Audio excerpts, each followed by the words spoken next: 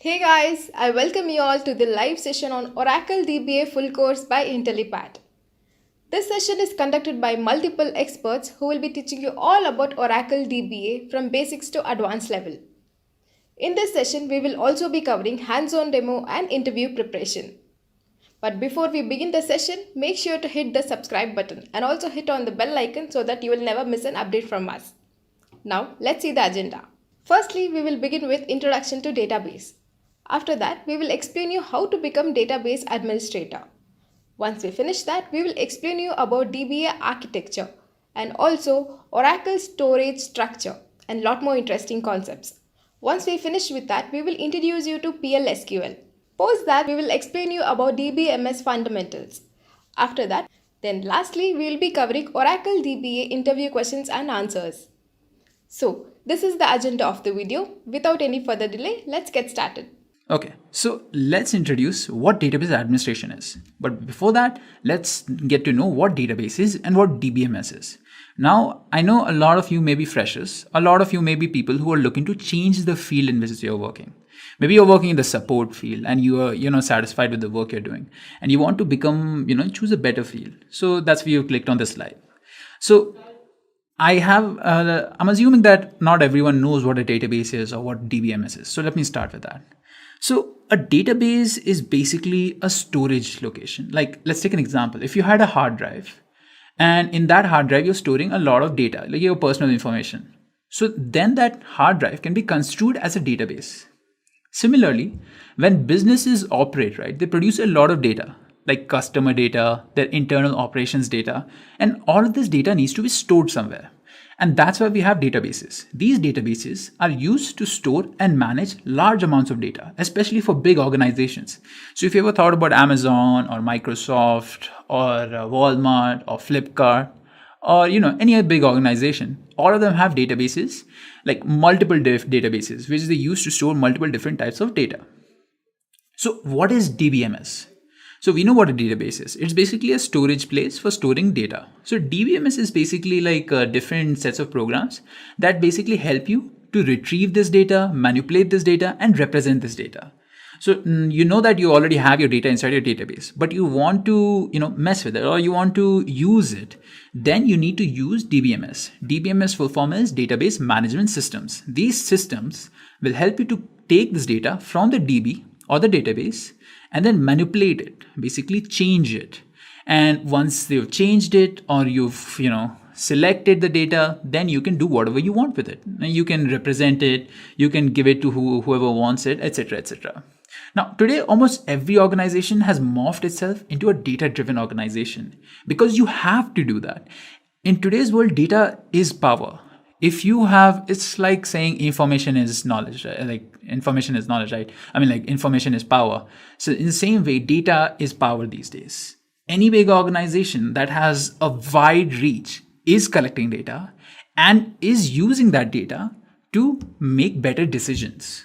That's where data analytics comes in. So to store all of this data, people have devised multiple different methods to store the data. And this is like database comes in. And this is why every organization will have a database and a DBMS and several rules associated with handling all of these things. Okay, so now we know what a database is and what a DBMS is. Now let's talk about what data administration is. So data administration refers to the whole set of activities performed by a database administrator to ensure that the database is always available when needed. Or the main task of a database administrator is to maintain the integrity of database. So in database administration, if we were to define it again, you're basically taking care of the database. That's administration. It's not the exact words as a system administrator, but in a way you are administrating the database. You're managing it. You're making sure that it's available. You're making sure that's healthy. You're monitoring it all the time. It's like a baby. Database is like a baby. And in database administration, you basically take care of it.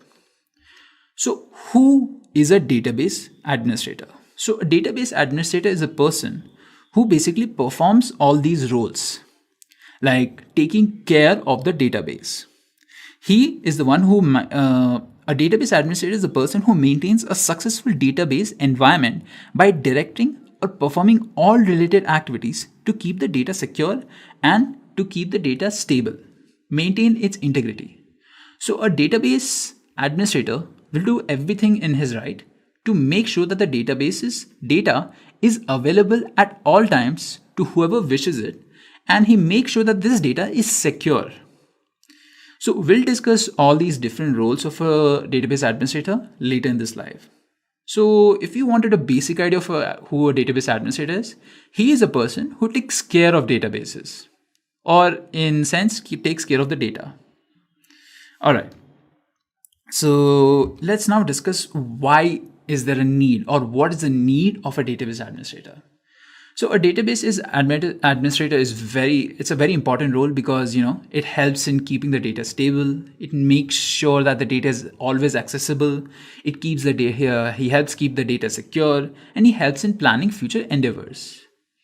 All right. So this is why you need a database administrator. These are all the different important things you need to do with your databases. And let's discuss the salary of a database administrator. So if you're looking to change your field, or if you're a fresher who wants to look at a lucrative field where you can earn a lot of money, database administrator is again that kind of field. But you might need some experience when you're getting into this field. You cannot just start as a database administrator straight away. You will have to slowly approach this particular field. But there are some companies that do accept junior database administrators who are just come out of college and want to work on database. So if you looked at this average salaries in India, let's focus on India right now. In India, a junior database administrator will be earning around 5 lakhs per annum. So as a fresher, that's pretty good salary. Okay, it's not as impressive as IIT salary, where they're earning 80 lakhs per annum, but not everyone can expect that much. So as a fresher, 5 lakhs per annum is pretty good.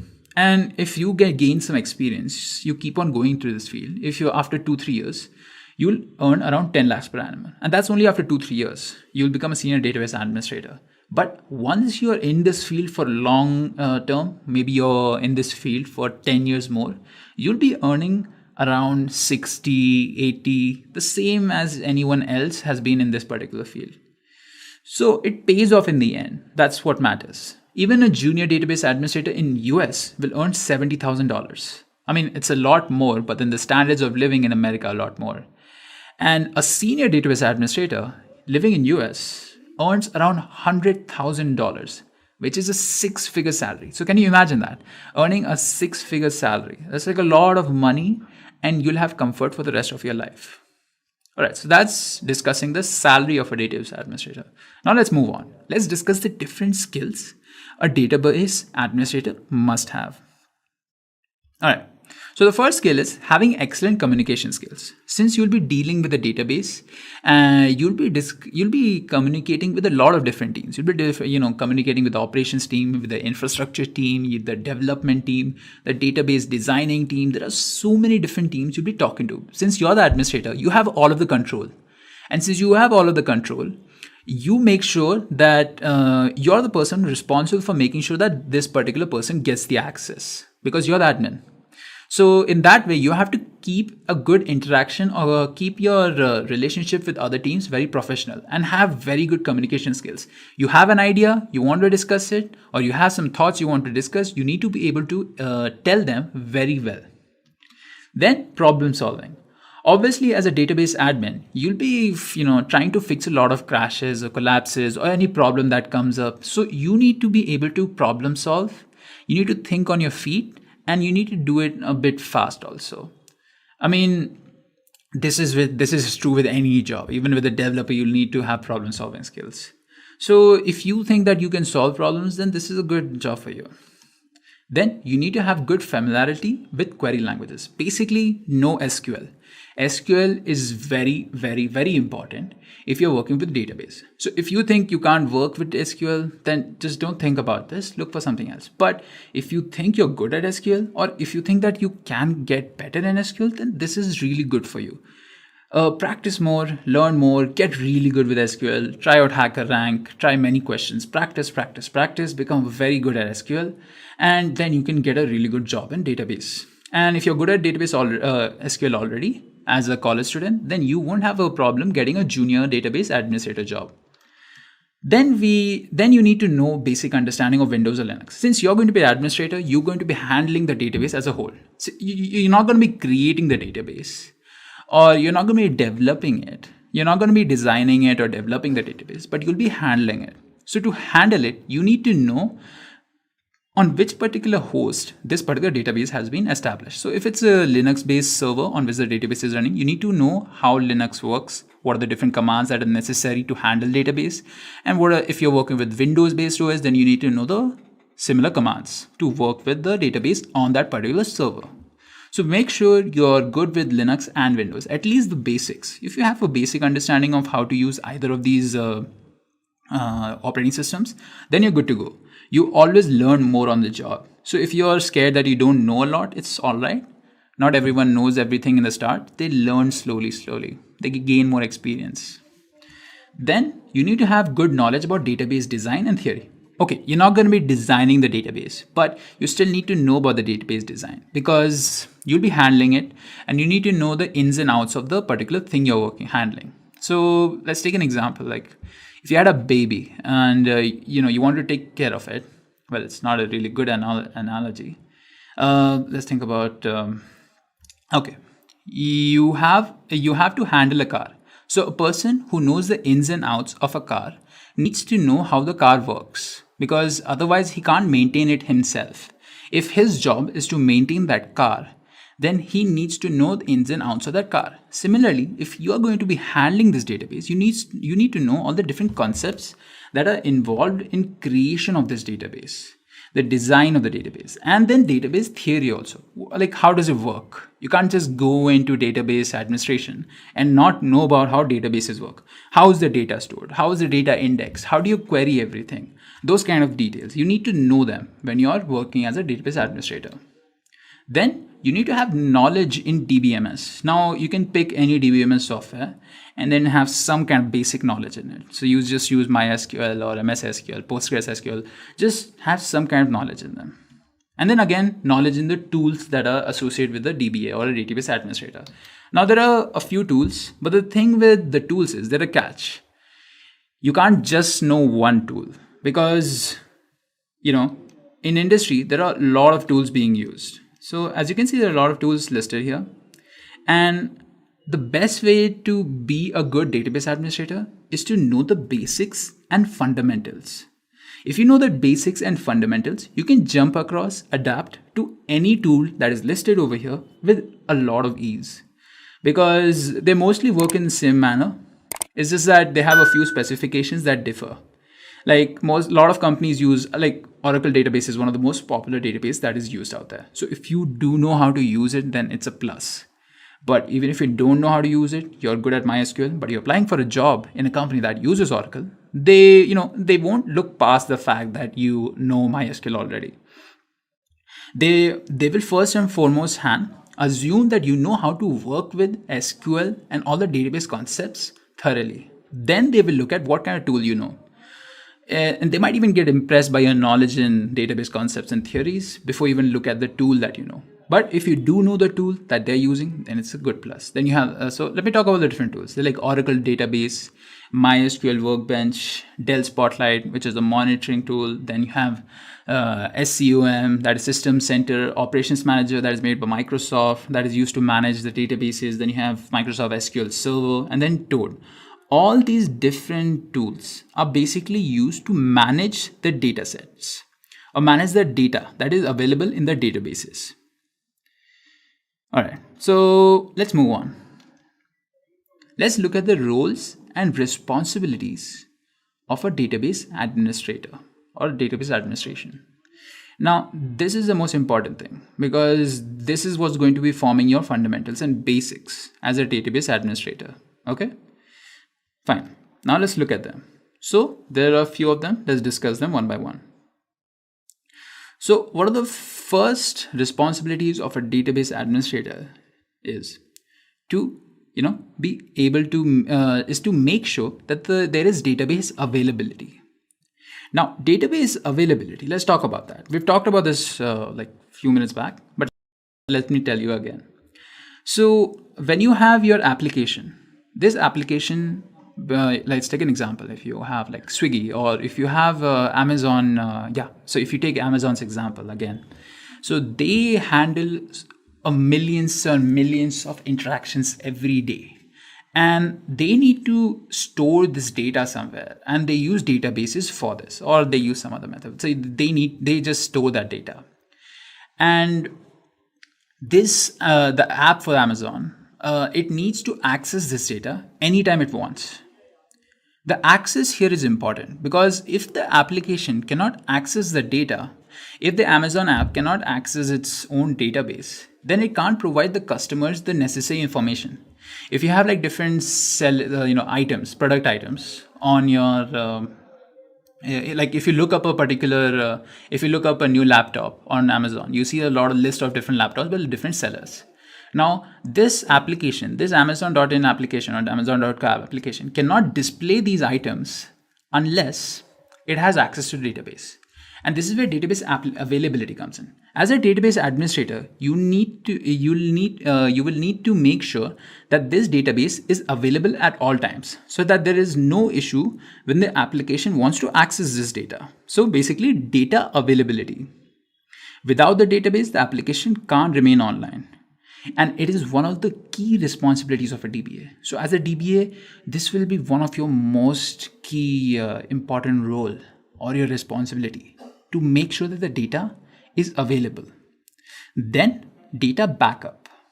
Now, you know what happens, right? When your hard drive crashes and you have a lot of data on it, you have a lot of photos, like childhood photos, and you can't access it because your the hard drive has crashed, and you forgot to back it up because you thought, what's the use? I don't want to back it up. Backing up will take a lot of time, and I'm pretty sure that my hard drive won't crash, but it does crash. So you regret that moment. But companies already know this. They always do a risk analysis.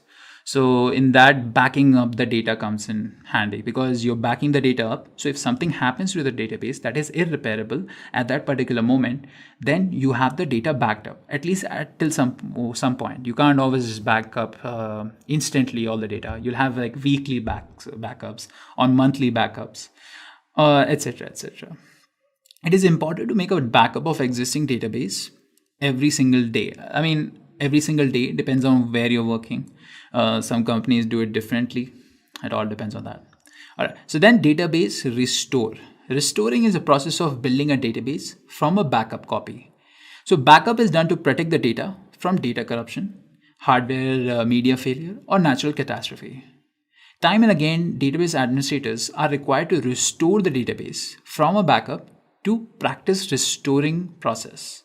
So because you'll be practicing it beforehand, because if something really happens, if there is a fire in your office and you hadn't backed it up to the cloud, then you'll be in trouble, because the data is gone, the company is going to be in loss because you can't access the data, etc. If the backup has been done, then they can restore this backup and use the data. Then comes database design. Now, this isn't very important for an administrator, because this is again designing a database to be efficient and cost effective. But if a DBA knows how a database has been designed, then they can always consult the developer. Or the thing is, if you know database design, then when the developer is creating a new database, then you can always consult them, because as a database administrator, you'll have some business logic also. You'll know some business logic. And accordingly, you can consult with the developer and inform him how it has to be created, especially in early designing processes. Then data move. So a lot of organizations, move the data here and there for particular purposes. So as a database administrator, you need to know how you can move this data from one particular location to another. If you're migrating to a cloud, suppose you're working in a company that has been established for a pretty long time, and they're still using on-premise hardware for database servers instead of using clouds, like a lot of recent companies do. And your company has a new CEO, and he thinks that the new direction is to make everything cloud, which is true. So you need to be able to know how you're going to move this data. Obviously, this is just a very specific example. You'll need to know how to move it in different scenarios.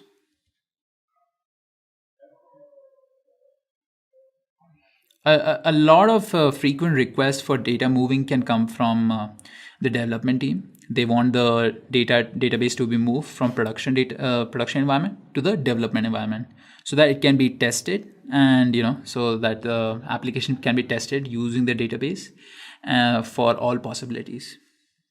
Then comes data upgrade.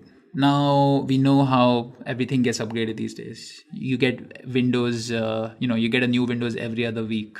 Well, that's exaggeration. It's every other 4 years, but in at least in software like your applications for your phones, they get updated every other week. Some applications even every other day.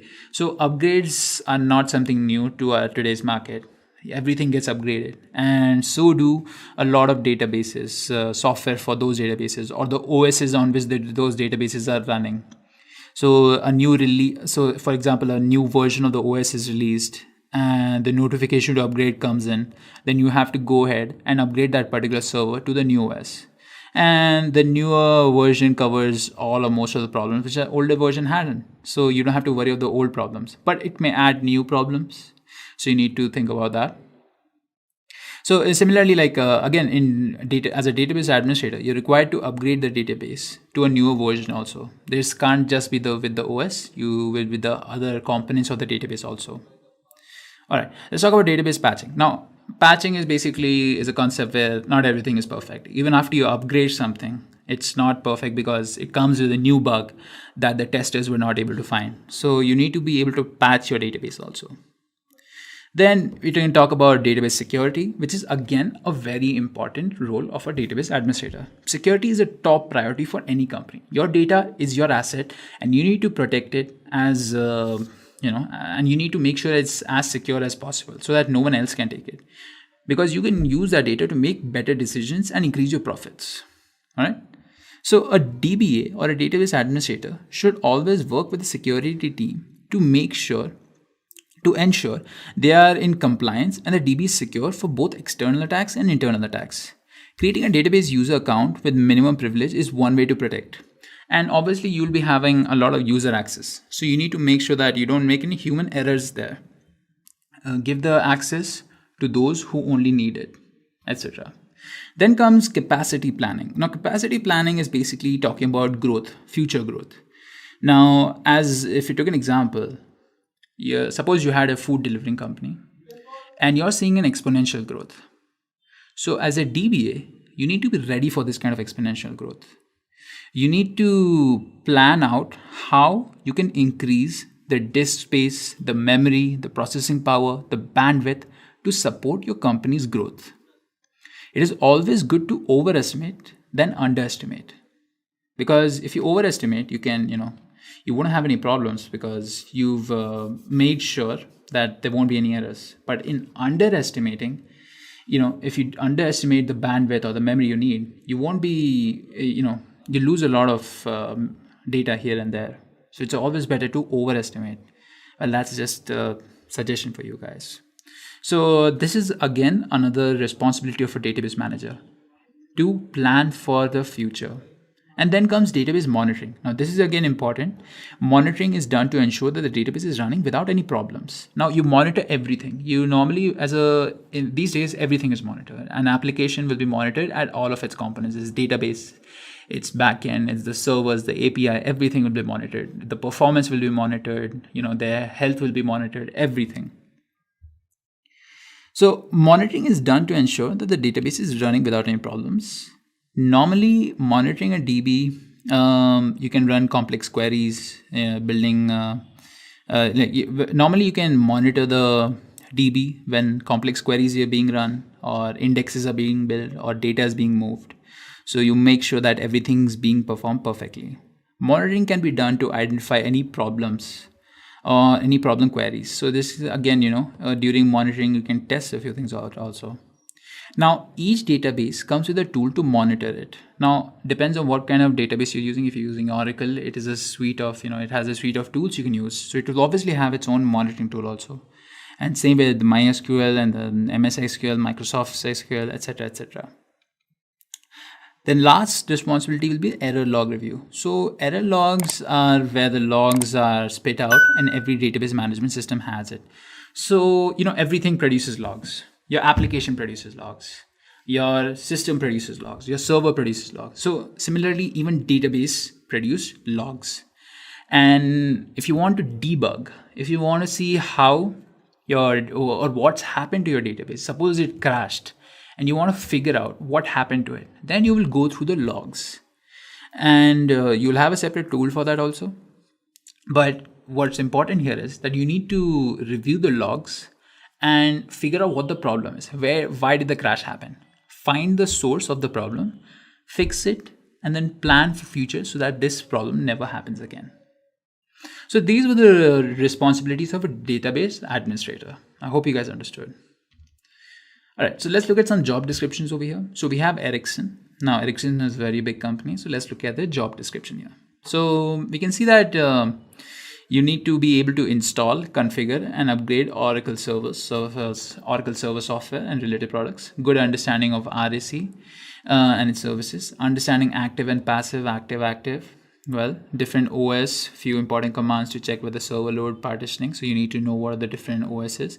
You need to know indexing, which is an important concept of database. You need to work with very big databases, 100 plus TB, etc., etc. And key qualifications, if you look at that, you can see a good knowledge in physical database design. So they need you to know the design of the database. Like I said, ins and out of the database. You need to know that as a database administrator. A good understanding of underlying operating system. So on which operating system it's working on. Suppose it's working on Linux or Windows, you need to know how to use those particular operating systems well. Then great interpersonal skills. That means you need to have good communication skills. Again, I'm repeating this. As a database administrator, you need to be able to communicate everything properly, because you'll be at the center of a lot of problems. And if you can't communicate things properly, a few more errors can happen. So you need good communication skills. And excellent problem solving approach. Again, that's a part of every job description. You need to know problem solving and work as a part of the team and provide 24/7 support when required. So you need to be on call sometimes, and you need to work with the team in synergy. So that was Ericsson. As you can see, there are a lot of concepts you might not get in the start itself.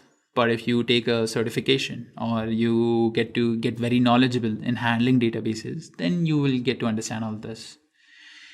Also, you will need some experience. You can't. This job profile actually is for a person who has some kind of job. He has had a lot of experience for at least 2-3 years in this particular field. And don't worry, you get paid accordingly also. Let's take another look. We have Capgemini over here, which is another MNC. So in this, the requirements are infrastructure specialist in Oracle database server, installing and creating 10G, 11G databases according to OFM model, installing and managing Oracle 10G, 11G RAC databases. So as you can see, a lot of companies are using Oracle as their database. And there are different versions of it, and how to work with them. You need to know that. Now, again, need to get some experience. Otherwise, people don't usually take freshers, and these job descriptions, as you can see, are for people with a lot of experience. Like, as you can see here, it's 4 to 6 years. So around this time, you'll be earning a lot of money, and you'll have a lot of this knowledge already, because with experience comes a lot of knowledge also, Anyways, let's move on. So these were the job descriptions. All right, so let's discuss this. Is database administration right for you? So after me talking for 20 minutes or so, what did you get? What kind of idea did you get? Do you think it's right for you? I mean, you might be a fresher, or you might be someone who's looking to change, or you might be someone who's just watching this while eating because, they just want to do something. Well, think about it. If you think database administration is right for you, after I discuss all the skills, all the responsibilities, the salary, why it's important, if you think it's right for you, then go ahead and follow the direction you've created for yourself.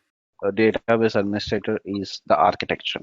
So architecture is nothing but you're going to learn about the Oracle memory structures, background processes, foreground processes, and what are the different files involved in the database. Okay, so there are different types of files like database files, control files, read log files like that, and there are different memory structures which stores the different kind of data and the background processor. So there's a coordination between the memory, storage, and background process. So Just a quick info, guys. Test your knowledge of Oracle DBA by answering this question. What is the full form of SQL? A. Structured Query Language. B. Structured Query List. C. Simple Query Language. D. None of these. Comment your answer in the comment section below. Subscribe to IntelliPad to know the right answer. Now, let's continue with the session. here we take a few examples like if a select statement runs. Okay, so what are the background processes initiated at the Oracle side, and what are the memory structures are used for that execution of that particular statement, and from where the data is going to be retrieved, from which files the data is going to be retrieved. So that is all we'll discuss in the architecture. So we'll discuss about the select statement, we'll discuss about a DML statement, how it works. So this is a very important for the DBS. Okay, so it's a theoretical class, but this is the foundation of the DBA course. So if you know the architecture perfectly, then it will be easy for next things, mainly when it comes to the performance tuning, those things it will be. You'll learn like how to start the database server. So what are the privileges required? So to start the database and how you start the database, and before starting the database, how you set your environment to start your database. Network configuration. So in Oracle itself will have some network configuration files we'll call as listener and DNS names. There are different parameters which control your database. Parameters, it would be like 300 to 400 parameters. Some are hidden parameters. So we'll be going to discuss about the basic parameters and some of the advanced parameters and how it impacts your database functionality. And what are the default values which comes when you create the database. Okay, so those are the initialization parameters. It will change from version to version. Okay, so the parameters which were there in 10, okay, some parameters may become absolutely and may become in 12c. So that how you can check that we'll discuss, and background process, and what is the server and client processes, and instance memory structure, which is called as system global area and programmable global area. So that we'll discuss, and how you can start up and your instance. Okay, the different levels which I told you. Okay, so and how you can check the memory settings, managing your memory. So basically, as a DBA, you can manage the memory of your database, okay, through the initialization parameters. What are the parameters related to that memory, and how you can change those parameters related. Next comes to the storage structures. So as I discussed already, like we have the control files, database files. So these are the mandatory files for your database, and also have the archive files, trace files, the different types of files. So we'll discuss about the control files, database files, and read log files. And upon that, we'll discuss about the table space. So table space is the basic thing in the database to create any space for the objects to be created in your database, and you'll assign the space to the users with the table spaces. So the table space concept is bit it's a logical thing which you don't see physically on the server, but you can see that in the database, which is a logical thing. So how that is mapped to the actual files on the operating system. So that we'll discuss here. Okay, the basic structure is Oracle data block. So from there we'll discuss block to extend to data file to table space. So that are all things we'll discuss. And here you can see like how you can create the table space, how you can rename the table space, how you can drop the table space, and create the users. Okay, so here you discuss about the user accounts, how you can create the user and how you can assign the privileges. You'll discuss about the different privileges here. Okay, and how you can assign the space on the table space to the user, and how you can audit the users also. We will discuss. So this comes in the security part, auditing, like, and how you can prevent the users not to do unauthorized access, that we call as access control list through privileges. Will You need to understand like what are the minimum privileges required, and upon that, if you go beyond, so when you are assigning the privileges, you have to be careful, like with respect to the application usage you have to give, because profiles, like how you can set the policies, different password policies and password complexities for your user. Okay, and then how you can modify all those things we'll discuss. Schema objects, like it's just a table creation, table. It's most of a developer kind of thing, how you can create a table index view. So next comes to the backup and recovery. So this is a very important thing as a DBA, because as a database administrator, so you have to be responsible for your data. Okay, if any loss happens, so you should be able to recover the data. And in Oracle, so upon top of your OS backups, so Oracle also have utilities where you can take the backups. That's called as RMAN, that utility recovery manager. So this is an inbuilt utility when you install your when you create your Oracle database or when you install the software. So this RMAN will come by default. So no need of extra license for this. So this is a utility where you can perform a backup, where you can restore and recovery. So all the things you can do, right from the backup to the recovery. This is a big topic actually. Means there are a lot of utilities in the RMAN actually. So version to version, they have added a lot of options, features.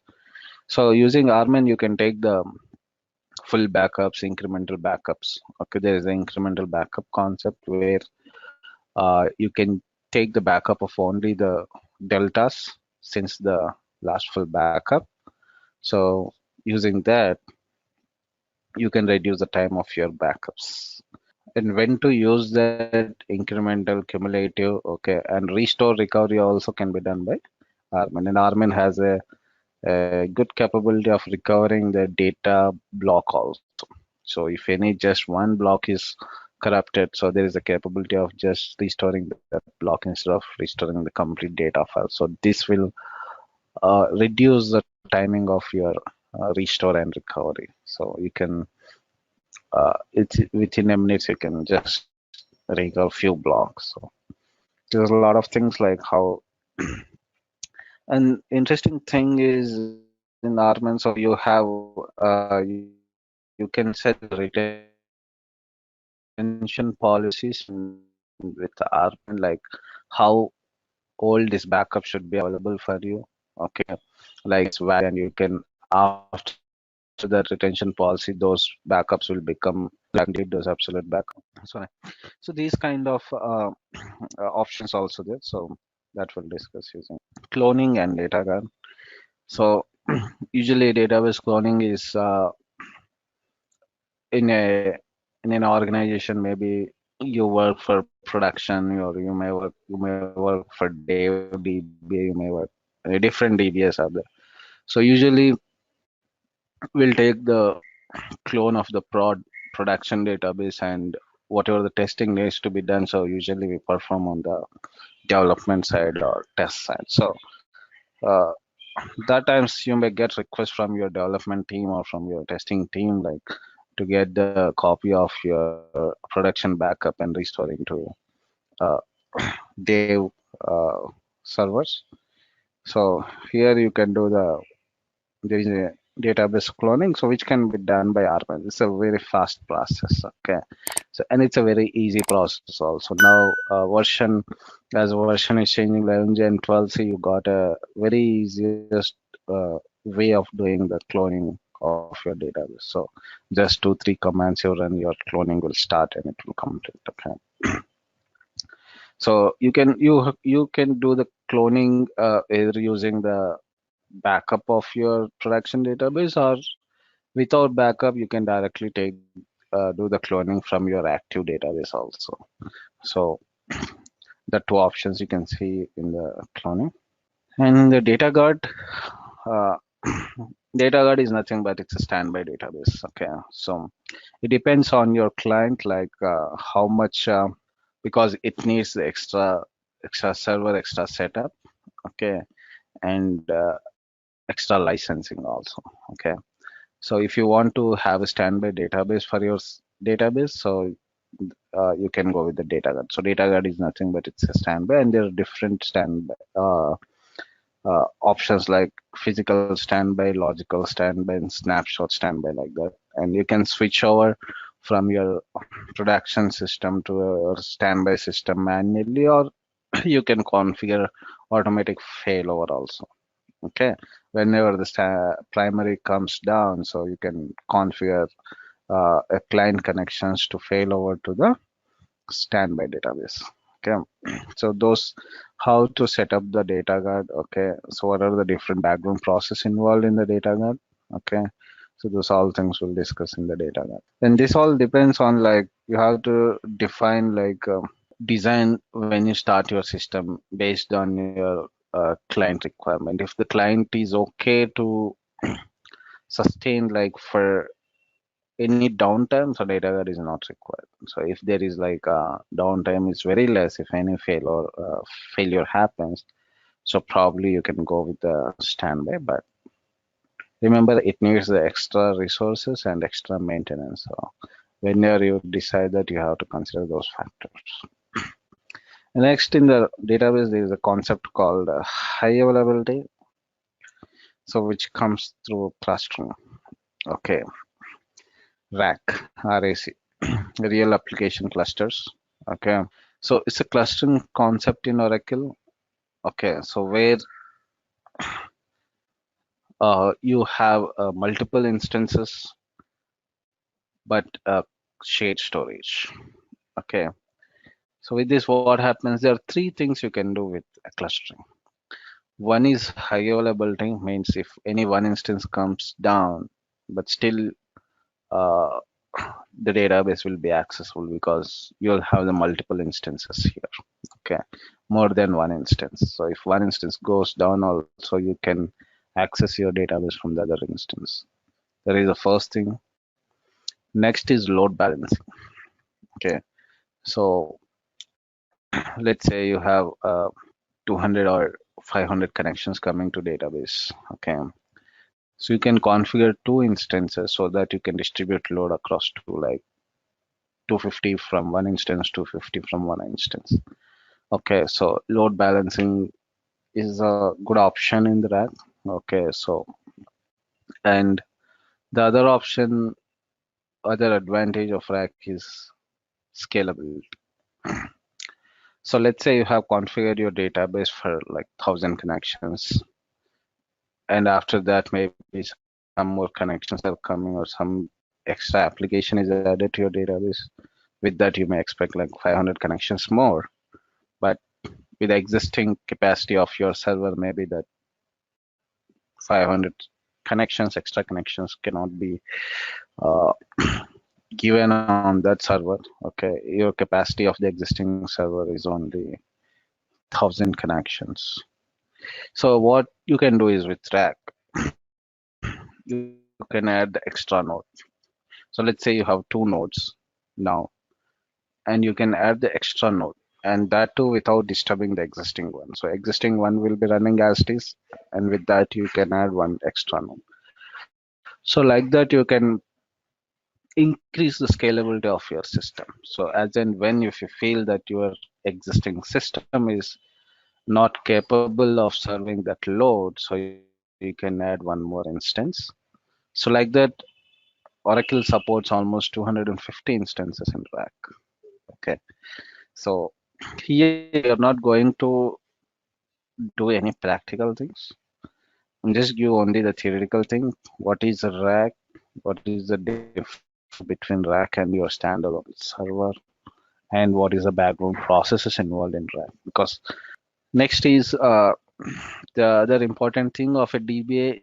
Just a quick info, guys. IntelliPad provides online Oracle DBA certification training mentored by industry experts.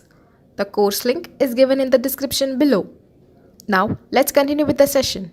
Is performance tuning. So how better you tune your system? So basically, when you design your system, even as good as like any like while setting up initially, only if you design also, many of the systems after that also may face some issues. Okay, you can't say that every system is 100% perfect. Okay, even if you design by taking all things into consideration, but still you may face some performance related issue. Okay, so because the system is not always stable, right? So if you build your system now, maybe the data increases after 1 year, right? But your hardware is same like that. Okay. So or maybe some configuration has changed at the OS level. So you don't know like what changes the system and with that how your performance impacts. So as a DBA, so you need to monitor your system. Okay. So there are different things in Oracle. Okay. Uh, if you have OEM, Oracle Enterprise Manager, which is a GUI tool, so performance tuning it will make bit easier for you. Otherwise, you have to use your scripts and you have to spend some time to gather the information. Okay. So in this, there are different types of levels actually. So you can tune your system at the query level. You can tune your complete database system. You can tune like maybe it's a memory level. Okay, memory. Maybe it's at storage level. Maybe it has OS level. So first thing is identifying the issue. Once you identify the issue, probably you might get understanding like where to concentrate. So without knowing the things, you don't know where to start, right? Because database server means a lot of things are involved. So your files are involved, your indexes are involved, your memory is involved, your processes are involved. Okay, so a lot of things is involved. So, but where to start? So that's more important. So first of all, you have to identify the issue where exactly it is causing, and from there you start the fixing the issue. So here you have in database AWR report, so we call as automatic workload repository or ASH report. So active session history, OS level stats, sessions. So it's a very big report actually. Okay, so you'll get the top SQL statements which are consuming more CPU or which are taking more time or which are taking more parsing information, which are taking more memory. So that kind of all information you can get from the AWR report. Okay, so it's a complete database level.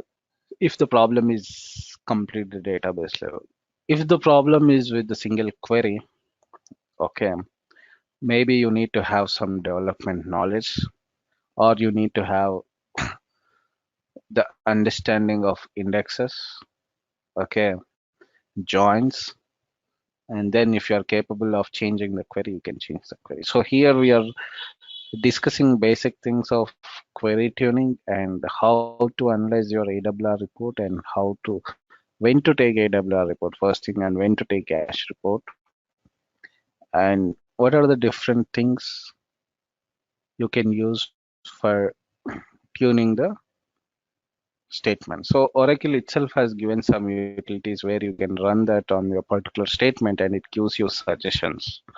Like it will say like, okay, create the index, or it will say like statistics are missing. So statistics are very important for the database, okay?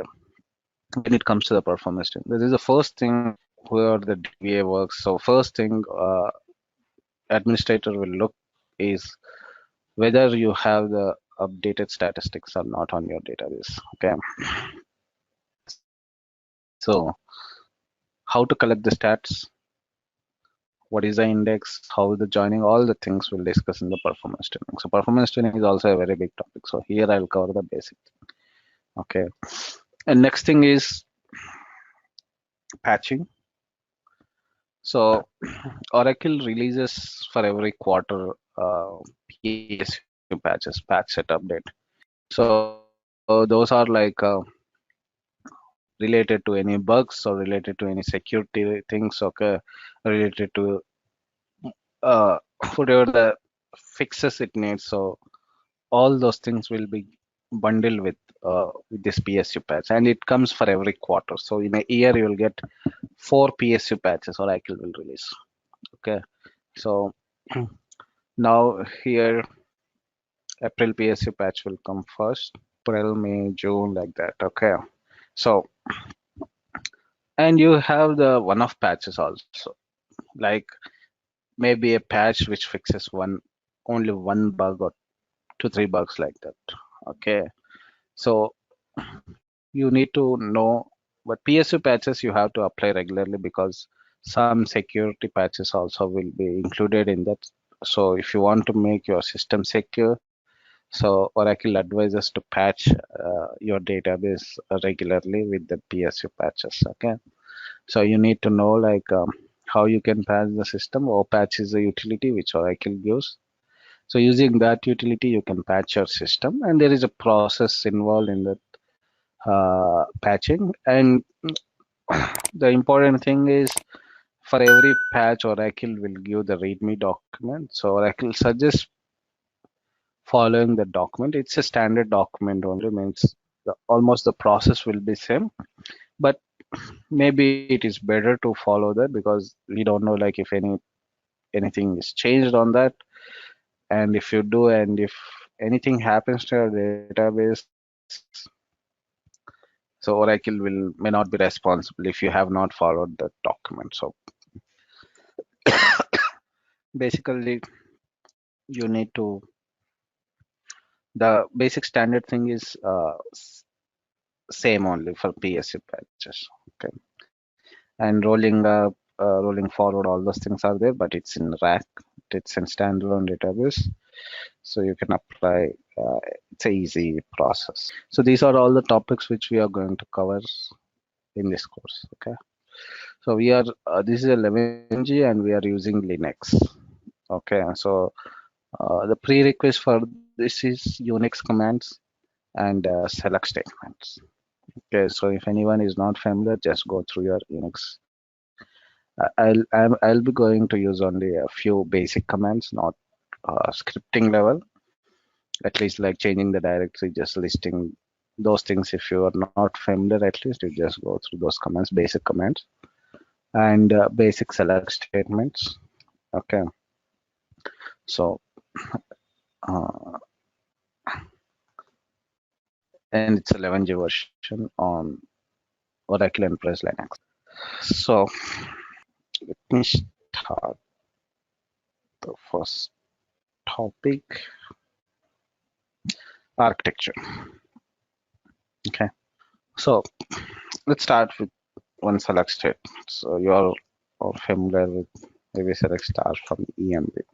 Okay, so when you give the statement, a select statement, okay, from the client side, okay,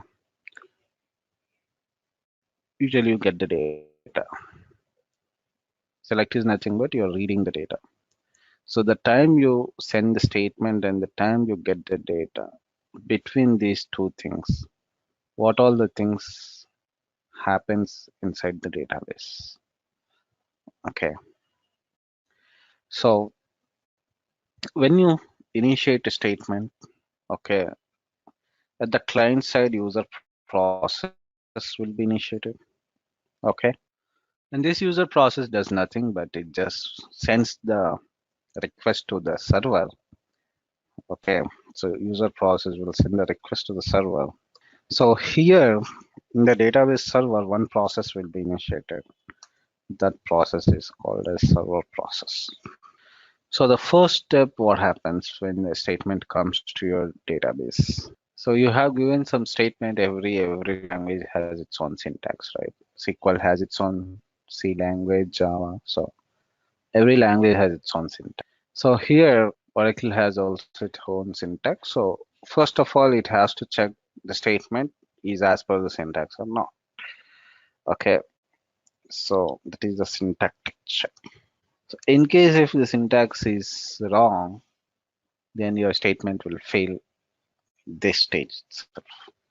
So and here sometimes the syntax check will happen in the user process, the client side itself.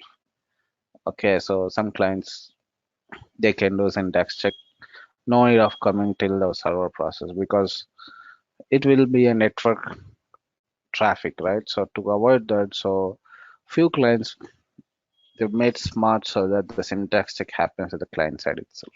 So if syntax is wrong at the client side itself, it will stop.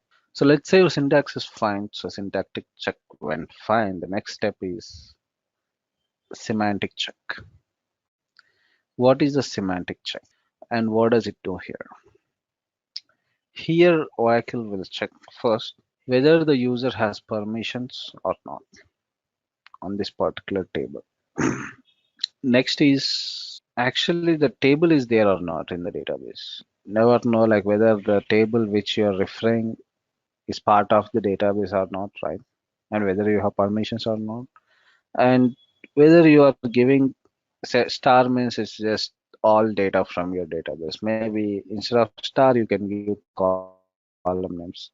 If you give column names, whether those columns are part of the table or not. Okay. So these all things will be done in the semantic check. Semantic check fails, like maybe a table is not existing or the user doesn't have permissions or the table to read. Okay. So if those things have failed, so your statement will stop here. Execution plan. Okay. What is execution plan? So for every statement, okay, Oracle prepares one plan. So your plan is nothing but it's just steps. Okay.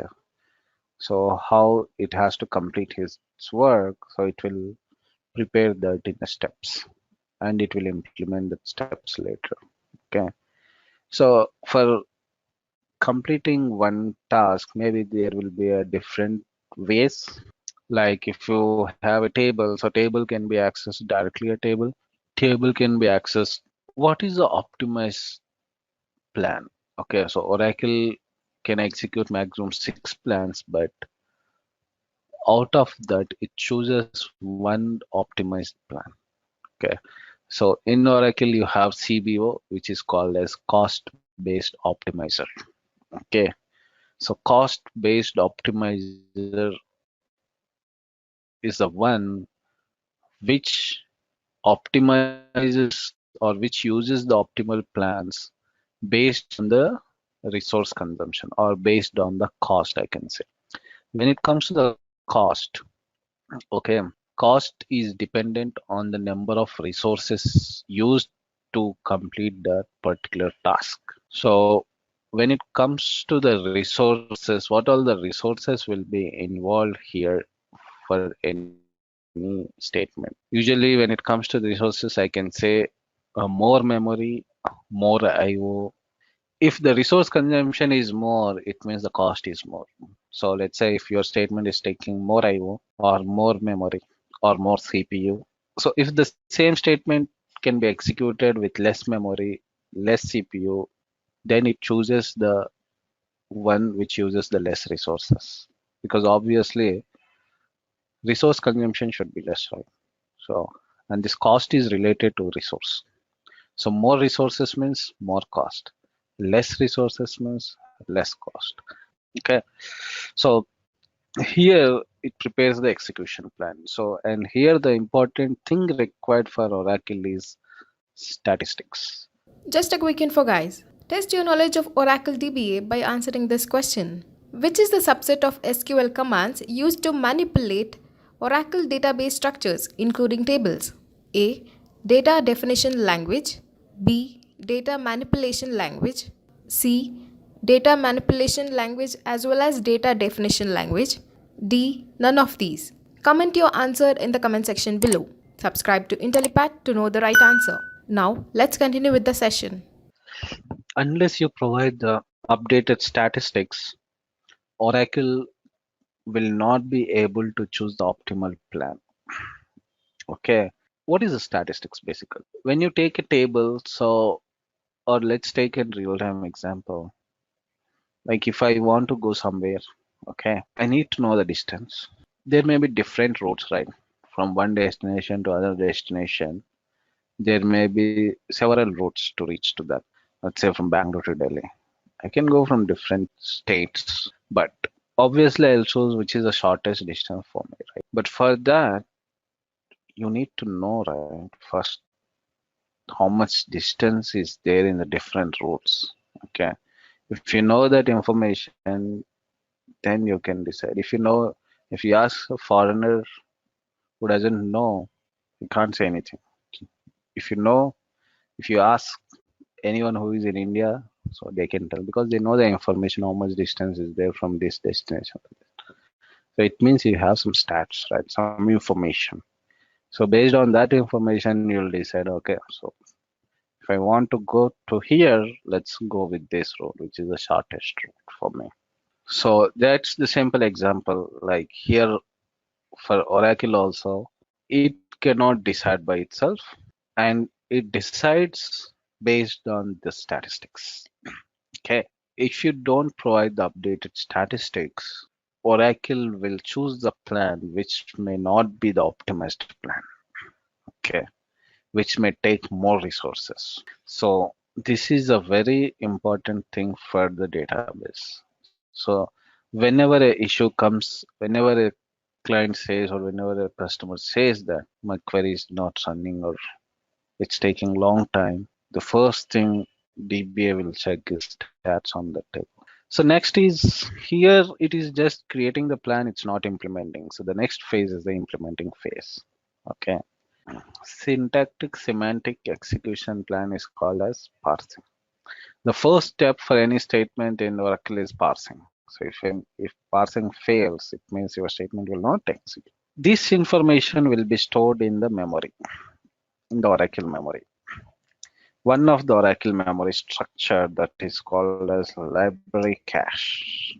So execution plan is stored in the library cache, but it won't be deleted immediately even the statement execution is done. Let's say you got the data, but still this execution plan will stay in library cache. But what is the reason of storing that even the statement is completed?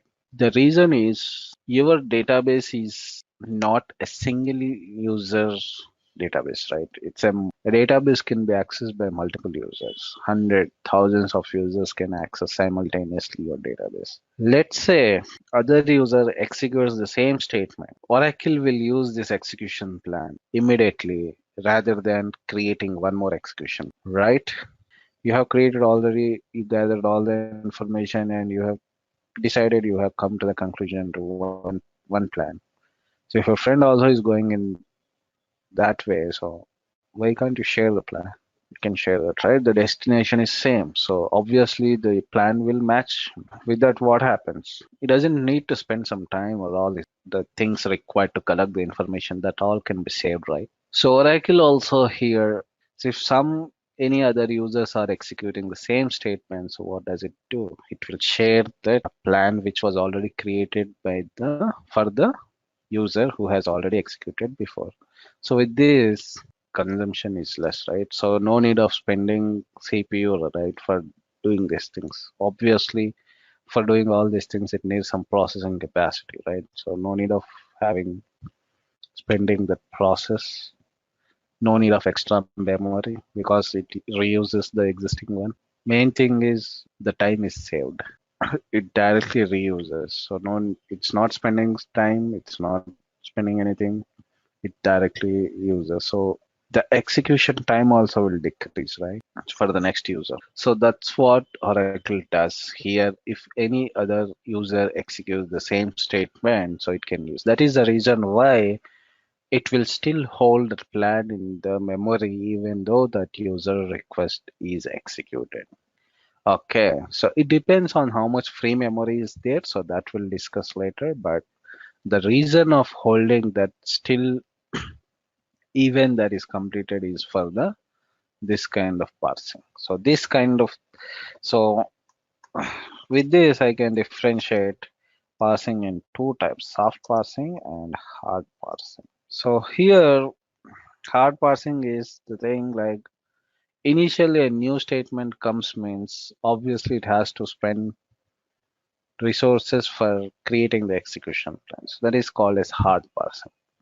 Soft parsing is nothing but if the statement is same and if the plan of that statement is already there in the memory, it will reuse. Then that is called as soft parsing.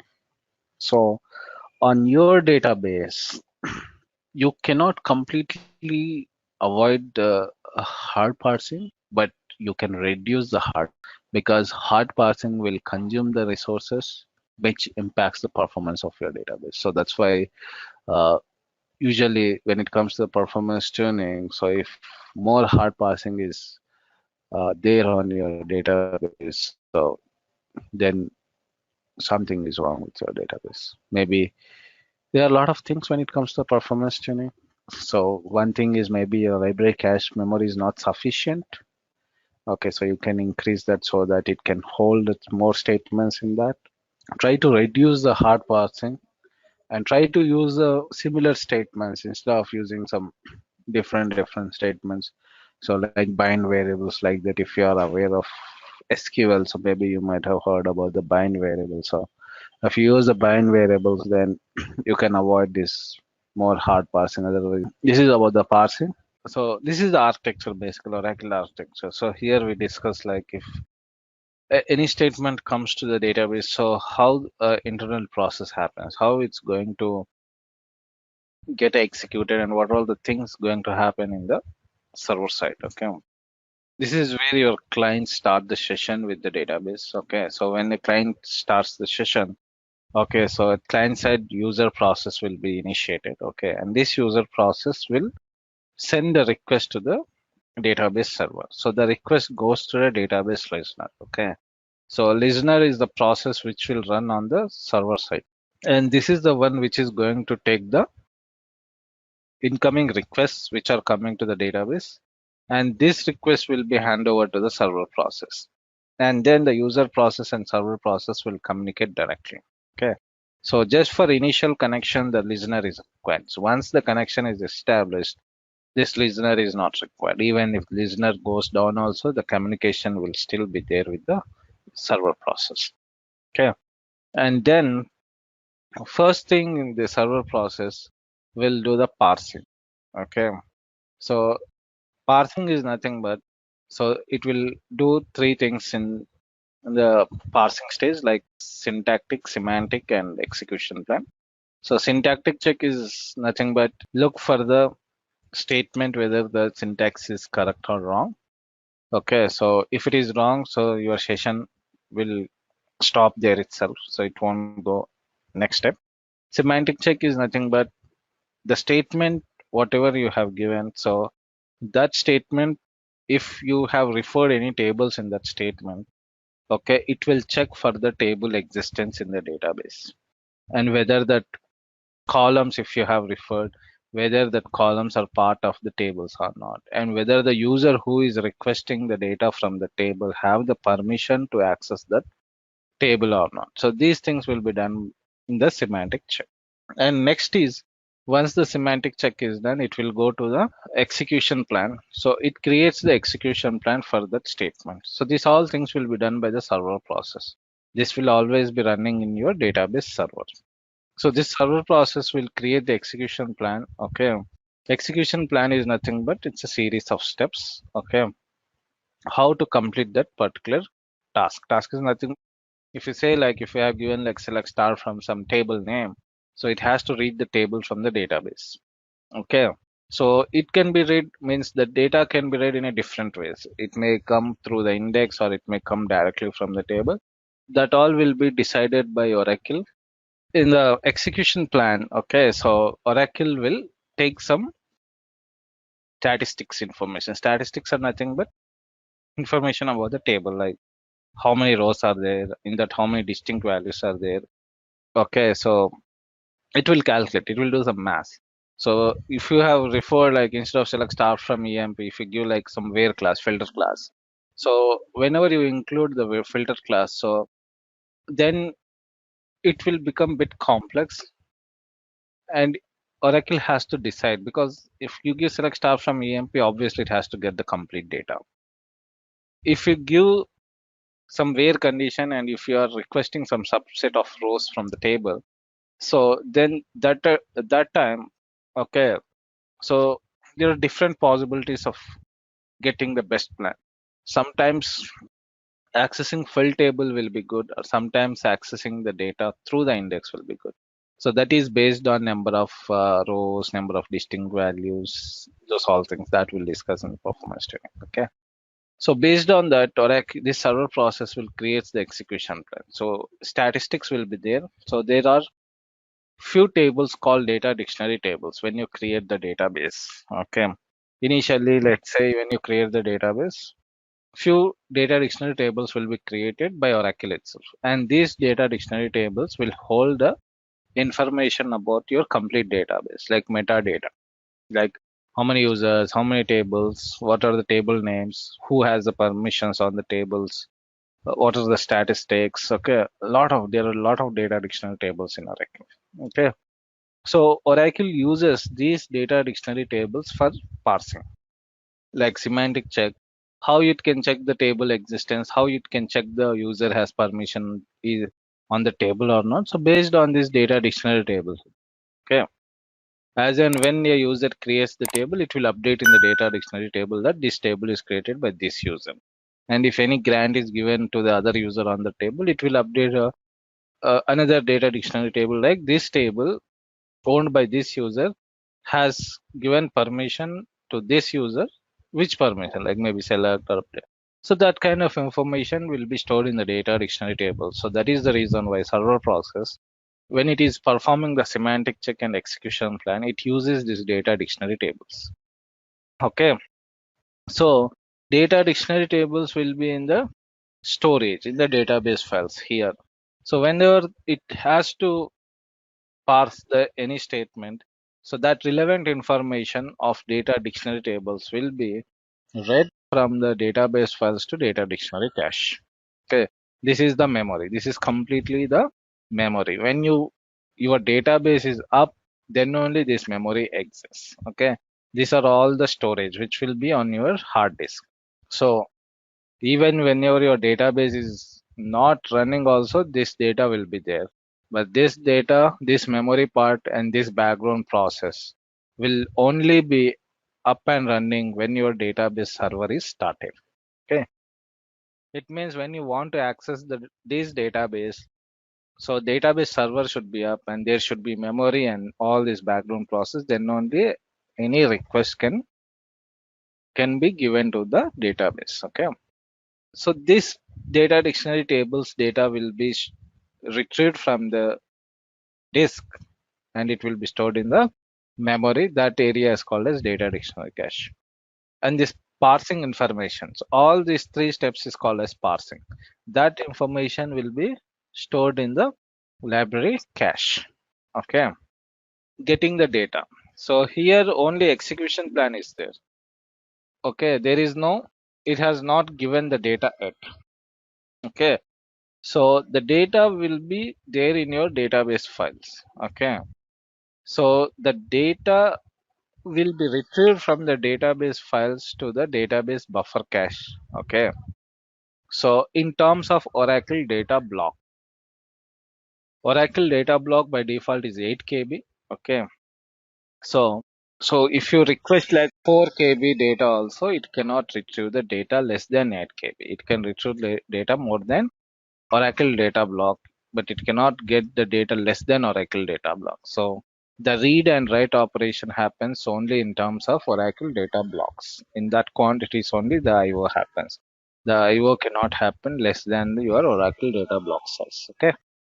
So the blocks which belongs to that particular table which you requested, that blocks will be retrieved by server process. It will be read by server process from the database files to the database buffer cache. And from here, it will go to the PGA. So PGA is a private area for the user. Okay, for every user, some PGA will be there. So when the data comes into the PGA, it means it is given to the users. So from database buffer cache, the data will be given to the user. Okay, so this is how the read happens. And when it comes to the let's say an other user connects to the database and requested the same statement, like select star from EMP only. What Oracle will do is this server process, it will not just flush the old information immediately from the memory.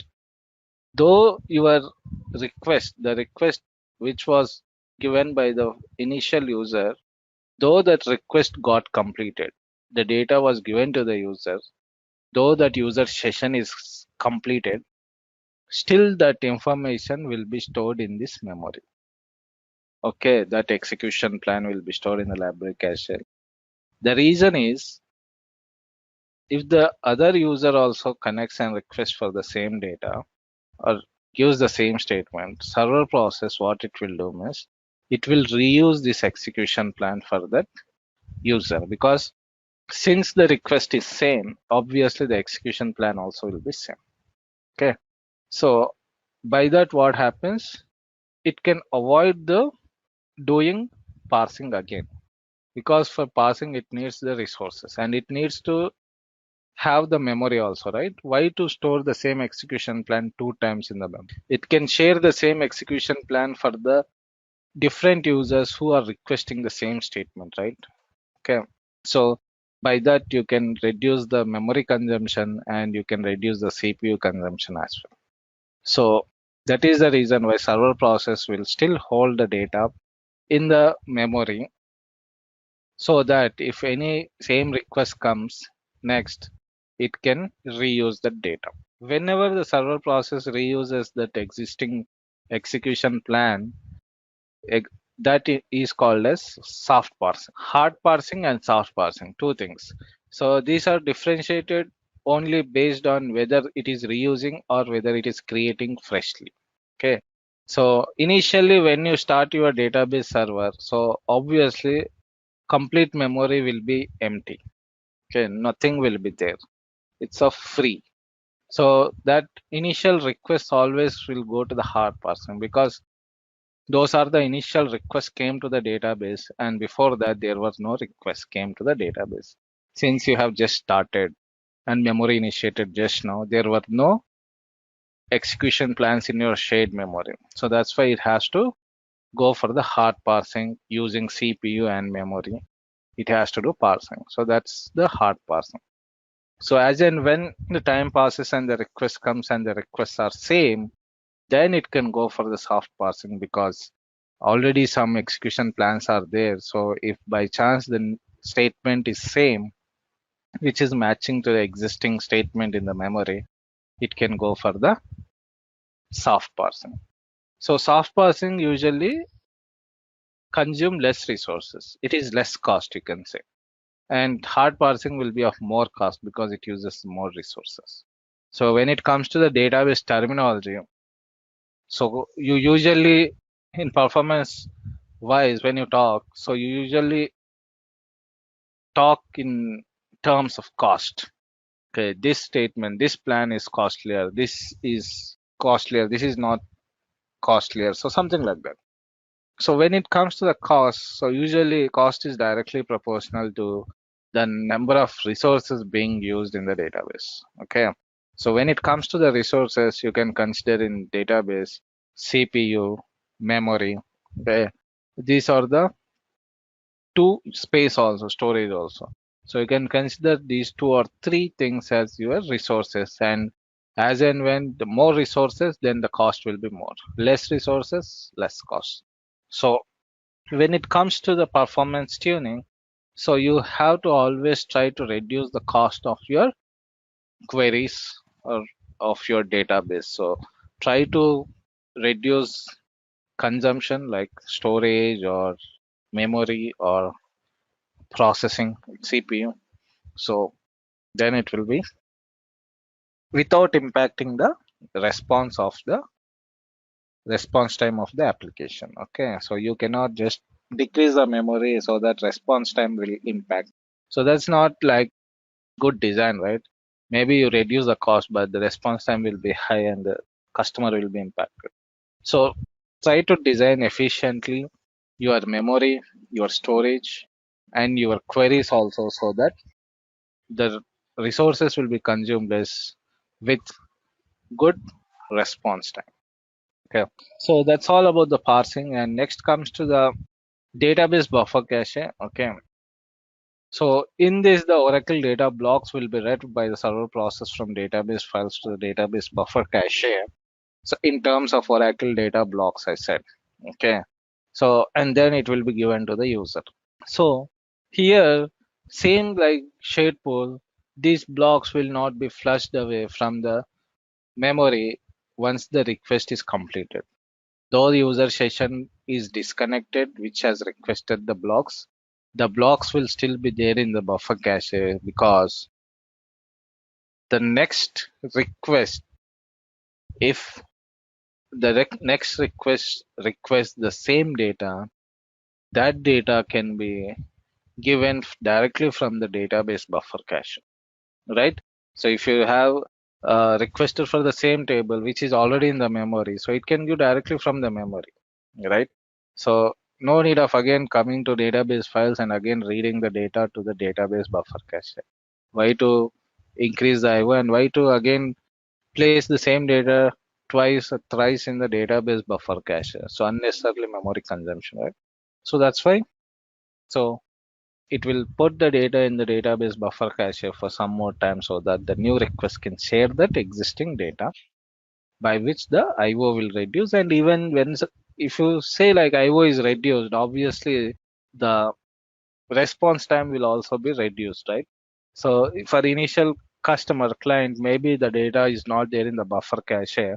It might have taken like 3 seconds for getting the data from buffer database files to buffer cache. But for the second user, already the data is in buffer cache, so it can finish the execution in only 1 second, right? So obviously the response time for the user will be decreased because the data is given directly from the memory. So when the data is read from the database files to the database buffer cache, that is called as physical read, and the data giving from the database buffer cache to the user is called as the logical read. So in database, so physical read is always cost there because it has to perform the IO, right? So you cannot completely reduce the physical IO, but you can at least some percent you can reduce the physical IO. So if the physical IO is more on your database, it means there is some issue with your database. Okay. So either your memory is not properly configured. Okay. So you have to think about that the performance may decrease. Okay. So that's about the database buffer cache and logical read and physical read. Okay. So here we talked about the select statement. So if you take the any changes like DML statements, like any update, okay, any insert, any delete. So server process, what it has to do means, first of all, it has to find the free space. If it is an insert, it has to find the free block in the database file, and it has to bring that block from the database files to the database buffer cache. And then here that block will be changed. If it is an insert, it will put the new row here. If it is update, first of all, it has to find that particular row which you are changing, that block, and that block should be read to the buffer cache, and then that particular row which you are changing will be changed. If it is a delete, that is also same. Which row you are deleting, it has to find first in the database file which row in which block, and that block will be read. So always remember. So Oracle cannot read just one row into the buffer cache. Okay, it won't read the data in rows. It will read the data in blocks. Okay, the block may contain more than one row or complete one row, or sometimes half row also will be there. Okay, it depends on your row size. If basic size of data block is 8 KB, if your row length, the maximum column, I think you can have 250 columns like that, right? So if you have like lob objects, okay, you know the lob object will be of more space, right? I mean more size. So you cannot put that cannot fit in one data block, right? 8 KB or like that. So it can be splitted into multiple blocks. Okay, so based on the size of your column, I mean the row, so you can say whether a data block has one row or multiple rows or half row. Okay, like that. Okay, so but it will read the data in block quantities only. Minimum IO read for Oracle is Oracle data block. Okay, so it cannot read less than that. So that's why, so it will read in the data blocks into the database buffer cache, and the change always happens first in the database buffer cache. And then this change should be again written back to the database files, right? So because, so the change is not done at the, in here, so this change should be, this block should be again sent back to the database file. Because if the same block, if you see in two places, here the same block, you need to have the complete idea of this architecture, because if you don't know the architecture, okay, so it is tough for you to understand the rest of the things. Maybe the normal things you may understand, but performance tuning, those kind of things you cannot understand if you don't know this. Okay, so this is basically, we can say like internals. It doesn't have any name, like you can call it Oracle 11G architecture. This is version wise, some architecture may change, okay, but this basic architecture till 11G 12C also same. Okay, so somewhere the new background process might be added in versions, okay, like 10G, 11G. If you take some new features, if new features come, some new background processes may be added, but this basic memory components are not changed. Okay, so even if you take 12C also the same memory components. Here if you see the background processes, may some new background process may be added, so that depends on the what functionality you are using. Basic mandatory background process will be there, so even if you are using the any new functionality or not, also that basic background process are mandatory. So yeah, then come back to this architecture. So Oracle architecture, you can, so this change of blocks, okay, here whatever the change blocks are there, okay, if you take like block ID, here block ID 10 will have the value 1. Here the block ID of one row, let's say, here the same block ID 10 will have the 2. So it should not be like that, right? So the data inconsistency is there. Okay, and if any memory loss happens, or if any power failure happens, this memory is gone, right? So this is not a permanent one. So this is a permanent one. Okay, so the change is gone. So if the change is gone, you cannot say this is a safer database to store your data, right? So user always thinks that, okay, I gave the value and it should present in the database, and when the user requests, then value should be given. Okay, so whatever the changes happening, so these changes should be again sent to your database files. That will be done by the background process, database writer process.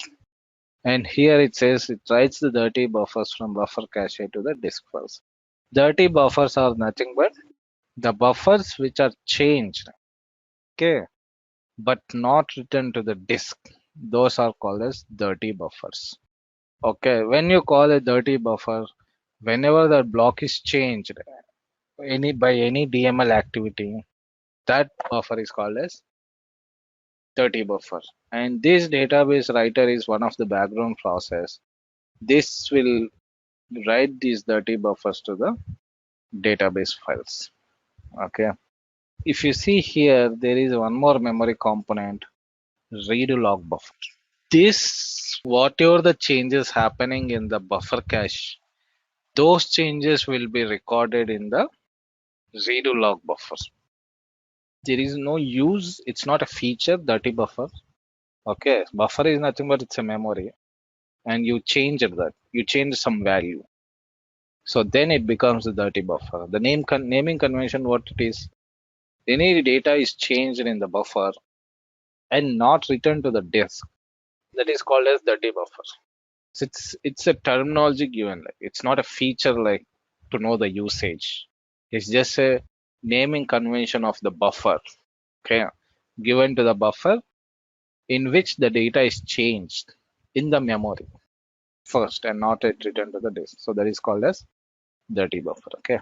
Whatever the changes happening in the buffer cache, those changes will also be written to the redo log buffer. Okay. And this redo log buffer data will be written to the redo log files, which will be on your disk by the background process called log writer or redo log writer. Okay. So this one will take these changes from the redo log buffer and it will push to the online redo log files, which will be on the storage. This is a one way. Okay. The same changes which are coming to the database buffer cache will be there in the redo log buffer also. Okay. And this data from the redo log buffer will be pushed from redo log buffer to the redo log files by the log writer. Just a quick info, guys. Test your knowledge of Oracle DBA by answering this question. What is the full form of SQL? A. Structured Query Language. B. Structured Query List. C. Simple Query Language. D. None of these. Comment your answer in the comment section below. Subscribe to IntelliPad to know the right answer. Now, let's continue with the session. Just a quick info, guys. IntelliPad provides online Oracle DBA certification training mentored by industry experts. The course link is given in the description below. Now, let's continue with the session. Okay. So this database writer is also writing, this log writer is also writing. Okay. The changes will be there in the database files and the redo log files. But redo log files will not be accessed by the user. Okay. Only the data in the database files can be accessed by the user. The data in the redo log files will not be accessed by the user. These redo log files will only be used for the recovery purpose. User, the client who is requesting the data, requesting like you're requesting some data from the any application or directly from any SQL client. That is the user, right? User is not a DBA. DBA is just maintenance administrator, okay, who creates the database, okay, who takes the regular backups, who makes the space availability for the end customers. If needed, the user can, the DBA can do some performance tuning, do some cloning, okay, the upgradations, the patches. So these are the activities of the DBA. DBA is not the one. DBA also cannot access the read log file. Accessing means when I call access, so reading the data from the read log files. You cannot directly read the data from the read log files. Okay. So the read log files only will be used by the Oracle only and in recovery purpose. Okay. Only for the purpose of recovery, these read log files are required. Okay. Other than that, there is no use of this read log files. Means when you take the data guard and replication technologies, obviously this is the one which is going to be used as the main source of capturing the data and sending the data to other database. But if you take the standalone database, it's not an expensive recovery. So there are different crashes. So if you take the different types of crashes like instance crash, media crash like that, So usually these redo log files will be required whenever the instance crash happens. So instance crash, okay. What is an instance basically? So instance is nothing but this all memory components and this all background process are called as instance. Okay. And this instance will exist when your database is running. If the database gets crashed, then this instance will go down. And if you stop your database, this instance will go down. And this instance is compulsory required for accessing the database. So without an instance, you just cannot use these files to read the data. Okay, these all things are required to be up and running. And these are not like permanent one. Okay. So whenever you start the server, so it will occupy some RAM, from your physical memory, okay, OS memory. So something you can configure for Oracle to use. Let's say your physical memory on your server is of 10 GB. You can use somewhere around like 4 or 5 GB to your Oracle. Okay, so it captures from the you are giving this memory from your server memory only. Okay, so and it is used only when you start your database. When you stop the database, this whatever the data memory given to this Oracle, it will be released to the OS. Okay, so out of 10 GB, if you have given 5 GB to Oracle, okay, if Oracle database server is up and running, then only with this 5 GB is consumed by Oracle. If the database is down, this 5 GB will be released to the OS. Okay, nowhere your Oracle is using. You can use for some other purpose for that. Okay, and here you can see, okay, there are minimum like for the database to run, you need to have minimum 2 redo logs, okay, on your database. Okay, and how the data will be written means the data will be written in a circular fashion to the redo log files. Like let's say you have 3 redo log files here. Okay, it will write to the first redo log file. Once this is full, it will go and write to the second redo log file, and it will go to the third redo log file. And once the third is also full, again it will come back and it will write to the first redo log file. So whatever the previous data is there, that will be overwritten. And then again it will overwrite a second, and again third. So like that, it will be like a circular fashion. Okay. The reason is your redo log file size will not be same as your database file size. Your database file or your database size may be of 1 TB or 10 TB or 20 TB. You cannot expect the redo log file size also of that much. Okay. Your redo log file size may be like maximum of 4 GB, 5 GB each. Okay. So overall, if you have 3 redo log files, maximum how much? 15 GB of data you can store. At any point of time, if you take the redo log files, don't think that I told like whatever the changes happening on the database, those are returned to the redo log buffer, and log writer will write the changes from the redo log buffer to the redo log files. And don't think that the changes which are coming into the redo log files will be stored for a longer time and it will be same as your database files. Don't think that. Yes, so these are only the latest changes you can see here in the redo log files. Okay, so because database writer will be continuously writing to the database files the changes. Okay, database writer will write, but it may not write that much quicker. Okay, you can configure database writer side you can configure, but redo log writer you cannot configure. Okay, it based on your redo log files only. Okay, so here database writer may not write fast enough to the database files. Okay, so here you can see checkpoint queue. So checkpoint queue is nothing but it will put these dirty buffers in a queue. Okay, and whenever the space is not sufficient for the new request, then this queue will be returned to the database files by the database writer. Okay, So it will not write one block. Okay, let's say one block is changed. It won't write immediately that one block there. So it will make a queue of all blocks, dirty blocks, and then it will write the set of blocks to the database files. Okay. And database writer will not write ahead into the database files compared to the redo log writer. So redo log writer should write first, then only the database writer will write. Okay. So this is the write ahead. Okay, compared to the database writer. Okay.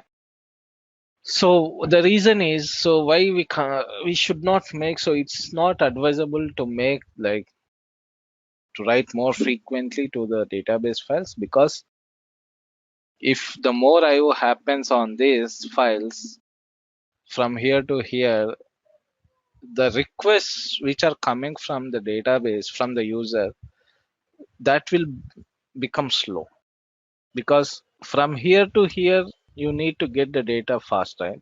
Database files to database buffer. But from here to here, more IO happens. From here to here, this IO may impact. So that is the reason why. So this database writer will wait for a queue and then it will push the data into the database file. So that is the reason why this redo log buffer has come into the picture, because in case the database writer is slow and let's say it has not returned a few changed blocks to the database file. So in case if any crash happens, so that data should not be lost. That data should be present in the anywhere, that is redo log files, so that once you start the instance, that data which is lost from here can be recovered from the redo log files. So this data will be applied onto your database files. Okay, that is why I told this redo log files main purpose is for recovery purpose. And this log writer will be pretty fast, like for every 3 seconds. And I already told in the last session, like 1/3 of your buffer full, or whenever user issues the commit. So in these three instances, this log writer will write these changes to the redo log files.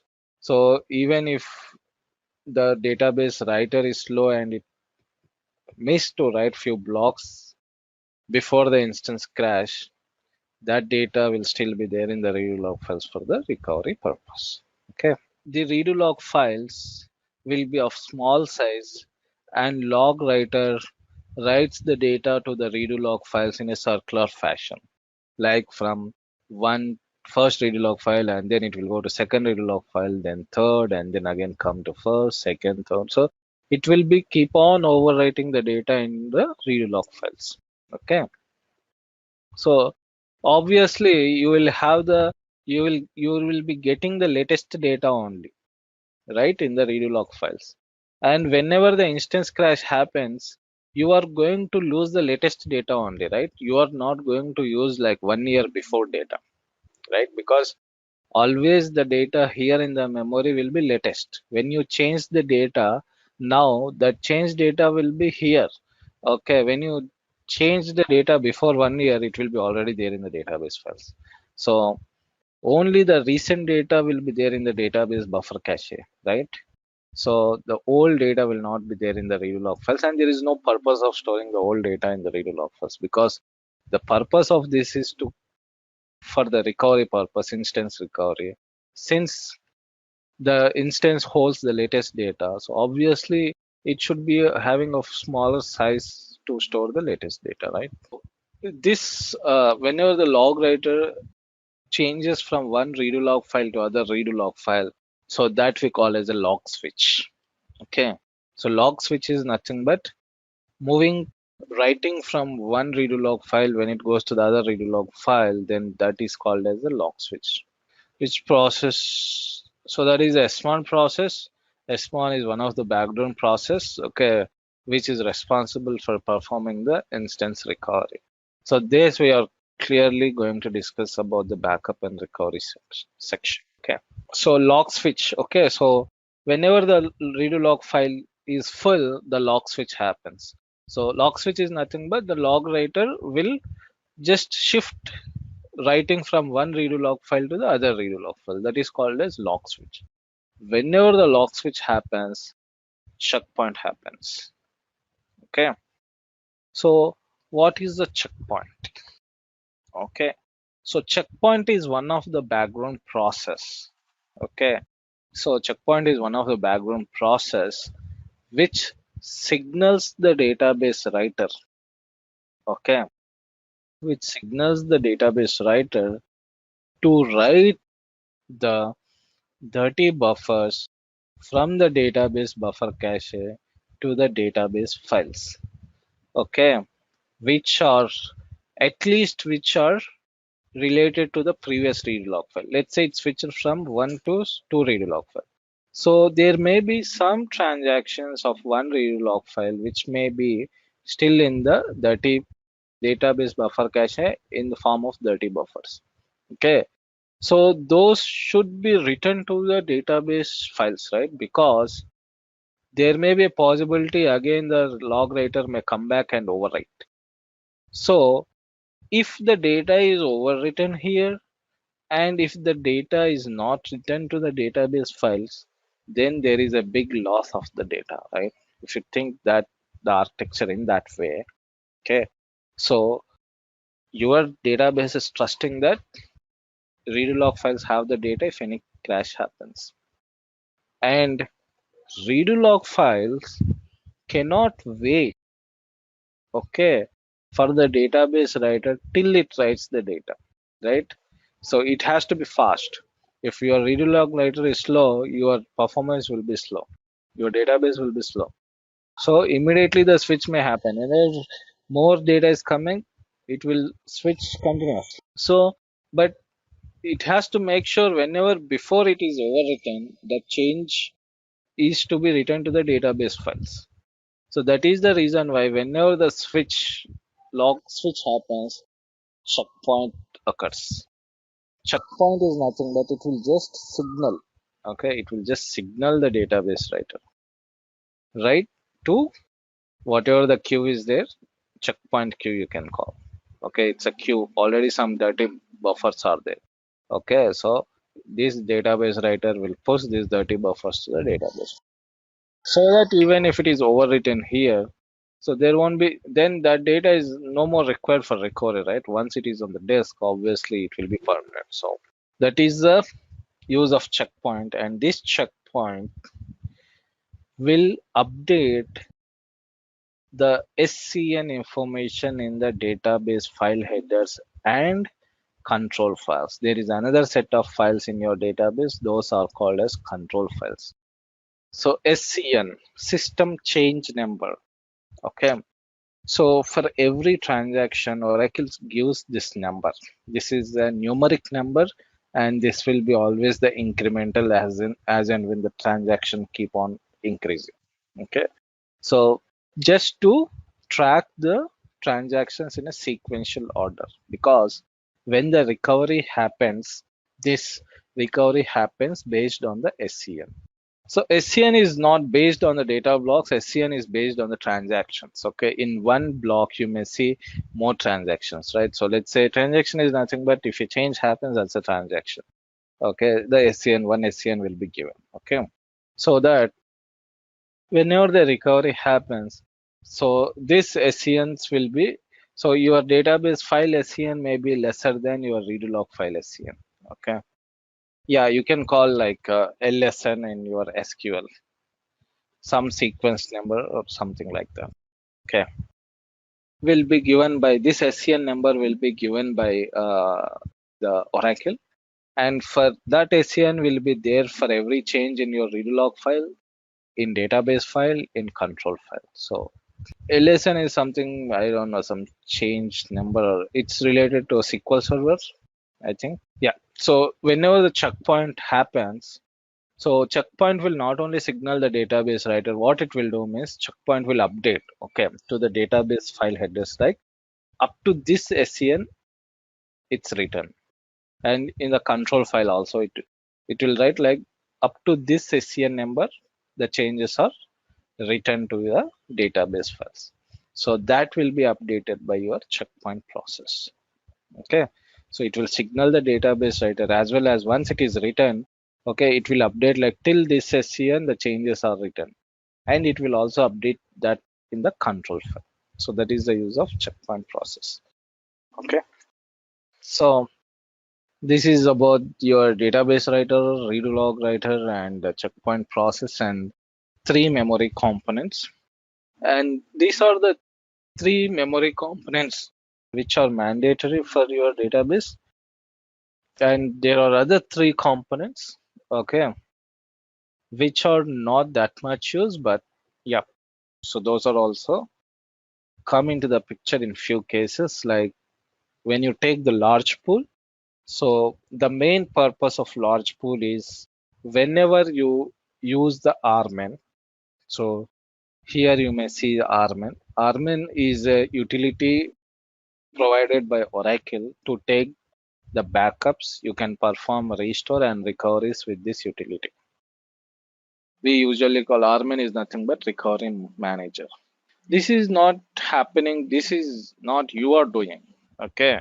So this is happening internally in the system. Okay. Oracle itself is performing all these things. So it's controlled by Oracle itself. You're not going to control anything. Maybe you may change some configuration by some parameter first, but this process is completely internal and done by Oracle. When does this happen? Is nothing but that's what. Whenever the transaction happens, that happens, right? Usually database is nothing but which takes the transaction. Okay. So whenever the transactions are happening, these all things will be happening, right? So when the log buffer will fill, whenever you are making changes, then log buffer fill, right? Then only this log writer will write. And when log writer will write, it will switch to the other redo log file. Then only the checkpoint occurs. And checkpoint will write this. Then only the database writer. So these all things, when you are changing the things, obviously internally, this will be running, right? So next coming to the large pool. Yes, it's a continue. It won't be like hourly ones or something like that. So it will be like all your background process will be up and running continuously. Okay, it won't be initiated like for every 5 minutes or 10 minutes like that. Okay, so it will be always running. Okay. So next coming to the large pool. So yeah, so whenever you perform any backups using the RMAN, okay, recovery manager, so the data will go to through the large. So and also whenever you are using the shared servers, okay, there is a concept in networking. So there is a dedicated server and shared server. So there is a difference between dedicated server and shared server. So what is a usually? So I told like user process will be initiated and the database listener will take the request and server process will be one which takes the request. So whenever you use the dedicated server process, it means that one server process will be given dedicatedly given to the one user. Means that server process will take care of your user process itself. That's it. That won't be shared. When you go with the shared server architecture, there will be a pool of server process and one server process can serve multiple user process. Okay. So when that comes into the picture, you will see request queue and response queue. So request queue, response queue means, so let's take one example, like let's take your home. Okay, you have a maid. Okay, so the maid responsibility is to take care of your food, all those things, only for your home, right? So that maid will not, it's a dedicated for you. If you go to the hotel, you will not have one waiter or one chef for you dedicated to you, right? Okay. So there will be multiple customers. There will be few set of waiters and chefs, okay, who serves you. Okay.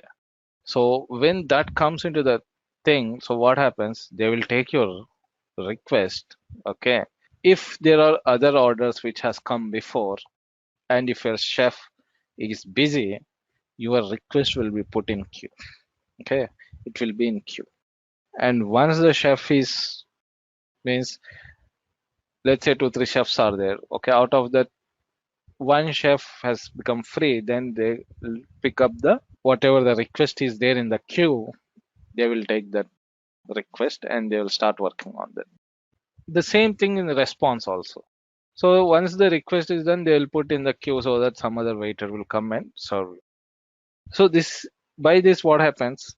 You may save some server process. Okay, so you may save, like, instead of having, let's say, if you have a maid, okay, that maid is not going to cook all the time. Maybe daily 1 or 2 hours will be busy, but rest will be free time. If you have 1 or 2 people, okay, so usually maybe like, it depends on scenario. Okay, so instead of that, okay, so if you have the shade one, okay, what happens? It will be easy, right, for you. Okay, you are saving some, this database server is saving some processes. Okay, but when to use this, when to not use this, you have to, based on that, you have to decide. Okay, let's say, let's take some same example. Okay, so let's say you have very big party. Okay, maybe marriage. Okay, and you are going to some hotel.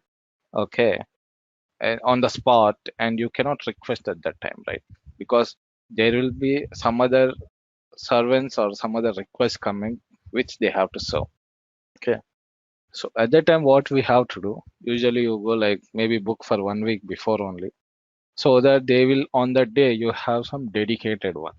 Okay, you have like maybe 10 or 15 people dedicated for your part itself who will be cooking for that. So it depends on the amount of work, right? So if it is just like one meal, okay, so no need of having a dedicated one. You can just go to hotel and order, you can get that. If it is like for 100 members, okay, you cannot just call and say like immediately I want that, right? So you need to have some dedicated resources for it, because the amount of work which you are doing is more. Okay, so that is the reason why you cannot, you should not use, it's your choice whether you want to use dedicated and shared server. That I'll tell you how you can change that. So based on that, usually dedicated will, whenever your backup is running, use the dedicated one. And whenever the large amount of work is going to be performed, for that process you use the dedicated one. But if it is a small request, you can use the shared server. So here, when it comes to large pool, so this, when you use the shared server architecture, so this will maintain that queue, that request queue, response queue, all those things. Okay. Streams pool. Streams is a concept in Oracle used for replication. Okay, from one database to other database, but it's not a very optimized one. It's not a efficient way of replication. Like, there are other efficient ways in Oracle only for replication. You can use the Golden Gate, you can use MUs, you can use Data Guard. So Streams pool is kind of it was not that popular because it has some performance issues. Okay, so but still you can configure that. So that's where, when you configure that kind of replication, and that data will go through the Streams pool. Okay, it will flow from to the other database from the Streams pool. So flashback buffer, flashback is a concept, is where you can completely push your database to the older time. Okay, so there are different types of flashbacks, like query level, table level, full database level, like that. It's a kind of recovery scenarios where you'll discuss about the flashback. So in that case, this flashback bucket buffer. A sort extend pool is not a separate thing. Okay, usually the sort will be happening in this PGA only. Okay, So sort is nothing but whenever you are performing any sorting operations, then it will be used like group by, order by, any kind of like min, max, such kind of function. So it has to sort the data, right? So it can happen in PGA itself. So PGA, so here coming to this, so all these memory components combinedly called as System Global Area, SGA, or it can be called as shared global area also. Because if you see here, all the things are shared by the users, right? It's not like any component, like mainly these two components. So these are not dedicated to any specific user or private to any specific user, right? So it's all shared. This data will be shared by multiple users. This data will be shared by multiple users. So that is the reason why it can also be called a shared global area. Okay.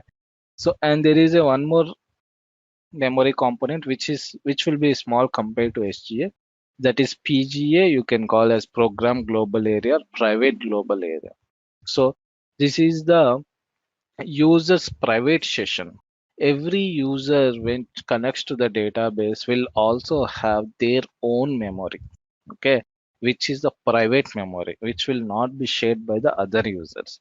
So in that you can say like what is the user session data, maybe the cursor status, and if you are performing any sorting, that sorting will be happen in that particular private area, and this will be of small, okay, and once the session is gone, that particular pg of that user will be gone. This consumption depends on the number of sessions connected to the database and what kind of data they are consuming. Based on that, the pga consumption will be there. Okay, so all the user data goes through the PGA only.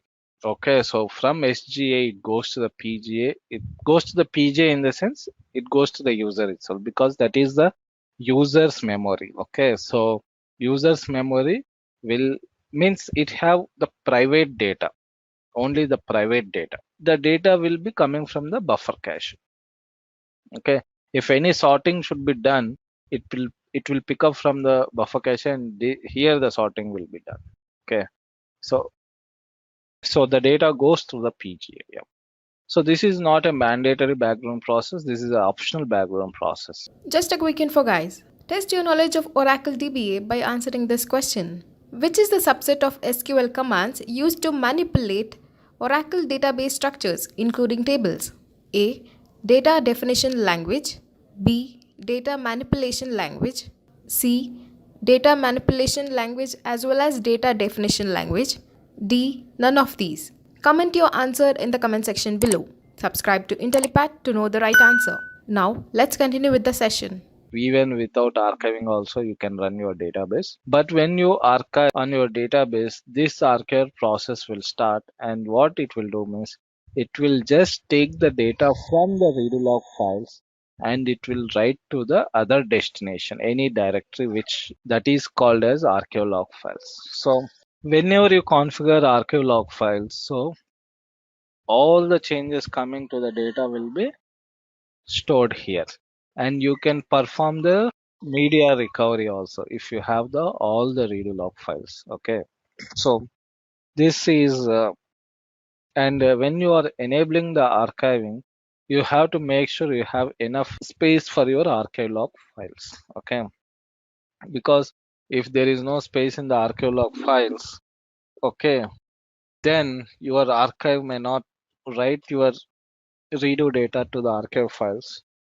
This archive, if it is stuck, okay, if it can't find to write to the archeolog destination due to some less space, so this redo log writer will stuck. Because when you enable your archive, this redo log writer will not overwrite until the archive process will write the data into the archeolog files. So due to that, what happens if it cannot overwrite, then obviously it cannot write from the log buffer to the redo log files, and if the log buffer is full, then your transaction will be stopped. Okay, so your database will go in a hung state. So that's why when you enable your archiving on your database, so you need to make sure you have the archive log files and make sure you take the regular backup of this archive log files to some other destination. More sessions with the same user, so Obviously, no, because this is so just to make clarify, this PGA is not just for one user, it is based on the session. Okay, if you have a user connected 3 sessions, you'll have 3 PGAs for each session. Because each session may have its own user session data, right? You may give some bind variable, some values, so some kind of information which is private only to you, right? So, and sorting. So it won't reduce the response. I mean, it won't increase the response time of your database when you connect more sessions with only one username. System monitor, okay, so it's one of the main background process. So I already discussed SMON. Okay, it performs the instance recovery and it cleans the temporary segments and it coalesces the free space. So temporary segments, okay, so it is used basically when you perform sorting operations, and for that sorting, whenever this memory is not sufficient, what it will do means it will try to go to the system table space on the disk. So once your activity is done, so it has to clean up that temporary data. So that will be done by your system monitor process. And coalesces free space. So this will discuss in the table space. When you understand the table space, then you can understand it.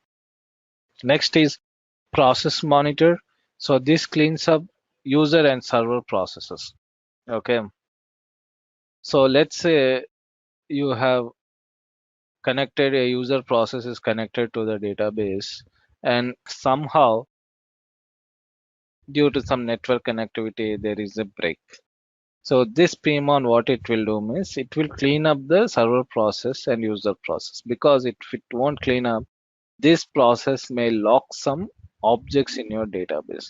So since the network is gone, so it cannot let that happen as it is. So because the connection is gone, so if it locks the processes object, so the other users cannot process that object, so that will be a problem. So that's why, so this pmon will take care of that.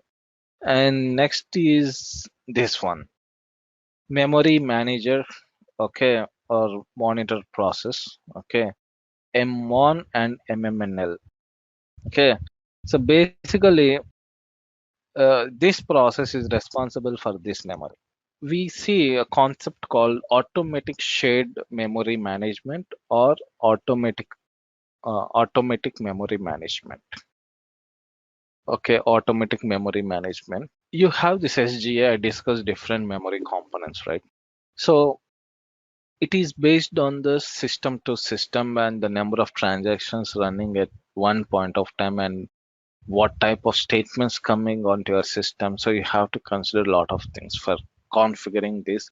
And after getting all those things also, it is very tough to give the optimized size for this all memory components. So that's why Oracle has brought up the concept called automatic shared memory management and automatic memory management. So with this, what you are going to do is you are not going to give the sizes for the individual components. You are going to give only one size to SGA. Means let's say 10 GB. You just allocate 10 GB to Oracle. This memory manager and monitor process, this is going to take care of sizing these individual components. Okay. So how much is required for shade pool, how much for database buffer cache, relog buffer will be fixed, how much large pool. So time to time it will change.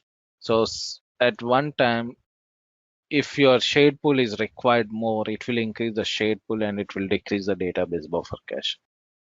If your backup is running, it may increase your large pool, it may decrease the shade pool or database buffer cache.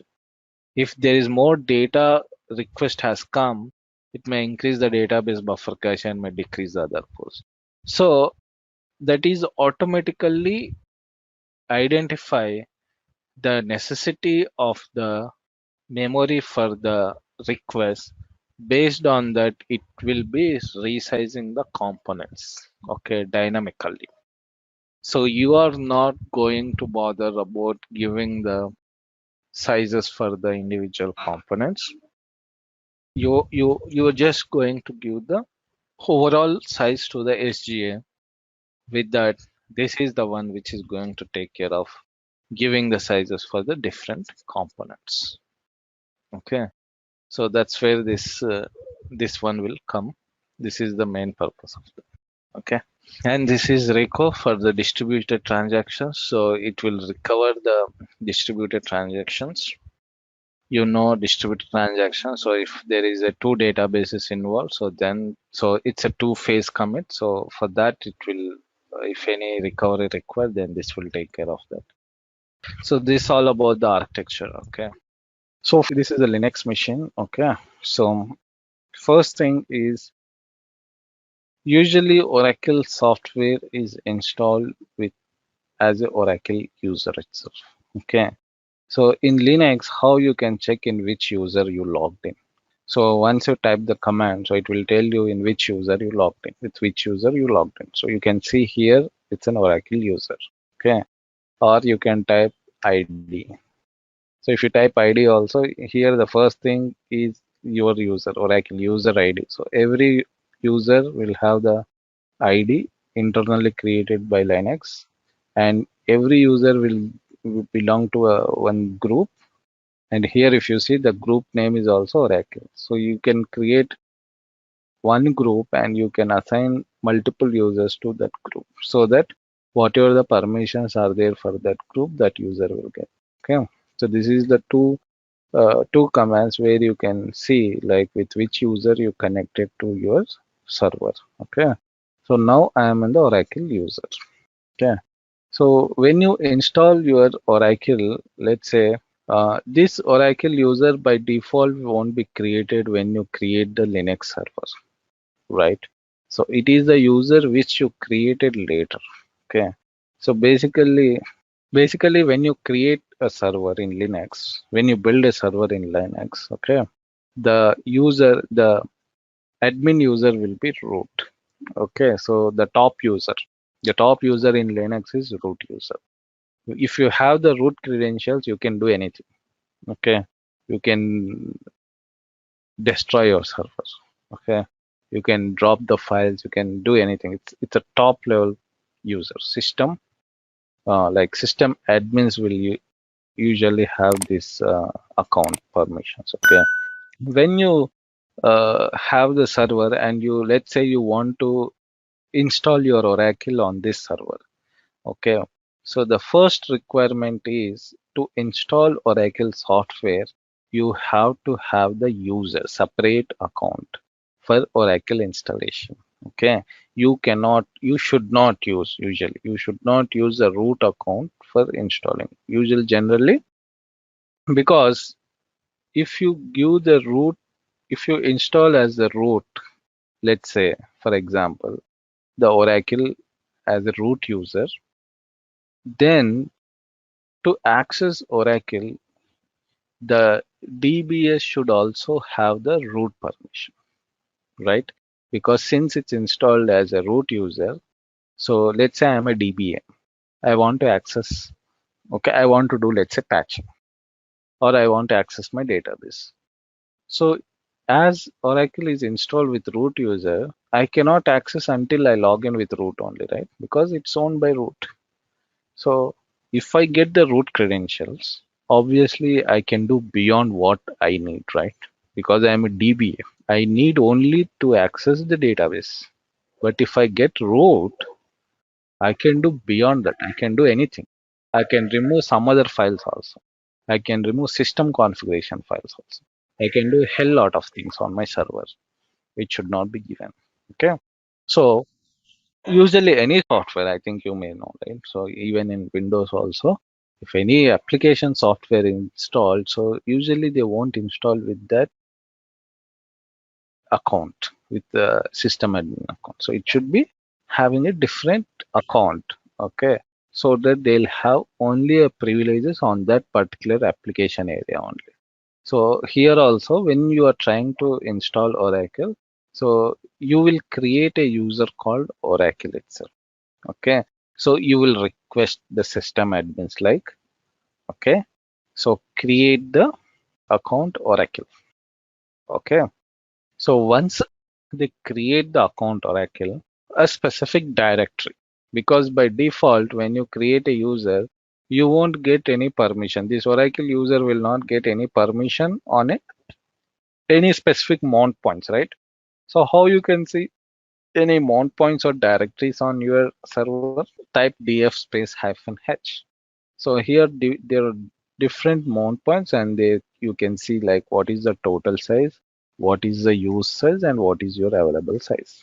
So in Linux, so the main thing is this one. So from here only every directory will go. So here if you see, my Oracle installation is done on this. So I need to get a few, means at least read write permission on that specific thing. Okay, I think it is on home. Maybe I'll show you. Okay, so the second thing, once the user is created, first thing is you should not install Oracle as a root or something else. You need to have separate account, and Oracle recommends that even most of the organizations, so they'll create the user as Oracle, and with that user only the installation will be done. And one more thing is, once the user is created, you need to have the permission on any specific directory where Oracle user can read and write. Because when you install, obviously it occupies space, right? So if you don't have any write permission on any mount point, so obviously the installation will not go further, because it has to copy few files in that directory. It has to store, okay, all those things happen. So for that, it needs the, so SU. Okay, so switch user, you can use this command. So if anyone is not from Linux, just go through this. Just a quick info, guys. IntelliPad provides online Oracle DBA certification training mentored by industry experts. The course link is given in the description below. Now, let's continue with the session. Okay, switch user, SU space hyphen space, give the user to which you want to switch. I want to switch to Oracle user. Previously, I am in the root user. So from root user, I am switching to the Oracle user. For this, you can give SU space hyphen Oracle. So now I am in the Oracle user. Who am I? Oracle. Okay. So I logged in as Oracle user. Okay. My software is already installed. Okay. So when initially you request, user only will be there, right? Because user is created and they will give you the credentials. Like this is the user and this is the password. So you can change the password, okay, to other passwords. So instead of maintaining the same password. So once you have the Oracle account, then you can start the installation. There are other steps also which we have to give. Means there is a big document for installation. Other than creating the Oracle user, there should be some kernel parameters also which needs to be changed. Kernel parameters means how much is the memory, how many number of files does Oracle needs to open, how many number of process, those things that we'll discuss later in detail. But this is the basic thing. Okay, Oracle user account should be there. Once you get the Oracle user account, then you download the software, unzip the software, and start the installation. So now I will not show installation because installation is already done here. Okay. So let's say installation is done and you have created the database. Okay. So how you can check like how many databases are there on my server? Let's say you are the one. Okay. You are given one laptop. Okay. Where few databases are there. Okay. Yeah, installation process, Linux installation, I have to check. Oracle installation, I have. Linux. So now let's say my installation is done, Oracle installation, software installation is done. Once the installation is done, then you created the database. So in Oracle, we have a few utilities. Okay, one utility, GUI utility, DBCA, Database Configuration Assistant, with which you can create the database. Let's say you created the database also. So, but let's say you are new and you're given a laptop, and how you can find like how many databases are there on my machine. etc is the directory in Linux. In that, ora tab is a file. Okay, etc is a directory. In etc directory, ORATab is one file, and you can read the file using the cat command in Linux. Cat is the command with which you can read the existing file. You can create a new file also. So now I am reading the existing ORATab file with cat etc ORATab. Just type enter. File, if there is a hash on the starting of the line, it is considered as a commented one. Commented means it's not a statement, it's just a comment for reading purpose. Okay. But here you can see one entry. This ORATab file is there, right?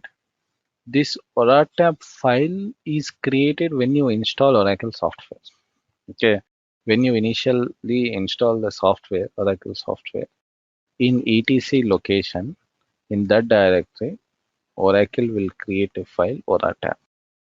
And why this file is, this file is used by Oracle means, whenever you create a database using DBCA, means database configuration assistant, database entry will be recorded in this file by Oracle automatically.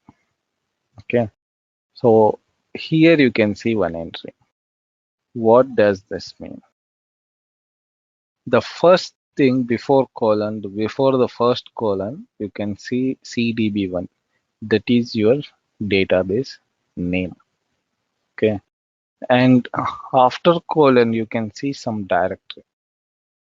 This directory we call as Oracle Home.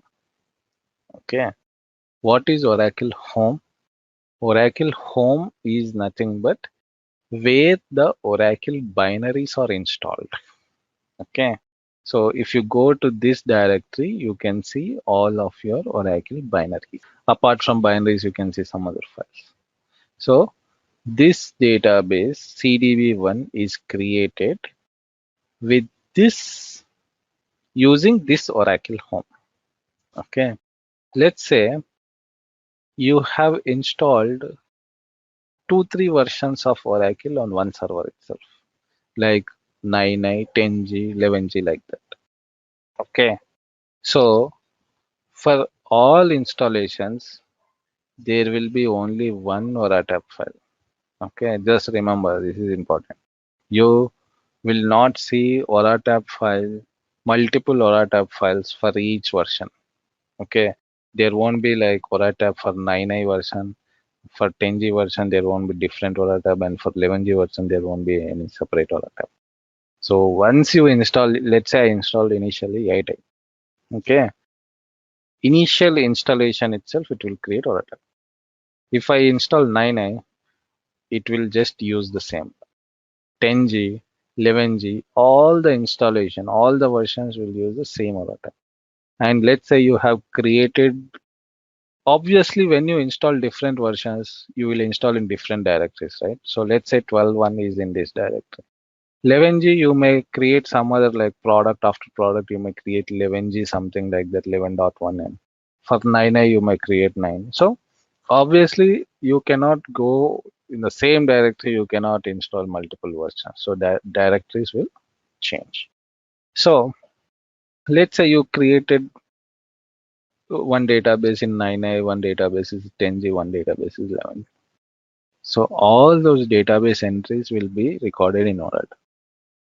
You will see database name, but if that is the other version, if that database is created in other version, this directory you will see different directory which is relevant for that particular version. Okay, so with this ORATab file, you can understand which database is which version, because Oracle Home will change for the versions, right?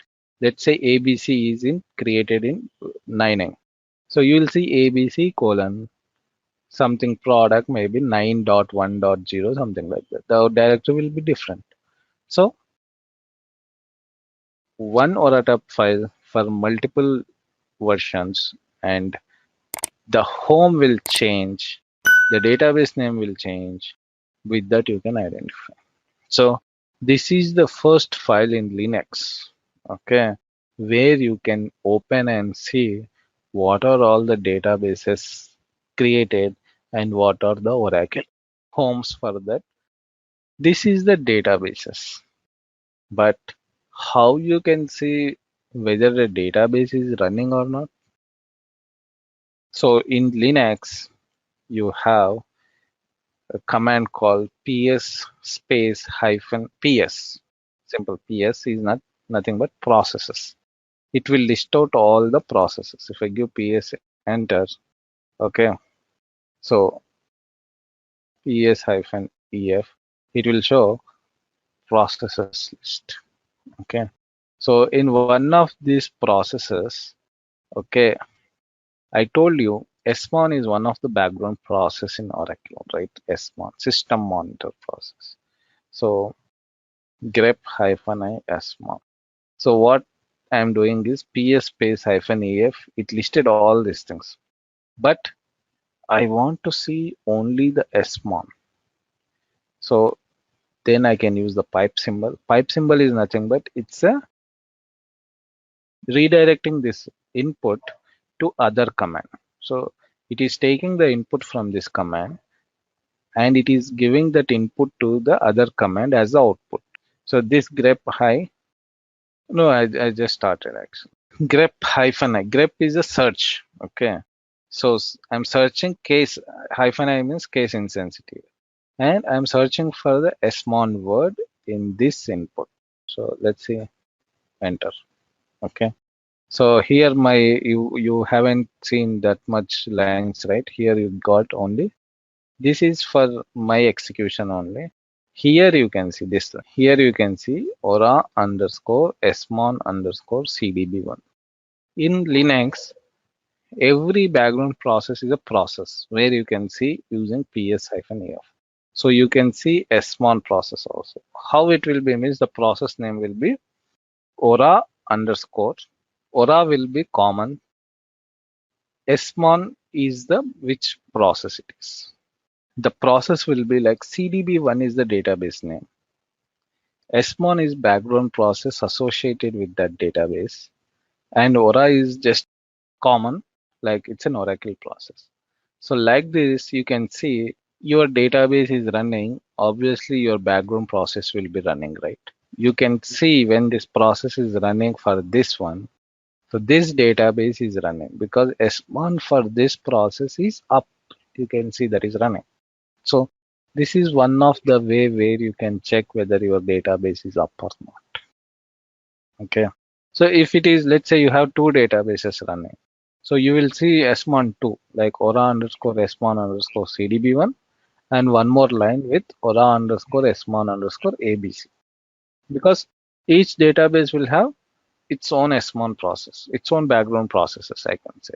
So SMON will have for both the databases, right? So you will see two lines. So like that, here you can see all of the background processes, okay, which I explained you. DBW0, it's a database writer, okay, aura underscore DBW0 underscore. LGWR, log writer, aura underscore. Windows installation, Windows is different. Windows is altogether, you won't see like this all background process. It's a kind of one thread, I think. It's not a multi-thread process. So you can see only one oracle.exe will be running. You won't see like individual background processes like this. Okay. So CKPT checkpoint. Okay. SMON. So like this, there are a lot of background process associated with one database, CDB1, CDB1. If any other database is running, you will see the background process and the database name also. So this is one of the way where you can check your database name.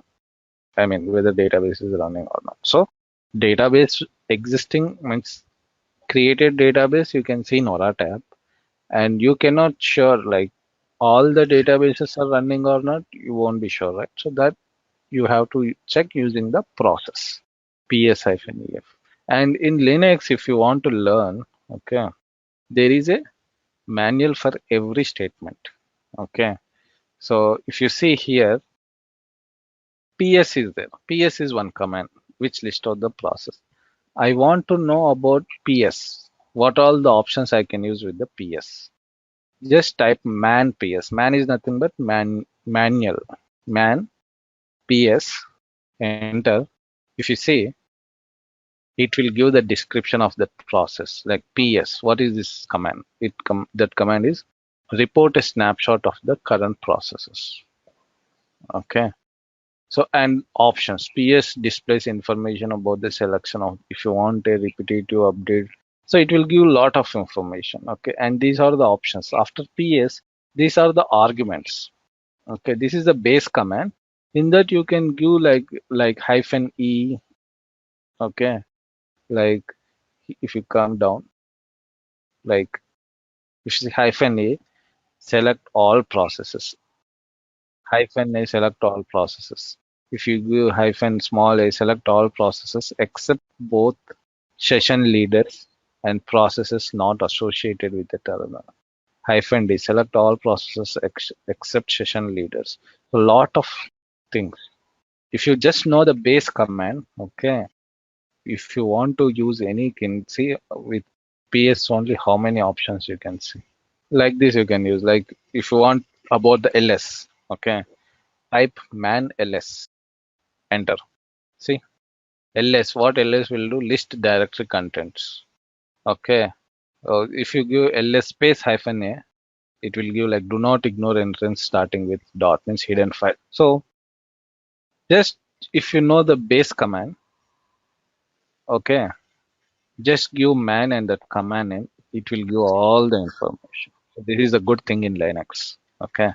Yeah, when it comes to like, so there are two things which we knew now, that ORATAP file, which is an important thing which you have to remember. Okay. So you need to remember like ORATAP is the first file which you can use to check the existing database, and PS is the command which we can use whether the database is up and running or not. Next is, how will you connect to the database? Usually I told you, you install Oracle with the user Oracle. Just now we discussed, like you will install, like a user is created with Oracle and that is given to DBS, and we DBS will use that account for installing the Oracle. Okay. You got the credentials of Oracle. Only DBA team will get. And you can switch to Oracle user, right? Like how I connected, I'm connected to Oracle user. So do you give these Oracle credentials to all? You will not give, right? You will give to developers. You'll give to some other. You won't give to system admins also. You won't give the some any other team. You won't give. Only DBA team will have. So obviously means you are the authorized person. Just a quick info, guys. Test your knowledge of Oracle DBA by answering this question. What is the full form of SQL? A. Structured Query Language. B. Structured Query List. C. Simple Query Language. D. None of these. Comment your answer in the comment section below. Subscribe to IntelliPad to know the right answer. Now, let's continue with the session. So here I'm going to discuss about the Oracle database, that practical scenario and the things, how we can cover the Oracle database and DBA tasks as well. So in order to that, we will go through the our presentations with the practical implementations, how the Oracle looks like and how it can be done, how we can handle our databases as well. So in my first presentation, I will like to discuss that what is the database and what the benefit of the database, why we used to purchase the database, and what the logics behind it. So yeah, I'm going on the to let you know the basics of the database. So what database, simply in terms, if we say that what a database, simple database is a collections of logically related data on persistent storage. Right. So this is what the definitions, basic definitions of the database. But here again we can see there is a two terms in this summarized descriptions or summarized definitions. The two terms of is that logically related and the persistent storage. Right. So this is what the database. Database is a collection of logically related data on the persistent storage. Now again I'm going to define the first term, that is a logically related data. So what is logically related data? See, what we are using in daily work, this is the data, what? Right? Any informations, anything, that is data. But in our daily life or in daily personal life, we know that all information is not meaningful. right? So storing those information which is not meaningful is not worth, right? So we must use to store only those information which is worthful, which is logical, which is logically related to each other, that can be used further. This is what the logically related data. Again, on the persistent storage, see, we always focus that it's our database, means we have to availability of the database. If we store something on the database, then we have to make sure that we can take or we can access that database in future also. So that's why we are taking the cost behind it. We are taking the managing cost behind it so that we can use in the future when they required, right? So simple. This is what the database, that logically related data on persistent storage, right? So again, so now your point came, yes, we have database, we have a number of software to handle the database. So how the software works, how we work on database? So for that we have the DBMS. Full form of DBMS is a database management system or database management software. So these are the software available in a market to provide the facility to manage or handle our database, because we engineer, we are DBA, used to work on the database. But how we used to work on the database? Through the DBMS or RDBMS software only. So this is what the DBMS. The DBMS simply means database management software or system. So we look on the market. So in a market there are many types of DBMS software. There are many vendors who providing the database software. If you talk about the vendors, then you know that the major vendor in the market is Oracle. Oracle capture almost 50 to 55% of the market of the world. And other than MySQL. MySQL is also now purchased by the Oracle. It's giving the support license on MySQL as well. DB2 is from IBM. MS SQL Server is from Microsoft. Teradata is from Teradata. Informix is from Informix, Postgre, MS Access, etc. and etc. So in a market, approx 75 to 80 database software. 75 to 80 database vendor, over 55 to 60% of market covered by the Oracle itself. Right. So this was the DBMS. Again, I'm going to my next slide, RDBMS. See, initially we were having the DBMS. DBMS means we are having the software, database software like Foxpro and Excels. So there we can store our database, but we were not able to join the data from more than 2 entities. See, means we have a room. Sorry, we have a home with a 2 rooms, right? So our traditional DBMS software only provides provide us the facility to access only 1 room by 1 room. But once RDBMS concept came in picture, they link the room. Means they provide the facility to access data from both rooms one side. This is also the relational database management system. This RDBMS stands for relational database management system. RDBMS data is structured in database table, fields and records. Each RDBMS table consists of the database tables row. Each database tables row consists of 1 or more database table fields. Let me have you some view about the table first. How did I store on the table? So yeah, here we go. This is our database server. Let me start our database.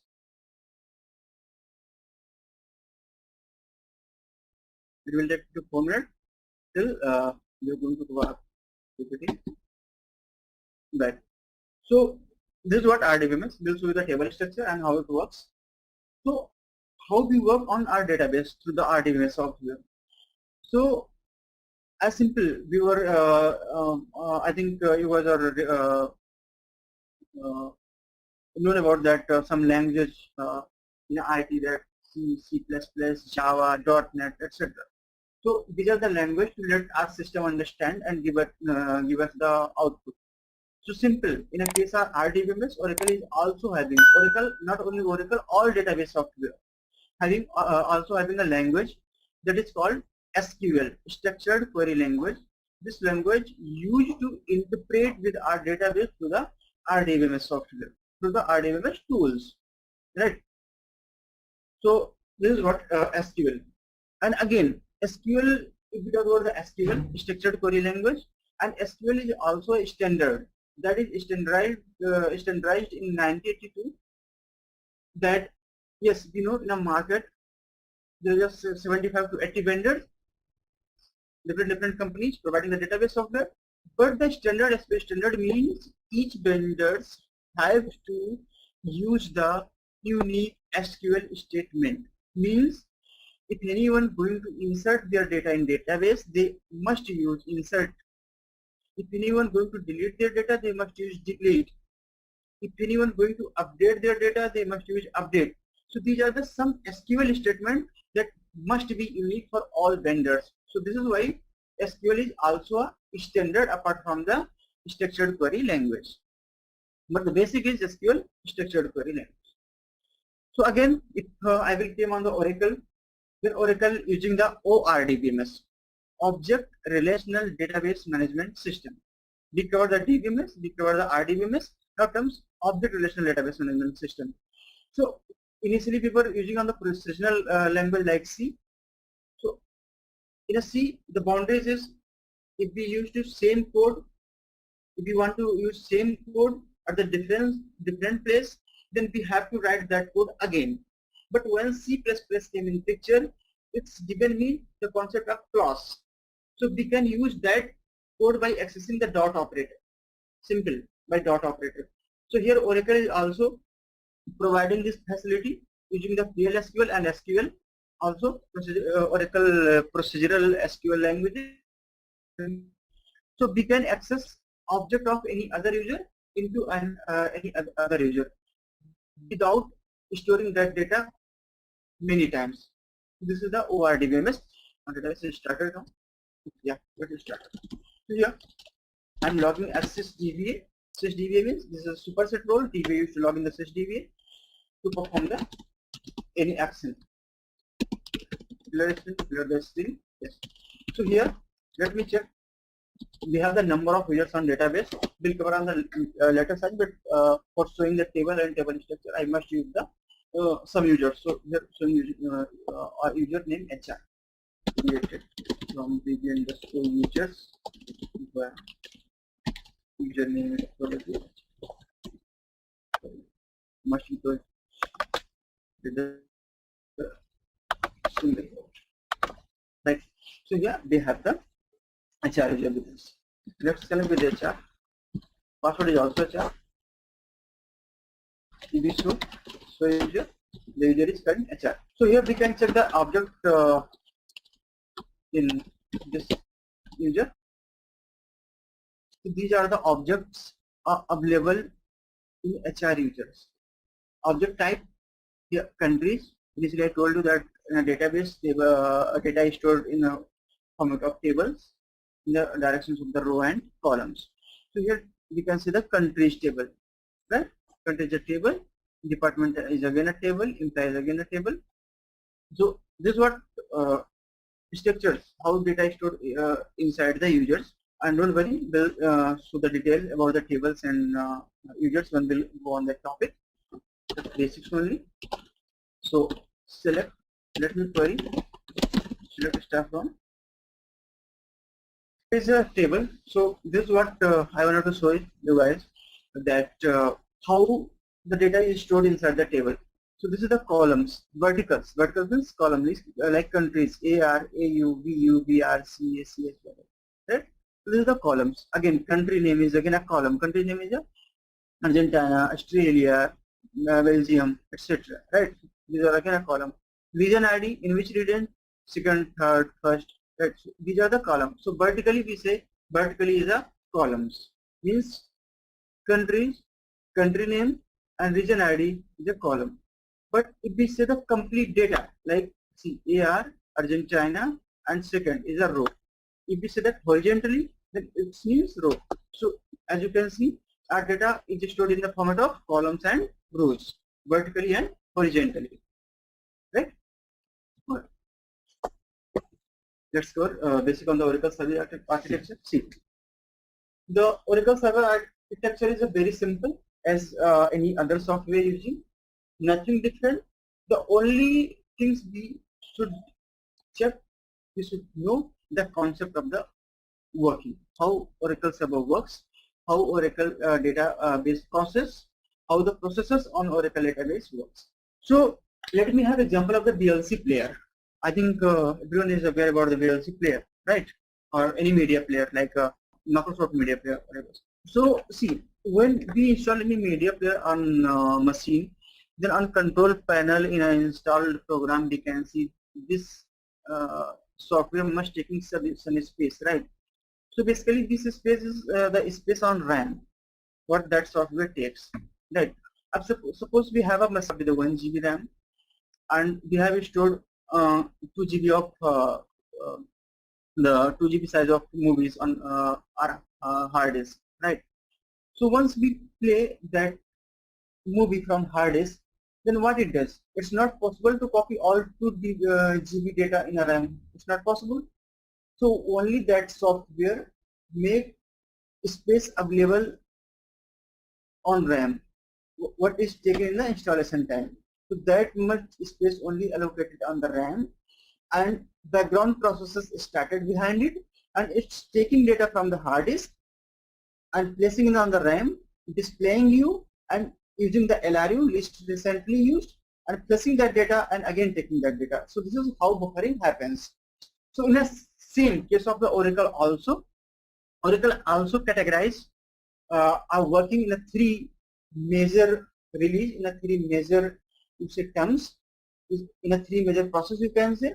First process is space on RAM, or the space on RAM taken by the Oracle known as the SG and PG, server global area and program global area, right? Second is a background processes, what the processes initiating the copying of data from background to RAM known as the background processes, BGP, same you say. And third is the physical files, as we are storing our movie on hard disk. It's simple.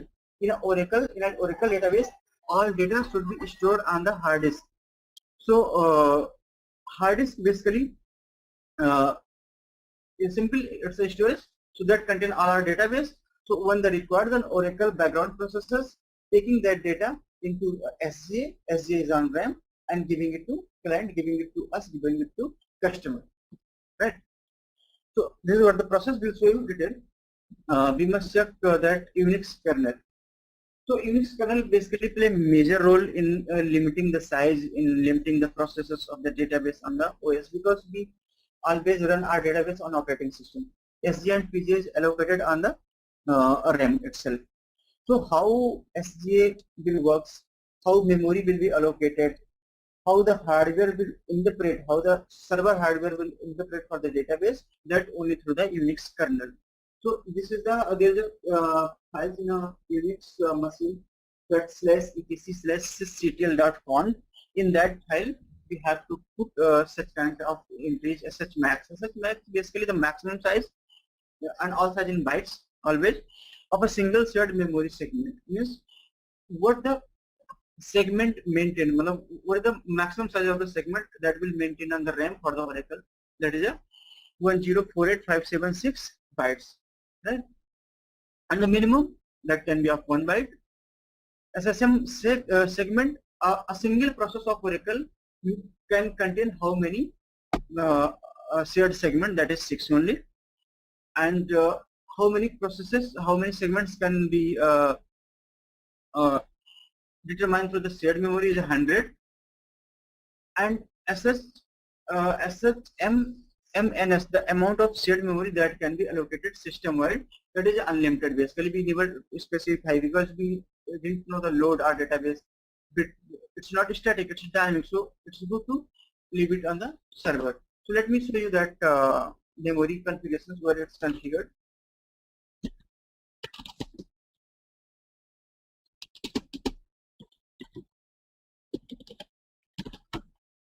So it is a super user. So here you can go, you can see SSS max, kernel.ss max, kernel.ss small, shmmni. So all those is configured.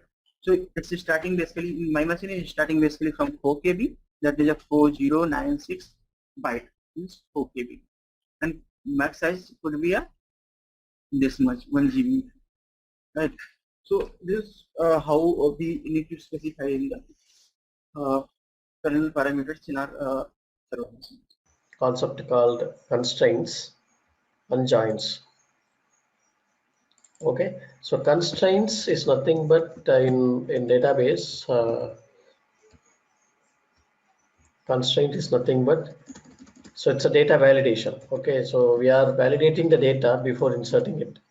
Okay, constraint is nothing but data validation before inserting the record into the table.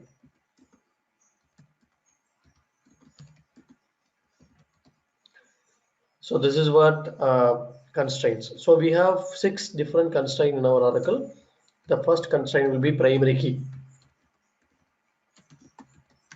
Primary key.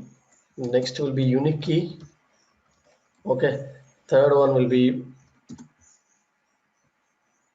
not null constraint. Fourth one will be check constraint. Fifth one will be foreign key.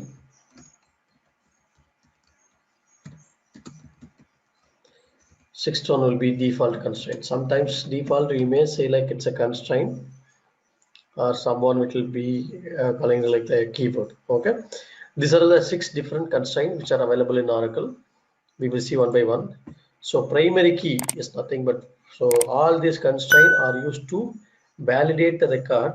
Okay, based on our requirement, we will validate the record and then we will insert record into the table. So primary key is nothing but, for example, if you are assigning a column as primary key, that particular column will not allow duplicate record. So it will not allow duplicate, and also it will not allow null value. It will not allow null value also, null. And only one primary key per table. So only one primary key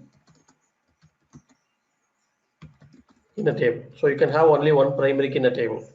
So for example, if you take any table, okay, so any table, tables like any table, if you take product table, the product ID will be a primary key. If you take employee table, the employee ID will be a primary key.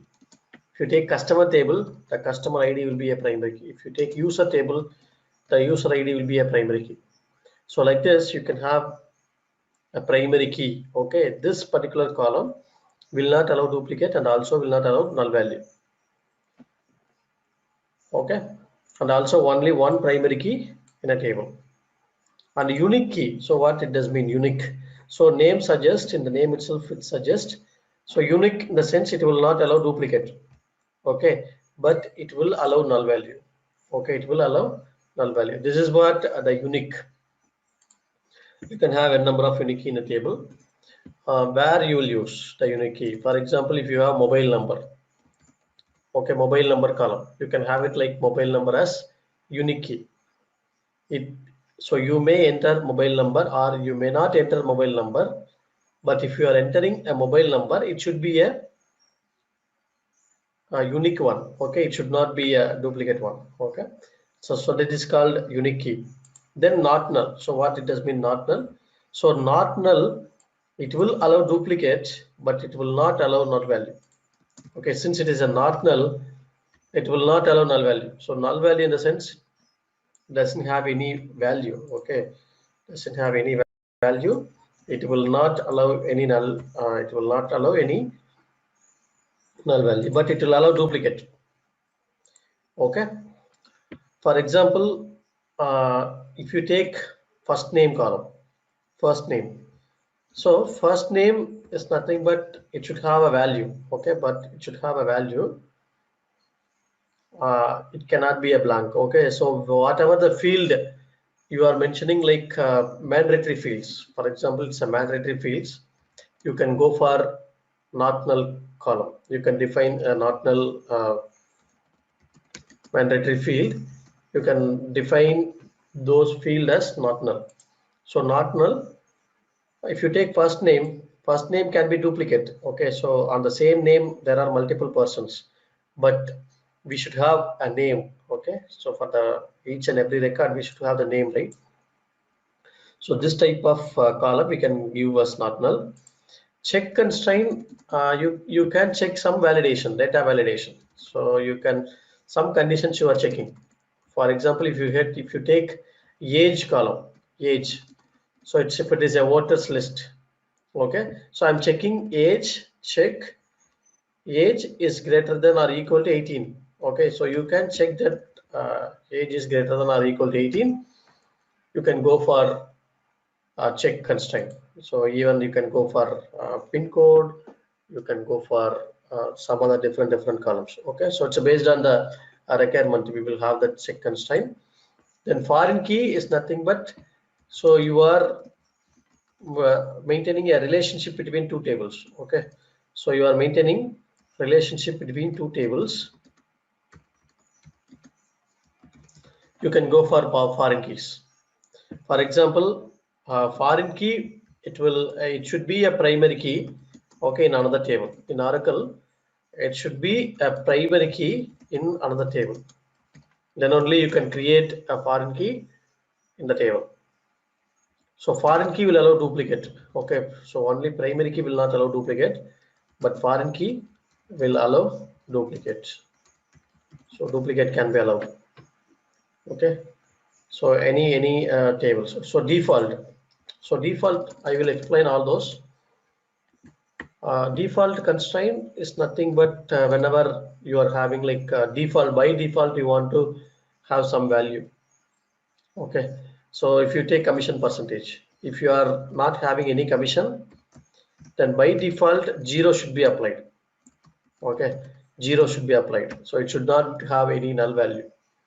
Then that means you can apply default 0. Then if you don't give any value to this particular column, by default it will allow, it will occupy 0. It will not have any null value. Okay, this column will not have any null value because you have defined that particular column default 0. So all these constraints can be defined while creating the table. So whenever you are creating a table, you have to define, or after creating a table, if you want to define based on the data, you can alter the table. Okay, so any doubts in this 6 constraints in the explanation? We will see now in the database. So kindly make a note of it, this query, how to retrieve randomly, okay, 5 records or 10 records from the table. You can use this query. So yesterday we have created a table. You know the table creation structure. Okay, so whenever we are creating, for example, customer ID, I'm making customer ID as number of 6, customer name varchar 2, mobile number, age, city, and all those. Okay, so here create table name, customer table I want to create. Okay, so here I have the customer table. For example, I have the customer table. Consider I have the customer table. Yesterday we have seen on customer table, right? You consider that particular table, customer table. Give me a moment, I will take that particular table and then I will explain. Okay, consider this is the customer table. Customer, it has customer ID. Okay, customer ID you have, and then you have customer name, mobile number, right? So mobile number, yesterday we have seen all those columns, right? Mobile number, date of birth, and all those columns. Okay, so mobile number we have, and then age, city ID. Okay, here I have the column called age, and then here I have the column called city underscore ID. Okay, so this particular column, we assume that you have a record. Okay, so we have some records in the table, in the customer table, and then this customer, I want to load some data, but customer should be assigned with some particular city. Okay, so each and every customers should be assigned with some cities. I have operations in 4 different cities.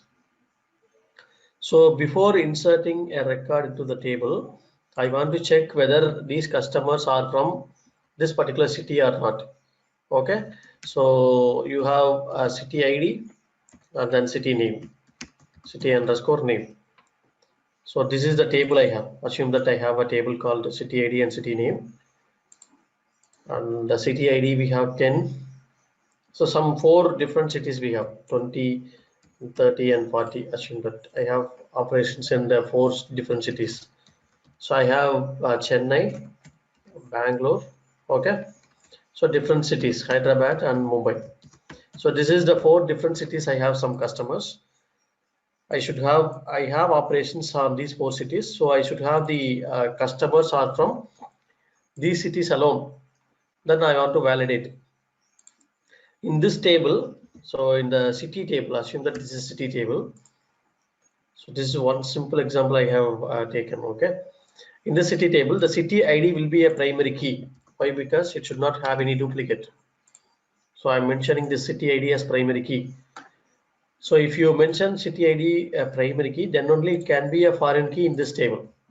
So here it will be a foreign key. Why? Because so whenever I'm adding a customer, the customer should be available from these 4 cities only. Okay. So if you take one of the customers, so I have the customer ID and then customer name. So Arun. So this customer ID in this table should be a primary key. And this customer name, I'm going to use it is a not null constraint. And then mobile number, I'm going to use it as a unique constraint. It should not have any null value. Sorry, null value. It can have null value, but it should not have any duplicate. Age, I'm going to check.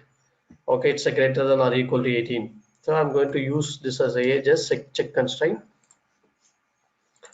And so country. So country is one more column I'm going to create. This one I'm going to make it less default constraint.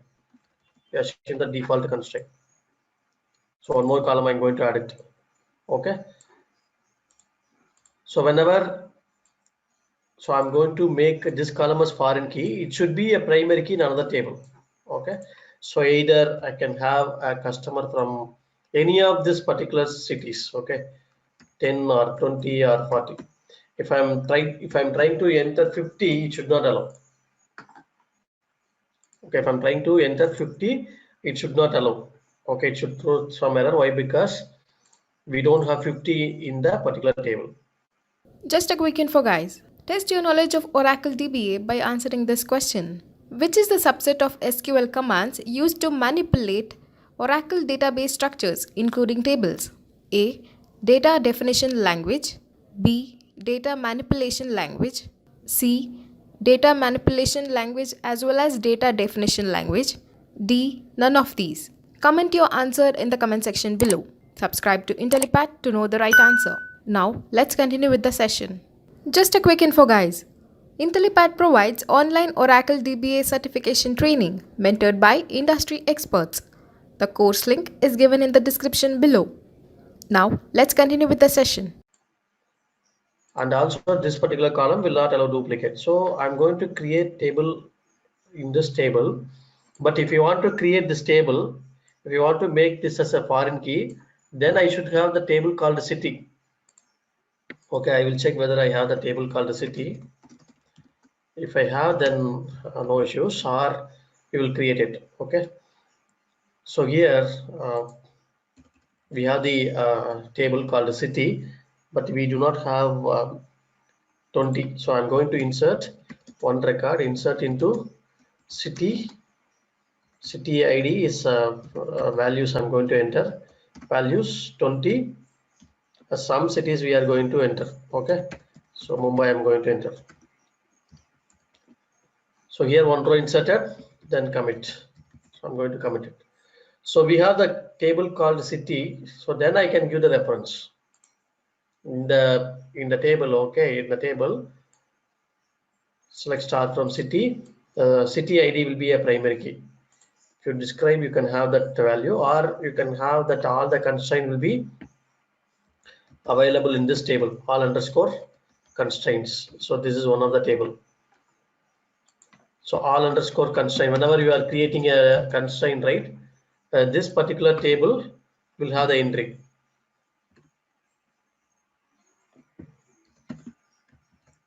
All underscore constraint will have all the constraints. So you can have where owner equal to owner is HR. HR is the owner is nothing but schema name. So if you are mentioning where owner equal to HR, then the HR schema, whatever the constraint we have, it will be available. Then table name. So table name, you can mention that table name equal to whatever the table we are going to create. For example, I'm going to create the table called the customer. Then I can see that how many constraints are there in this table. So here I'm going to have one more column. So in this you can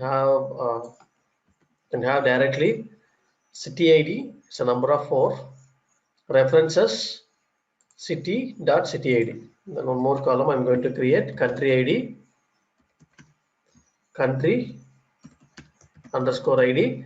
It's sorry, country underscore name. I will make country name. It's a varchar 2 of some 30 or 40. Default, I'm going to make default as India. Means if I'm not giving any country, by default it will have a country name as India. It will not allow any null value on this particular column. Okay. So here I'm checking unique constraint, mobile number is unique constraint, and also I'm checking the length of the mobile number is equal to 10. So here I'm using check constraint, again here also I'm using check constraint. So we have a table called city, we have a table called customer. Can I create the table now? Customer table. Customer table has been created. Why? Because we have the table called city. Okay. So in the all underscore constraint, you can able to see now where table name equal to customer, where table underscore name. Okay, so we have used already where, and the table name equal to customer. Even if you can use customer as capital letter, or if you are using here upper of table name, then no need to use that uppercase. Okay, any of the name it will be appeared.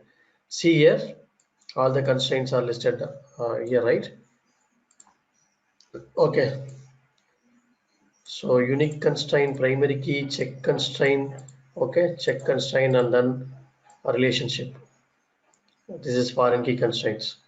So this constraint type will tell you what is the constraint on the table. So this is what you can have this, you can find, so in table, what all the constraints are there.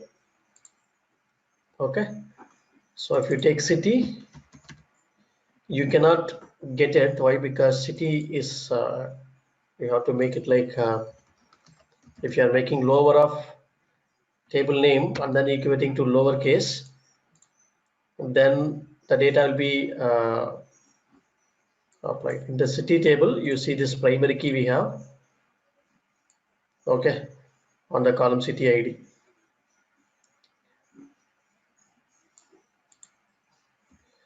So this is what you can able to see this constraints.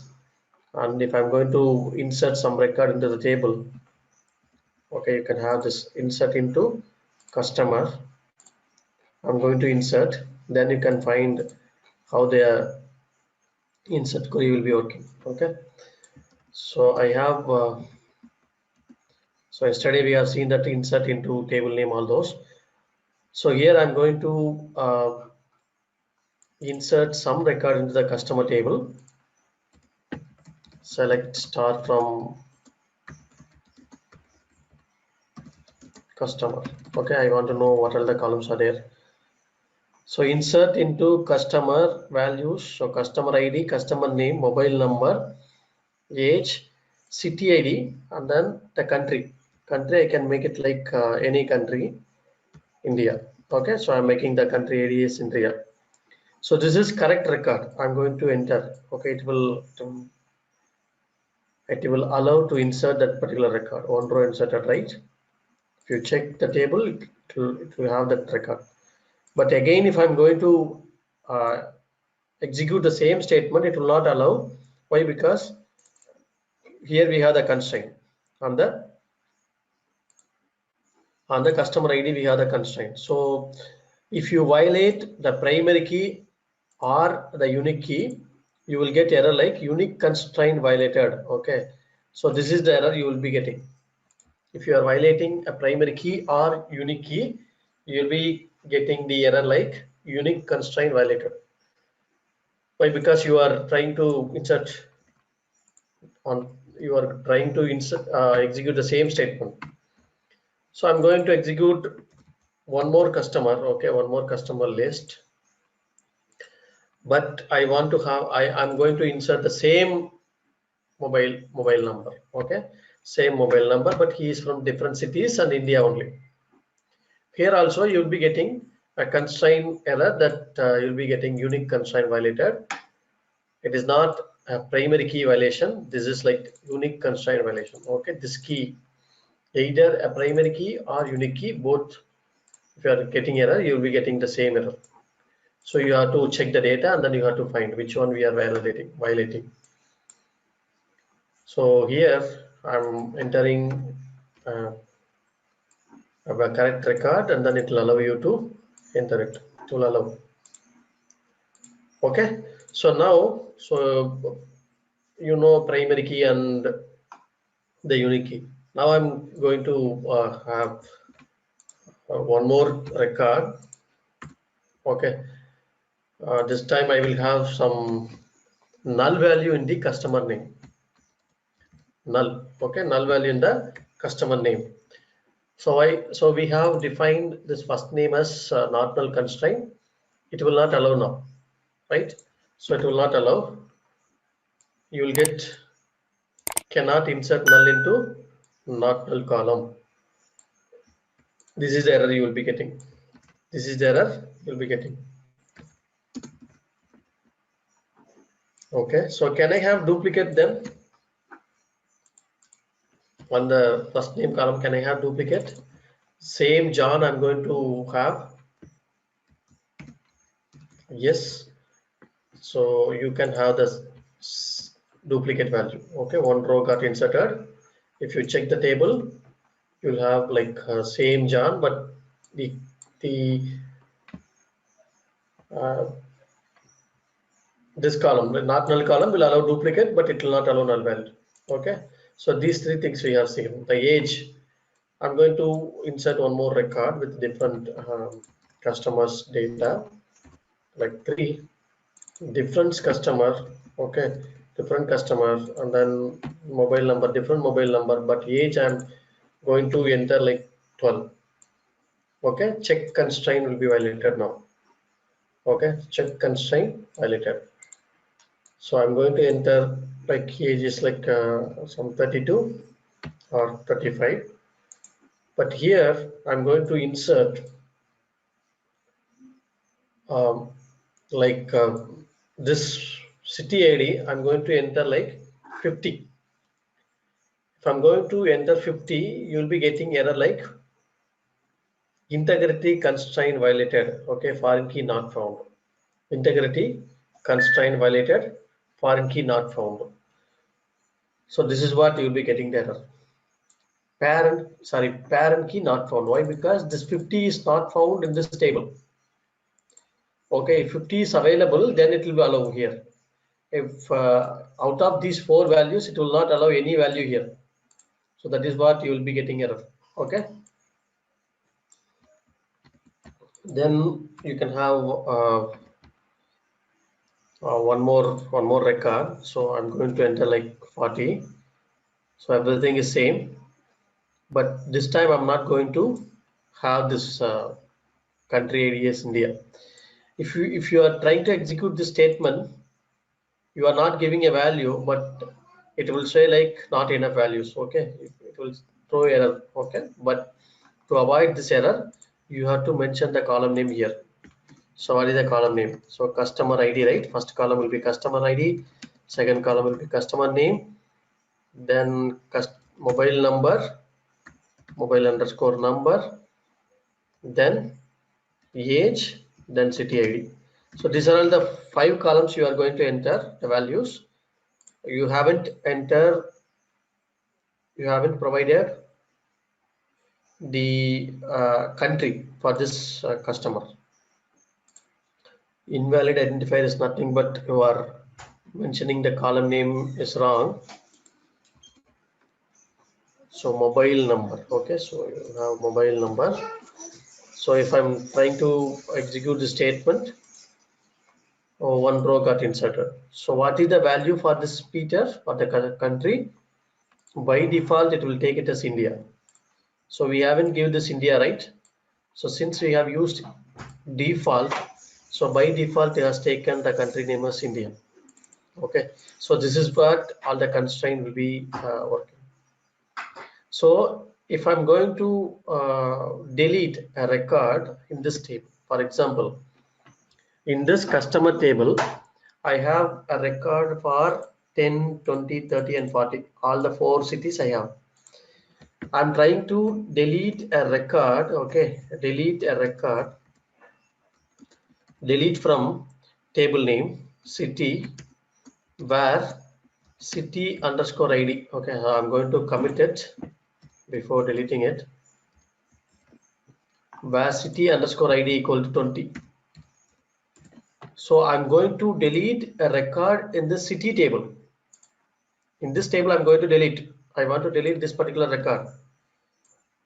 Can I delete this particular record? Can I delete? Will it delete the record from this table?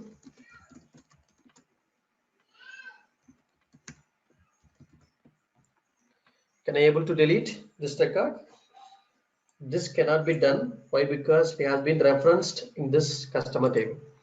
You'll be getting error like, so integrity constraint violated, child record found.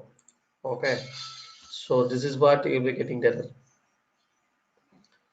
Okay, so to avoid this kind of error, okay, to avoid this kind of error, you can go for, so whenever you are creating a foreign key, right, so on delete cascade, okay, so on delete cascade, so this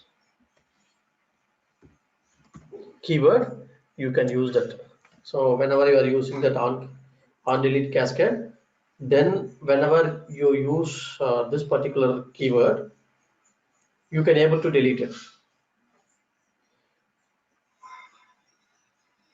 Okay, so any doubt so far on delete cascade? I will tell you. So far in the constraint, all the 6 constraints, do you have any doubts? So on delete cascade, you take it as like assignment, okay, something like practice. It's very simple. So here you are creating the city ID, right? City ID. So here you can mention on delete cascade, okay. If you are creating the table like this, then you can able to delete it. See now, we will drop the table, drop table customer, then we will create one more time, okay. Drop table again. I'm going to create the table on delete cascade. Sorry, created the table. I'm going to insert the record. This is the first record, it will allow. Second record, it will allow. Third record and fourth record. Okay, so here we have integrity constraint violation. Okay.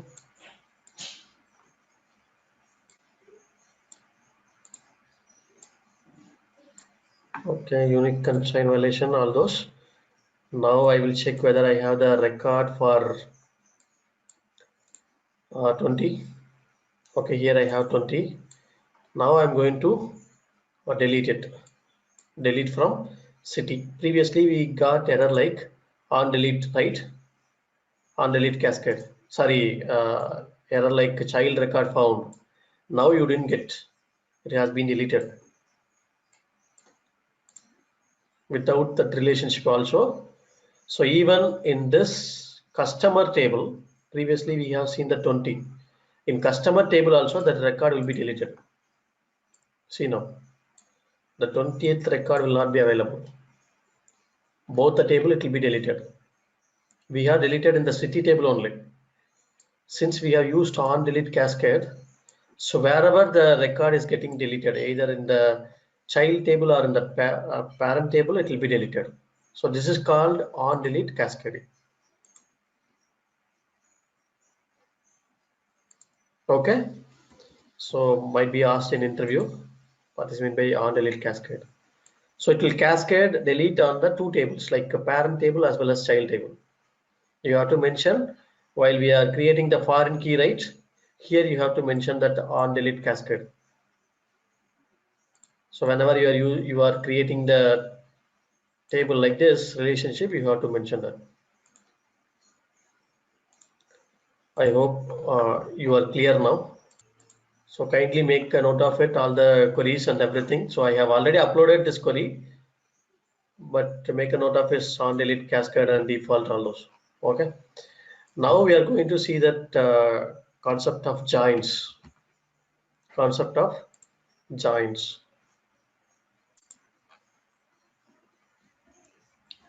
Any doubts in the constraint? I think you are clear on the constraints. Now we are going to see that constraint we are clear, and joins we are going to see that. So once we have completed the joins, then we have completed with second module. Second module we have aggregate that having class and order by class. We will see now the loop, and then looping statement we will see once we started with PLSQL. Okay. So later on we will see that looping concept. So joins, we will see joins now. Okay, we have 4 different joins mainly in Oracle that we have. Okay, so we have 4 different joins in our Oracle database. The one thing is inner join, left outer join or left join, right outer join or right join, full outer join or full join. So this is what the 4 joins are available in Oracle. So we are going to see these 4 joins. This is mainly used in real time. Okay, like inner join and left outer is mainly used. Sometimes right outer, sometimes full outer. But 80% of the queries we are using inner join or left outer join only. So what did this mean, that inner join? Okay, so consider this particular so joins I will explain now. Okay, so you can if you have any doubts, kindly ask your doubts. So first listen and then you can ask the questions. Okay, so consider this is the table. We have the customer table and country table. Okay, customer table and country table. We do not have any foreign key here. Okay, we have a primary key here, but we do not have any foreign key. Assume that. This is customer table, this is country table. I have operations in these 5 countries: India, China, USA, and Singapore and UK. I have some customers from different countries. So for the to explain the joins, I have taken some sample records. Okay. So consider these 2 tables. Now, so I want to find out each and every okay, for each and every customer, I want to find out they are from which country. For example, so this particular customer, he is from which country? It's 204. 204 is nothing but, if you take 204 here and 204 here, if you join these 2, customer ID and customer ID, you can say like he is from UK. So I want to find out, so from where this particular customer, right? So you can say like this customer is from 202. 202 is nothing but USA. Okay, so she is from USA. So this is what you can do the joins. Okay, so how we have manually joined? So we have taken customer.country ID, and then we have taken this country.country ID, we have joined. So if you consider inner join, so what it does mean inner join? If you do inner join, So you will get record, the matching record from the both the tables. So you will get inner join is nothing but matching record from both the tables. It should be matching. For example, if you take this particular table, these two tables, then this customer ID is getting matched. Okay, you can say like he is from India, then 204 UK, then 202 is USA, 203 is Singapore, and then 205. So this 205, I do not have 205 country here, the right hand side. So whenever we do inner join, this record will get filtered out. This will not be fetched. Okay, this will be filtered out. Why? Because inner join, it will not be available. So it doesn't have any matching record on the right hand side. On the same way, if you take China, okay, this particular country, I do not have any customers here on the left hand side. So China also will not be available in this inner join. Okay, so if you do inner join, so matching record from the both the tables you will be getting. If doesn't match, that record will get filtered out. So then what is meant by left outer join? Left outer join is nothing but irrespective of right table, all the records from the left table. So you will get all the records from the left table. If it is matching, you will get the value on the right hand side. If it is matching, you will get the value. If it doesn't match, you will not get any value. Say for example, this particular customer, I do not have any matching value on the right hand side. So you will have null value. All other values you will be getting. Right outer join, it's reverse operations. So you will get all the records from the right table, and if it is matching, you will have the value on the left table. If it doesn't match, you will get null value. Okay. So for example, I want to find out in which country I do not have customer. In which country I do not have customer. Then you can go for right outer join. You can add one more condition in the right outer join. Okay, as any of the column from left table, if you are mentioning null, then you will be getting this particular record alone. Right? So my question is, in which country I do not have customer? I can go for right outer join. In this right outer join, I will add one more condition and customer ID, this left table. Okay, customer ID is null. Then you will be getting this record alone. Okay, so wherever the customer I do not have any country I do not have customer, I'll be getting. So in which, okay, so what are the customers is not assigned with country, then I can go for left outer join. Then on the right hand side, if you get null value, okay, these customers are not assigned with any country. Full outer join, you will have all the everything you will have. Okay, so next one is like if these two tables are equal. For example, you have foreign key primary key relationship, and you are having like all the values in the left hand side table, all the values in the right this table also, then all the four joins will give you the same result. Okay, if you do not have this particular record, why? Because if you do not have this particular record and this record in the table, then all the four joins will give you the same result. Okay, then now write a joins. How to write join queries in Oracle? First we will write inner join. We have two methods. One is like implicit method, and the other one is ANSI method. Joins you can write in Oracle. You can write two way. One is implicit method. It is applicable for Oracle database, and the ANSI method is applicable for all other databases. For example, you have the same two tables in Teradata or same two tables in SQL Server. If you are writing a join query by using ANSI method, then the same query can be applied in any other databases. So that is what a standard. Okay. But if you are writing implicit method, some database only it will be applicable. So what is going to be implicit method? It's very simple. Both are look like same, but we will see both. Okay. How to write a join query? It's very simple. Select all the columns. If we can select all the columns, whatever the columns you want to have, you can select from first table. Here, the first table is customer, right? Select the column names. We can write column names after some time. From first table is customer. I can name it like C1, alias name. This is alias name, okay?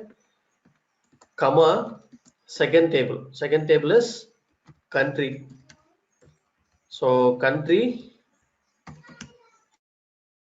C2, I'm aliasing like C2, where class, where C1 dot country ID. So that is a common column, right? C1 dot country ID equal to C2 dot country ID. So country ID equal to C2 dot, yeah, okay. So select the column names now. Okay, so since we have two tables, you can use the alias name. Okay, C1 dot the column name. The column name is C1 dot customer ID. Okay, the column name C1 dot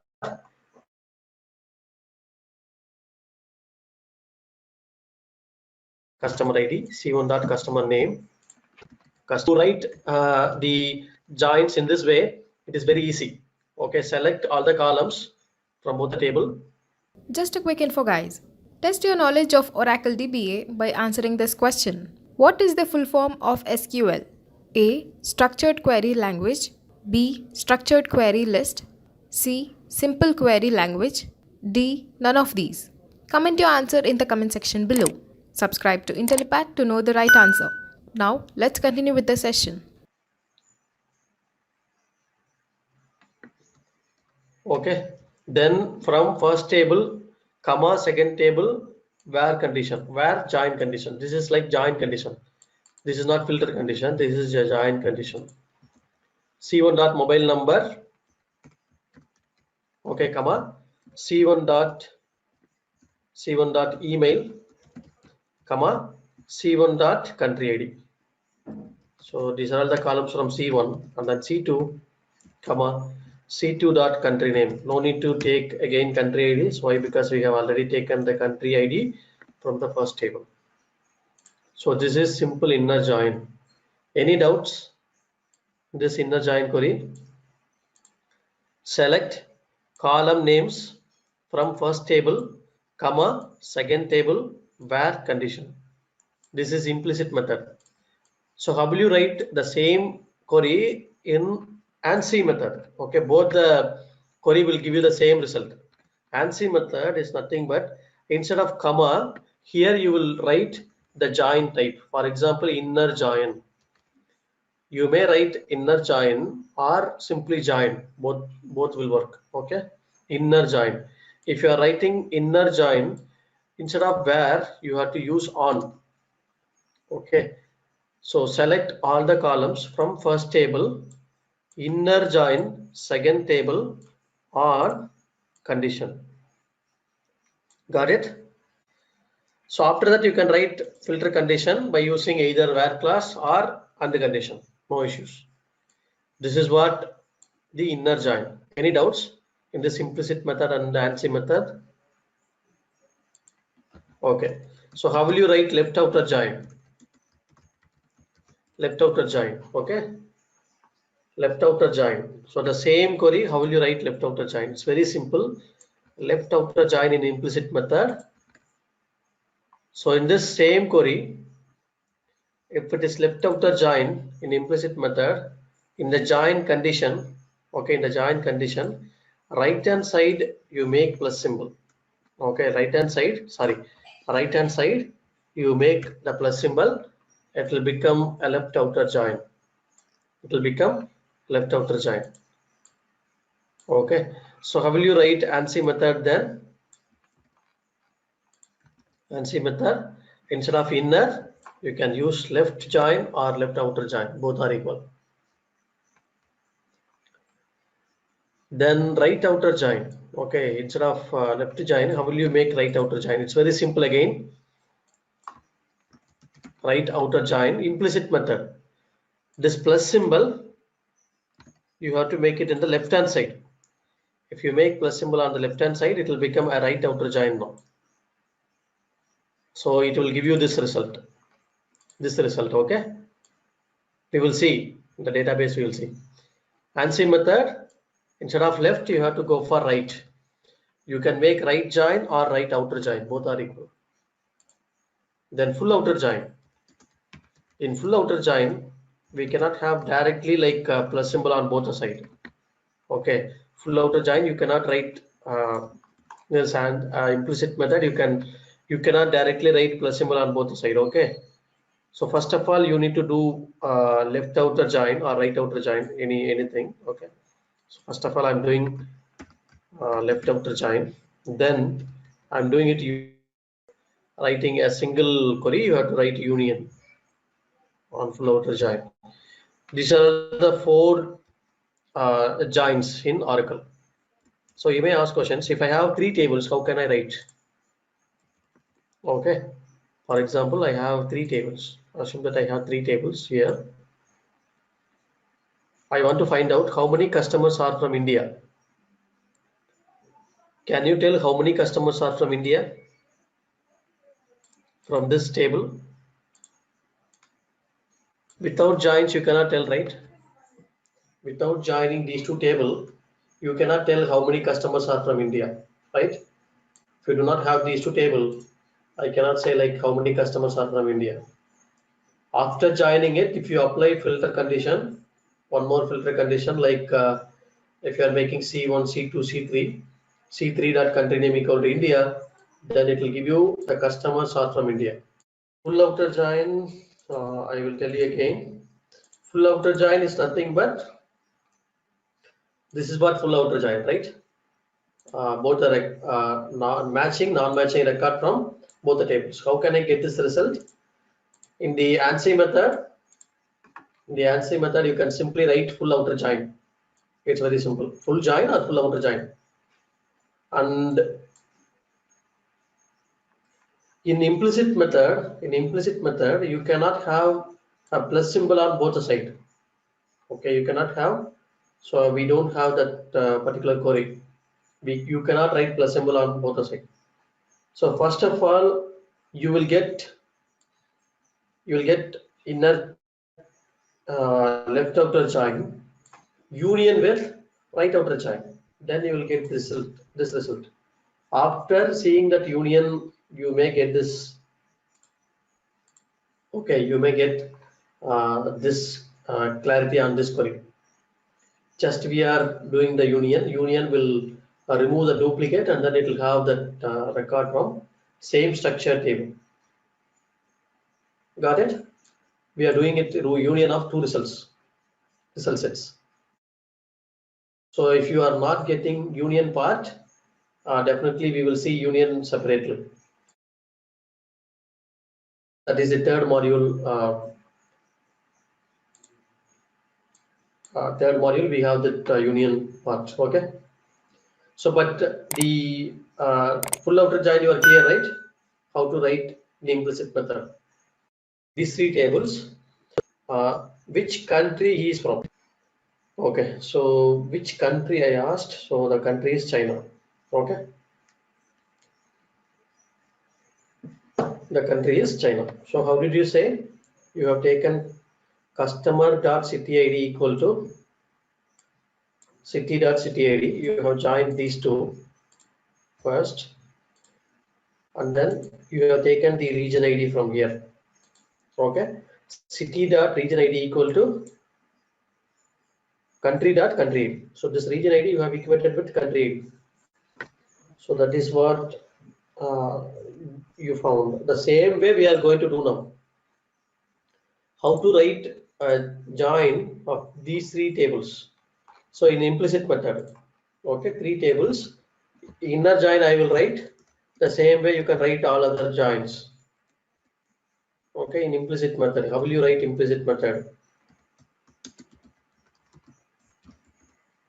For example, implicit method, you can write first select all the columns from first table. First table is customer, right? Customer, I can alias it like C1, comma. Then second table is city, city C2, comma. Okay, you can mention all the tables by using comma. Country C3. Then you can use where clause to define join condition. Where C1 dot city ID, okay, city ID equal to C2 dot city ID and C2 dot region ID. See here, C2 dot region ID. The common column is C2 dot region ID equal to C3 dot country ID. So that is the column. So this is what you have to write. Select all the columns like C1. You can write all the columns. C1 dot customer ID, customer name, mobile number, email.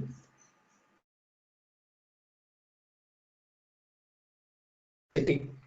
You can mention C1 dot city, then C1 dot C2 dot city name, C2 dot city name, then region ID, C2 dot city name, okay, then C2 dot region ID. You can alias it like country ID also. So region ID you can alias it like country ID. I'm aliasing like country ID. Then C3 dot country name, country underscore name. Any doubts? For example, I want to have only India. Customers are from India. Then one more condition. These two are joint condition. These two are joint condition, and I'm writing filter condition now. And C3 dot country name, country underscore name equal to India. So this is what you can mention. This is like filter condition now. This is a filter condition I have applied here in this table. Only India. So in India, Chennai customers. Then how will you do? And condition, one more condition, right? So how many customers are from Chennai? I want to find out. Then C2 dot city name, C2 dot city name equal to Chennai. So I can get. So you can apply any filter condition like this. Okay. So this is join condition. This is filter condition. So how will you write the same query in ANSI method? Select all the columns from first table. First table is customer C1, inner join city C2 on condition. The first condition you can write it here, where condition, here on condition. Okay, on join condition. Again you want to do one more join. Okay, inner join. Again you are doing the join. Inner join with third table. Inner join the table called the country. Okay, inner join country C3 on condition. This condition you have to make. And then if you want to apply, this is what, again fourth table. You can use inner join fourth table on condition. Inner join fifth table on condition. Inner join sixth table on condition. But here you can make, for example, if I have 4 tables or 5 tables, all the 5 tables in the comma, where class you want to apply the filter condition, that is join condition. If you forget to apply join condition, it will become a Cartesian product. Okay. If you don't apply this join condition on the table, then it will become a Cartesian product. And if you want to apply filter condition here in ANSI method, and you can use that, and or even where class also. So even you can use where class where this one applying. You can apply any conditions. Yeah, I have the assignments. I have uploaded the exercise. Okay, if you go to that particular link which I have shared in that particular Google Drive, you can find one folder called exercise. Okay, I think I have uploaded some two more sheets like exercise 1 and 2. So you can find one particular document is having for only for joins. Okay, I think you are clear now. Shall we see that same topic in this HR schema? I will tell you what is the relationship between these tables. For example, if I have select start from employees, the employees table will have the department ID column. Okay, if you take last column, it is a department ID. Here you have the department ID, right? So we can have the department ID. I want to know which department they are from. Then you have to join with departments table. So let's start from departments. In this table, this is a data model we have. In this table, department ID, for example, 60 is nothing but IT department. It is located at 1400. I want to know which location this from. Then 1400 is nothing but you can go and check in locations table. So locations table will have the department ID. 1400 is nothing but Texas and US. Okay, so I want to find out how many employees are working in US. How many employees are working in US? So you have to do joins on these three tables, and you have to country ID. You have to make locations.country ID equal to US. Got it? So right outer join, left outer join, you can use it. So for example, you are doing joins on these two tables. Select column names from first table. So I have already written the statement. Okay, we can copy it. So for example, this is inner join query. Employees and departments. I'm going to use inner join. Same way. So whatever I have explained, right? Same way I'm going to write. Okay. Select column names. Select column names. All the column names from first table. I have named this as E since it is employees. Second table I have named as D, where D dot department ID equal to D dot department ID. Since this is the inner join, you will not get any null value on the both the side. You will not get any null value. See here, I do not have any null values in this table. This is like inner join implicit method. ANSI method. How will you write the ANSI method? So this is ANSI method. This is ANSI method. So inner join. So you can the same result you will be getting. Same result. Just a quick info, guys. IntelliPad provides online Oracle DBA certification training mentored by industry experts. The course link is given in the description below. Now, let's continue with the session. You'll be getting 106 records. If I want to change this inner join as left outer join, how will you change inner join as left outer join? On the right hand side, you have to make plus symbol. This is left outer join. See now, you'll be getting null value on the right hand side if you do not have any matching value. So this record you are getting right. Why? Because null department ID in the employees table you have one null value. So you do not have corresponding null value in the departments table. You are getting null value on the right hand side. This is like left outer join. So here also the same result you will be getting. Left outer join. Same result you will be getting in the ANSI method also. See here. Okay. You can do the right outer join. So instead of this plus symbol on the right hand side, you can use plus symbol on the left hand side. So left hand side. Okay. So here you'll be getting null value on the right hand side. See now. Null value on the left hand side since it is the right outer join. So here I'm not getting any department ID. So treasury, I'm not sure which department. So I can mention in the department ID column, I can mention from the left table. So D table. Instead of E, instead of employees table, I'm taking the department ID from the departments table. Then I will be getting, so which department ID they are from. Okay.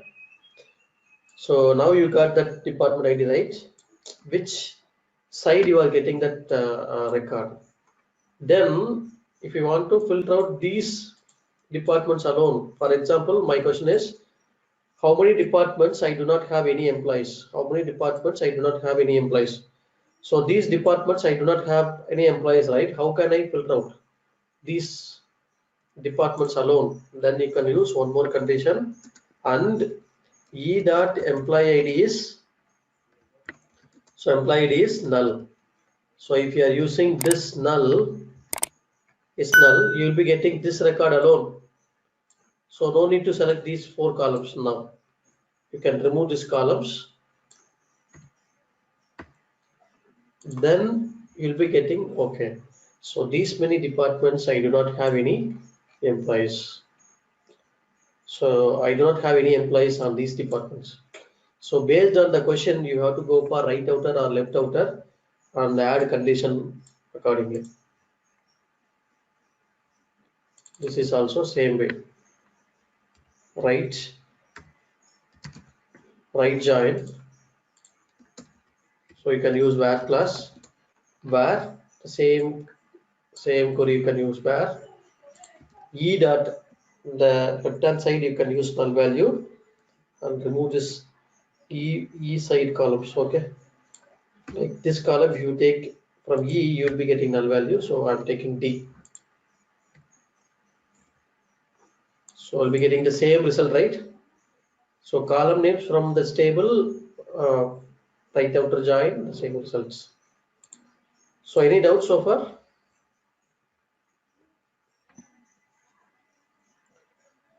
So check the file names like joins. Okay, exercise day 1, day 2, day 3, day 4. This is day 4 file.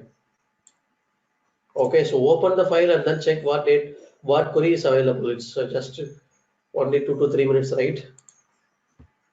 So I can able to get it. I have mentioned joins at the file name itself. Okay, so this is what you can write joins. Any doubts? The inner join. Okay, like different ways I told, right? Different ways. Left outer join, all the records from the left table, right table, and full outer table. Okay, self join is nothing but same table. If you do joins, it will become a self join. Non-equi join, if you are using like any non-equal symbol, we will do it. Okay, now we will do it. Non-equi join. Okay, like this, then it will become a non-equi join.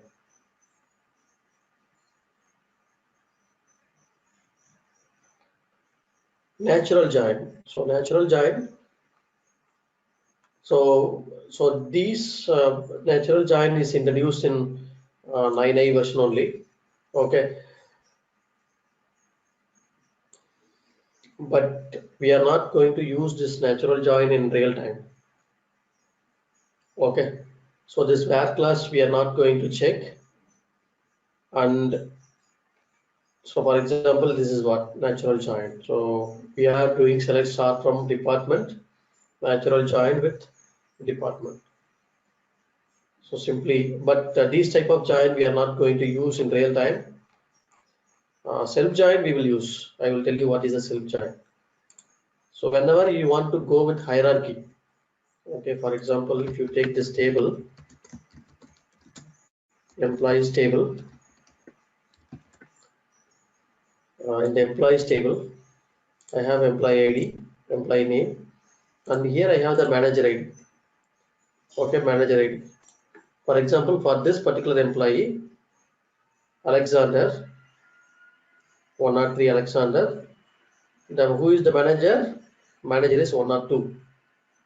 So I want to find out who is manager of Alexander. So manager ID is there. Then I want to find out manager name. How will you find manager name? First you take manager ID from this table. You equate this manager ID with the same table with employee ID. 1 or 2 is nothing but Lex, right? For example, who is the manager of this particular Daniel? Who is the manager of Daniel? Then you take the manager ID from here. Okay, manager ID is 108. Who is 108? You check 108 here. Okay, the manager of Daniel is nothing but Nancy. So you are considering that you take this table as 2 tables. Now select from employees table. This employees table, comma, again one more time the same employees table you are taking. Okay, employees table. So this table I am aliasing like E1. Okay. Okay. So this is what the self join. For example, select from employees E1. So I'm taking this employee table. The same table I'm going to take one more copy. Okay. So here I have taken this manager ID. So E1 dot manager ID I'm equating with E2 dot to the same table with employee ID, correct? Employee ID, E2 dot employee ID. This is called self join. So each and every employee I want to find out the hierarchy, who is reporting to. For example, E1 dot employee ID, E1 dot employee underscore ID, comma, okay, here E1. Then E1 dot first name, comma, I'm going to use reports to. Okay, reports to as hard-coded value. This particular person is reporting to the same E2 dot employee ID, same, right? E2 dot employee ID, comma, E2 dot first name. Okay, see now. So everybody will be getting. So first column you want to make it order by 1. Order by 1 is nothing but first column will be ordered. So we will see order by column after some time. See now, this is inner join. Okay, that is self join. In the self join we are using inner join, correct? So see here, Daniel reports to Nancy, Alexander reports to Lex. So everybody you are getting, right? So this is called self join. This is called self join. Any doubts? So whenever you are going for any hierarchical joins, you can go for self join. Okay, it's a rare scenario, but sometimes you will go for self join also. Any doubts? Up to now in the joins, do you have any doubts? So everybody is clear on the joins. Non-equi join is nothing but simply we are writing the equal, right? Equal symbol. You can write non-equal symbol. So initial while starting the class, I think you have joined a little bit late today. To answer your question, okay, so if I want to take randomly some record from the table, so I hope Naveen is there. Yeah, so if I want to take randomly some record from the table, so you can go for row number. Yesterday I told, right, row number. So row number will give you like first 5 record, okay, where row num is less than or equal to 5. So first 5 record you should take. So instead of that, you can go for sample. So sample of 5. So this one will give you 20% of the result. Sample of 5. Either it will give 4 or 5 or some 8 or different values it will give you. But if you want to get only 5, take sample of 20. Here you can use one more condition like where row num to filter out. Okay, row num less than or equal to 5. Then it will give you random 5 records. Within the range you want to mention, in the math class yesterday we have mentioned the range, right? You can mention. Naveen, are you there? Are you uh, are you making note of it? I'm not getting any response.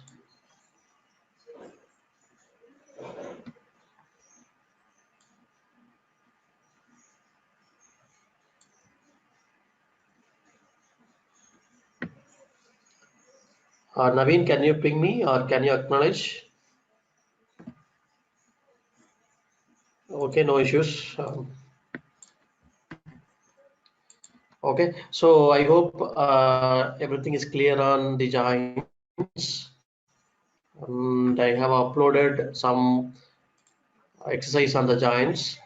Kindly go through that exercise. You try to do it. Okay. Now we will go for like aggregate functions. Okay. So aggregate functions. So what is meant by aggregate function? So consider this table. Student ID. You have student ID, student name, year of study. Okay. So for example, this is year of study. Year of study. Then you have some 4 different marks. Okay, you have mark 1, mark 2, mark 3, all those year of marks, year of study, and then marks, all the marks. Okay, got it? Are you clear? I want to find out total marks of each and every student.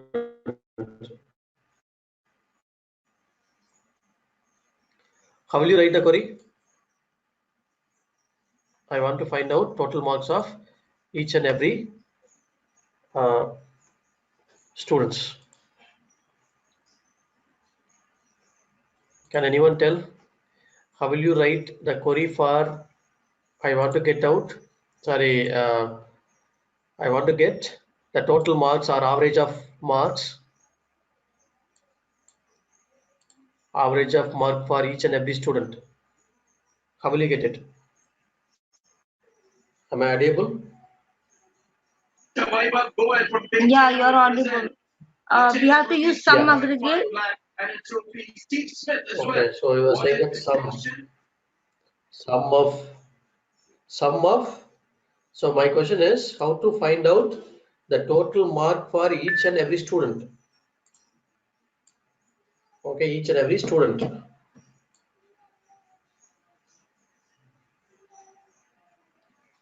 Others, can you ping me that how to find out the marks for each and every student? One answer I got it like sum. Is it correct? Sum of. Sum of which one you will make? My question is this way, like row level. Your answer is column level. Okay, so whatever I'm using aggregate function, sum of. Just a quick info, guys. Test your knowledge of Oracle DBA by answering this question. Which is the subset of SQL commands used to manipulate Oracle database structures, including tables? A. Data definition language. B. Data manipulation language. C. Data manipulation language as well as data definition language. D. None of these. Comment your answer in the comment section below. Subscribe to IntelliPad to know the right answer. Now, let's continue with the session. NVL function, whenever you are getting some null value, you will get NVL.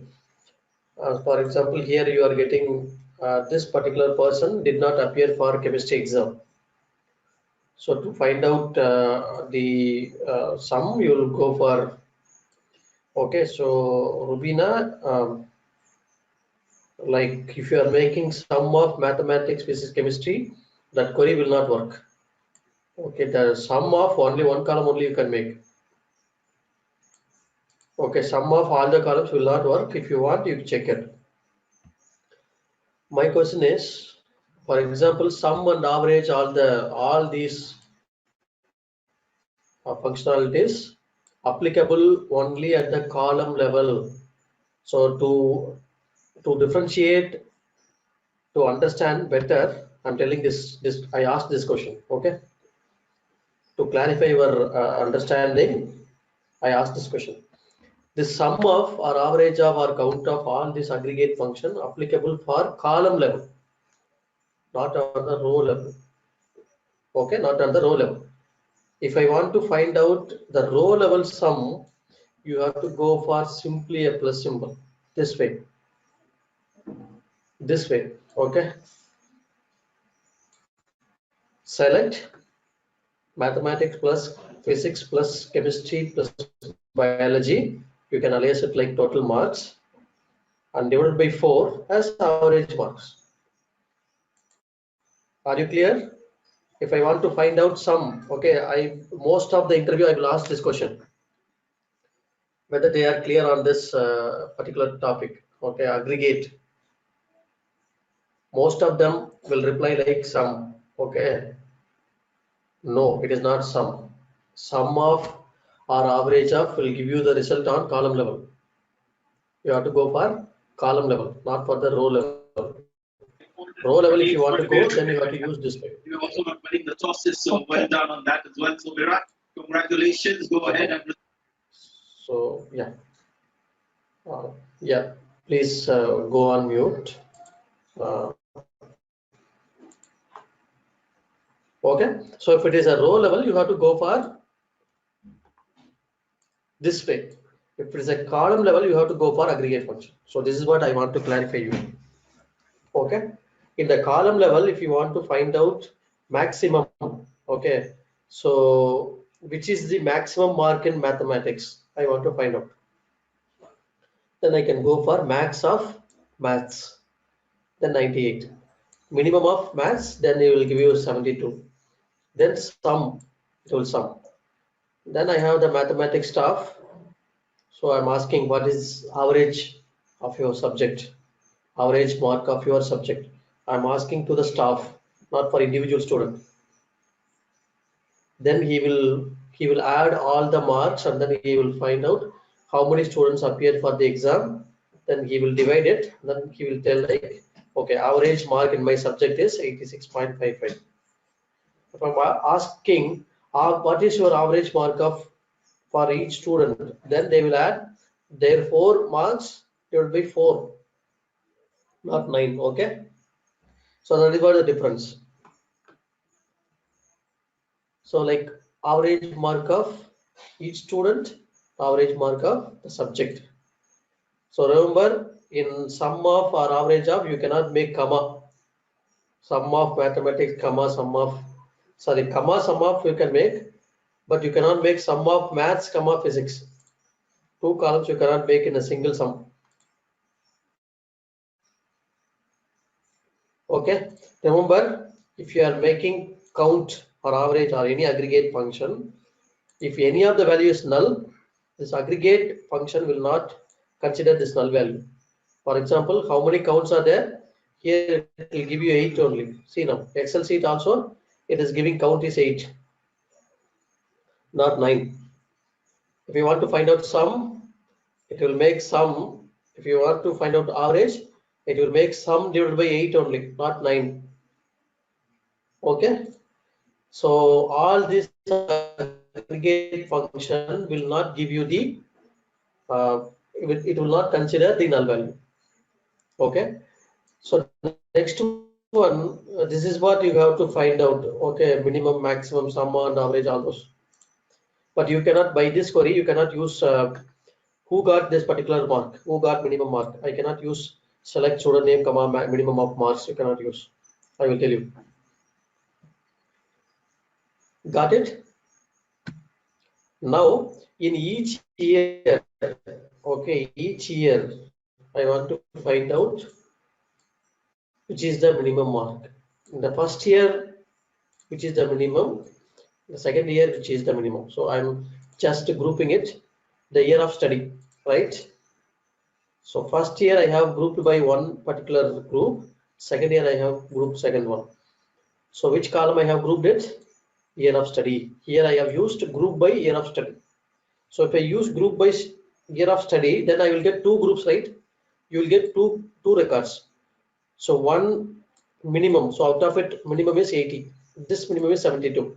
So first year minimum is 80, second year minimum is 72. Two records you will be getting. So you have two groups, then you will be getting two records. So this is called group by. Okay. Now we will go with this employees table itself. Okay, so this aggregate function, one question I have, those are only one row at a time. Okay, this aggregate function, which one will give you that column level you are asking? This one, it will give you for all the records. Okay, it will give you for all the records. For example, if you are making select student name, student ID comma student name, then this one, it will give you for all the students, not only for one student. But if you are making aggregate, okay, so even though billions of record, aggregate function will give you only one result. Okay, so this level will give you all the record, but this level will give you only one record. Even though billions of record you are giving, okay, for aggregation, minimum is only one, right? Maximum is only one, count is only one, sum is only one. The result will be only one. But if you do group by how many groups you have, those many records you will get it. Now we will see. Okay, select start from employees. You know the employees table structure, right? You know the employees table structure now. You have the employee ID, first name, last name, all those. So here you have the job ID and salary, and then you have the department ID. Okay, so you want to find out, so what is the sum of salary you are giving for all the employees, like total salary.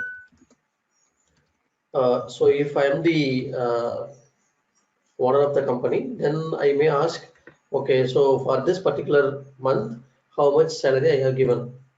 You can make sum of salary. Okay, sum of salary. So I'll be getting only one record out of it. Okay, 6,91,415. So this is the result I will be getting. Okay, so which is the minimum salary I have given to the employee?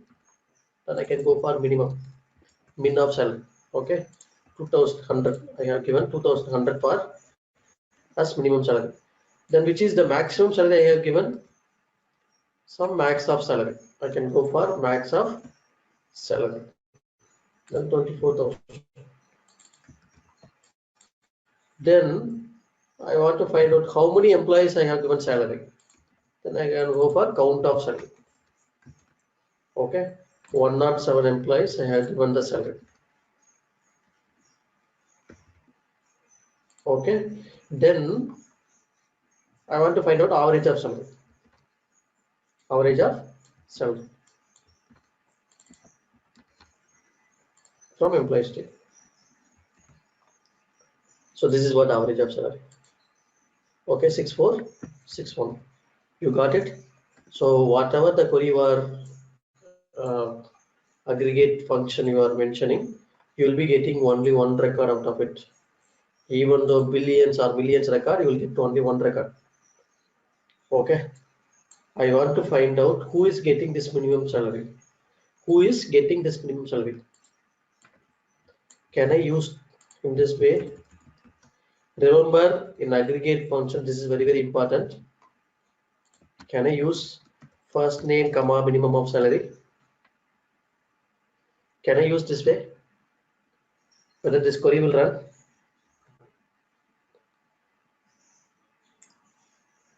Yeah, Anup. I got one response from Anup.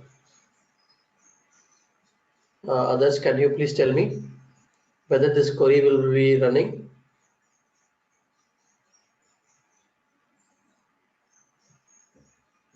No. Why?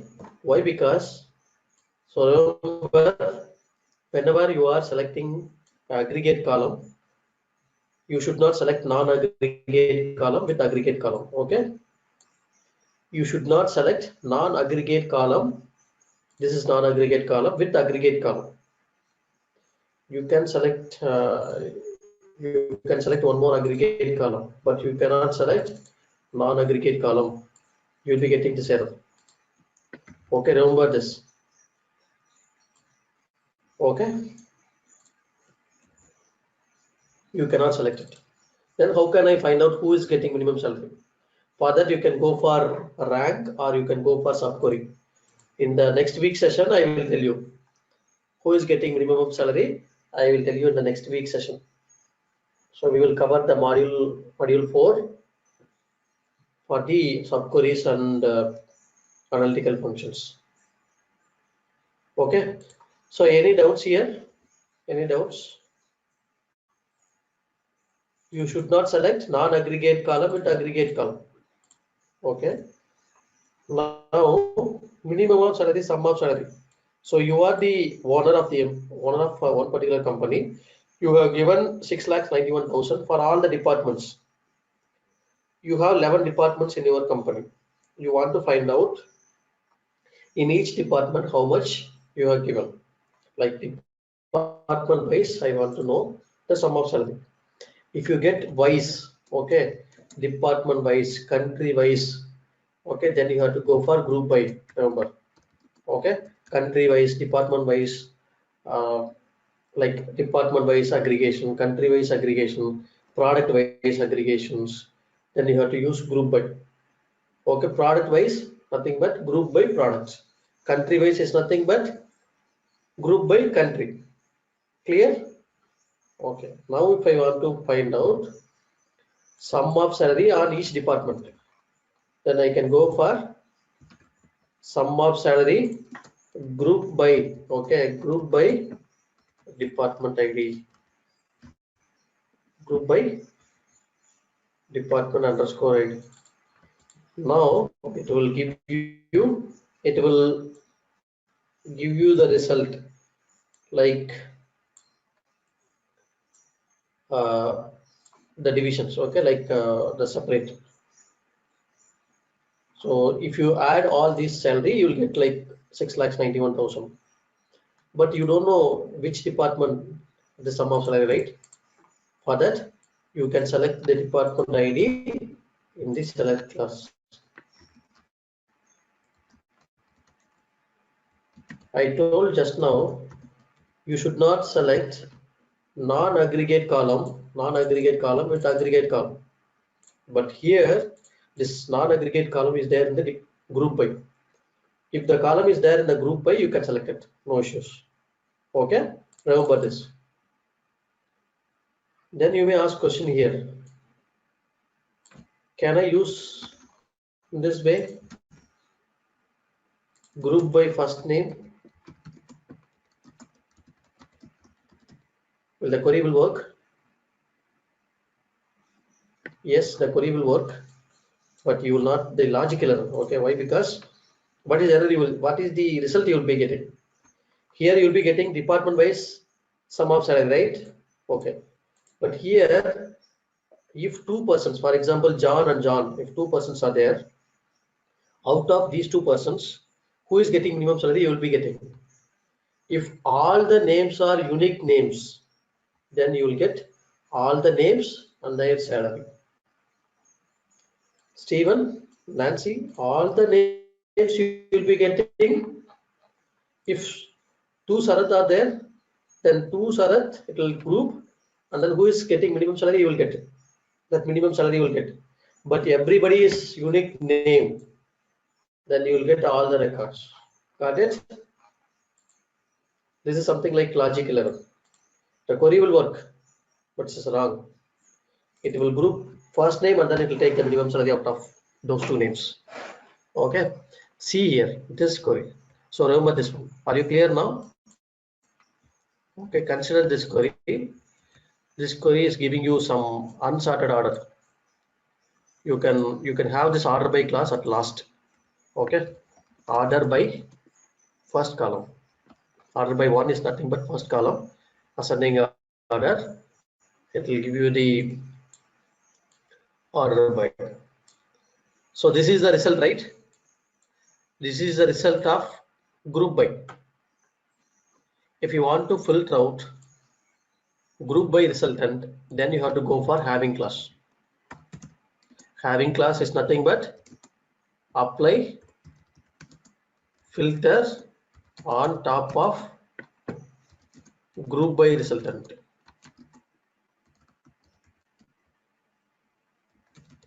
Okay, what is the where class? Where class apply filter on top of the columns, table level columns, right? So where class, normal where. So this is the difference between where class and having class. Okay.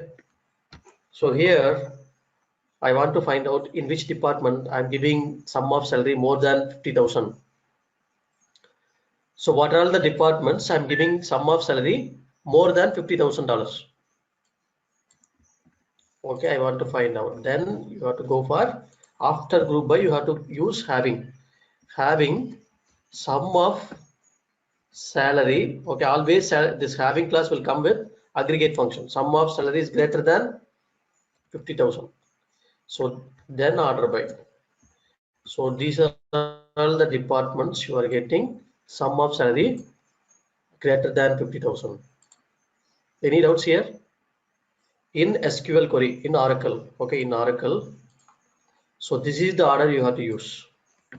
Select from, then you can use where class. Okay, after the from class you can use where class. If you change the order in Oracle, the query will not work. Okay, where class, after where class you can use group by, then having, then order by. So here I want to use the where class. Okay, for example, here I want to use the where class where the commission percentage is null or not null. I'm using from employees where only who is getting commission I'm going to use, where commission percentage is not null. Commission percentage is not null. Commission percentage is nothing but a column in the table. For the column in the table you can use where class, but the group by resultant you have to use having class. So those who are getting commission, only 80th department having more than $30,000. I have used where class, group by, having, and order by. Any doubts?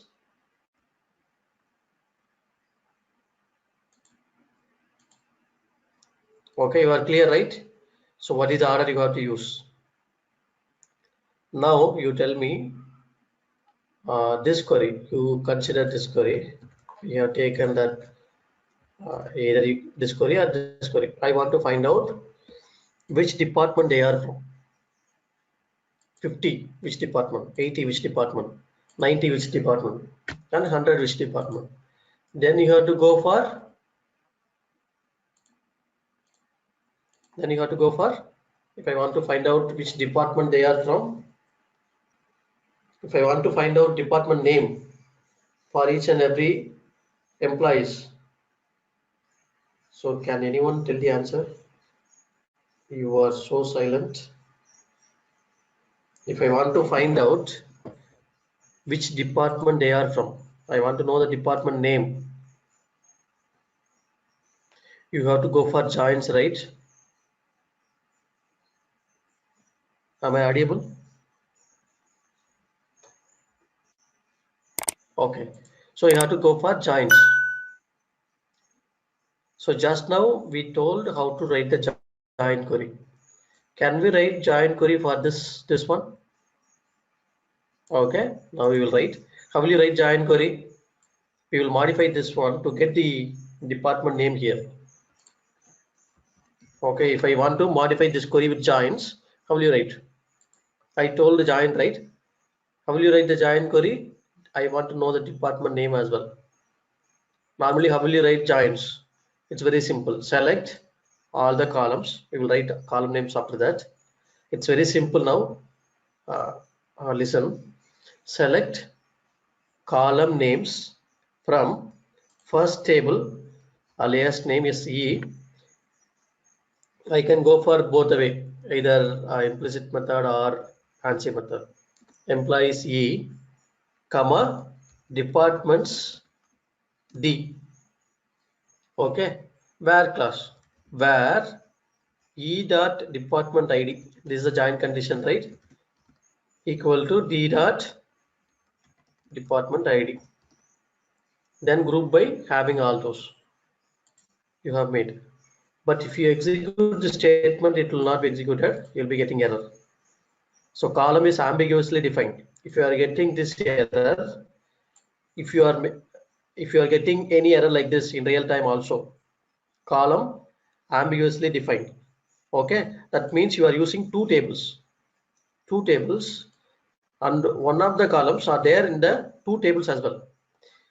This column is there in the two tables, like employees table also I have department ID, and departments table also I have the department ID. So Oracle has confused from which table I have to take this department ID. So you have to name, Anup, you are correct, it's alias name. Okay, so you have to define, okay, this column from department ID. Then I want to know the department name as well, right? So department name is there from department table. Then D dot department name, comma, sum of salary. Since you have used to group by, okay, so here also you will be getting error. Why? Because again you are getting column is not ambiguously defined. This group by also you have to define from which column you have used group by. So this is E dot. Now you will get different error. Not a group by expression. The error we got before that, right? The same error you got it now. So as I told, if you have used two columns in the select statement, okay, two columns in the select statement, the same column should be R in the. If you are using a group by, okay, only one column, you can select only one column. If you want to select two columns here, you have to use these column also in the group by. Okay, now see this result. You are getting the same result with the department name. Got it? Select column names. Anup, you are correct. From a table name where condition group by having all those. Any doubt in this question, this query? So always write a joins like this. Okay, select column names from first table, inner join second table, where join condition, after that group by having order by all those. So you have to use, whenever you are using all the statement in one single statement, you have to, this is the order you have to use. From class, then where class, then group by, then having, then order by. Remember this, you can write simply order by alone in one statement. Select star from the table, order by alone. You can use where class alone. You can use group by alone. Like this, you can use group by alone. Okay. And you can use where class alone, group by alone, and where and group you can use order by alone. But without group by, you cannot use having.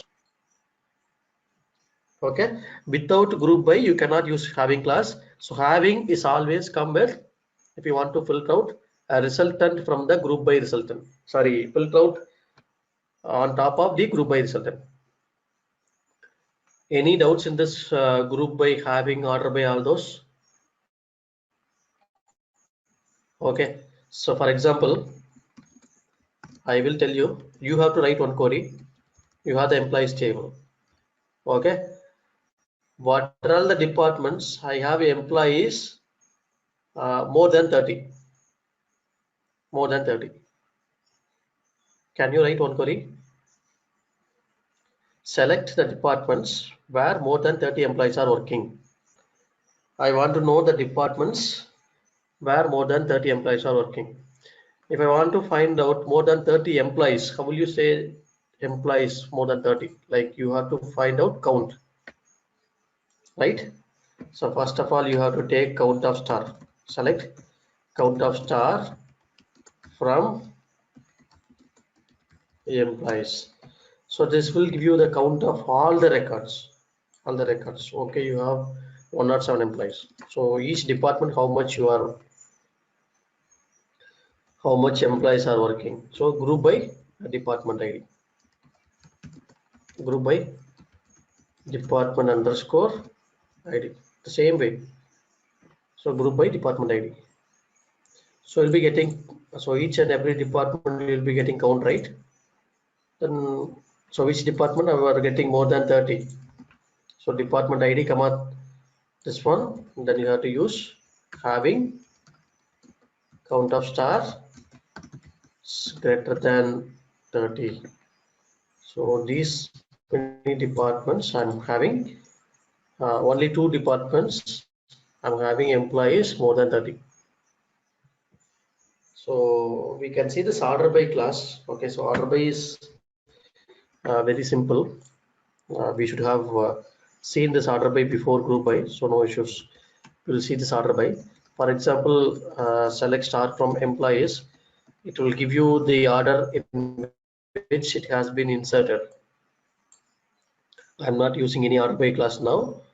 Whatever the order has been inserted, that is the order you will be getting the record. But I want to make the order based on the salary. So you can use order by, okay, order by salary column. So we'll be getting a salary.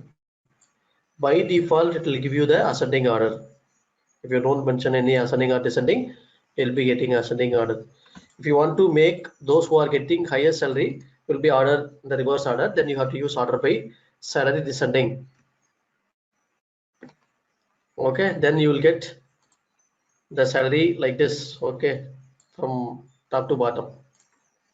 Either you can use this way, or in this table salary is what is the number of the columns. Okay, 1 2 3 4 5 6 7 8. Eighth column is salary column. You can use order by 8 also. Okay, in the select statement, what is the order of that nth column? Okay, what is the column number? You can use that. A order by 8 descending, it will give you that 8 column is descending order. Order by 6th descending. So those who have joined, for example, 6th column is higher date. Those who have joined recently, you will get it. Okay, so consider this query, order by salary descending. This is order by salary descending only. After ordering it, for example, these four employees are getting the same salary. Okay, so even though this is ordering from the salary, okay, these 4 employees are getting the same salary. He may ask question, Harrison may ask questions, why I am the 4th person, right? Why I am the 4th person, even though I am getting the same salary. He may ask question, why I am the 4th person within this 4. So within this, if you want to order, you can go for one more column, order by salary descending, and one more column is higher date. So those who have joined out of these 4 employees, those who have joined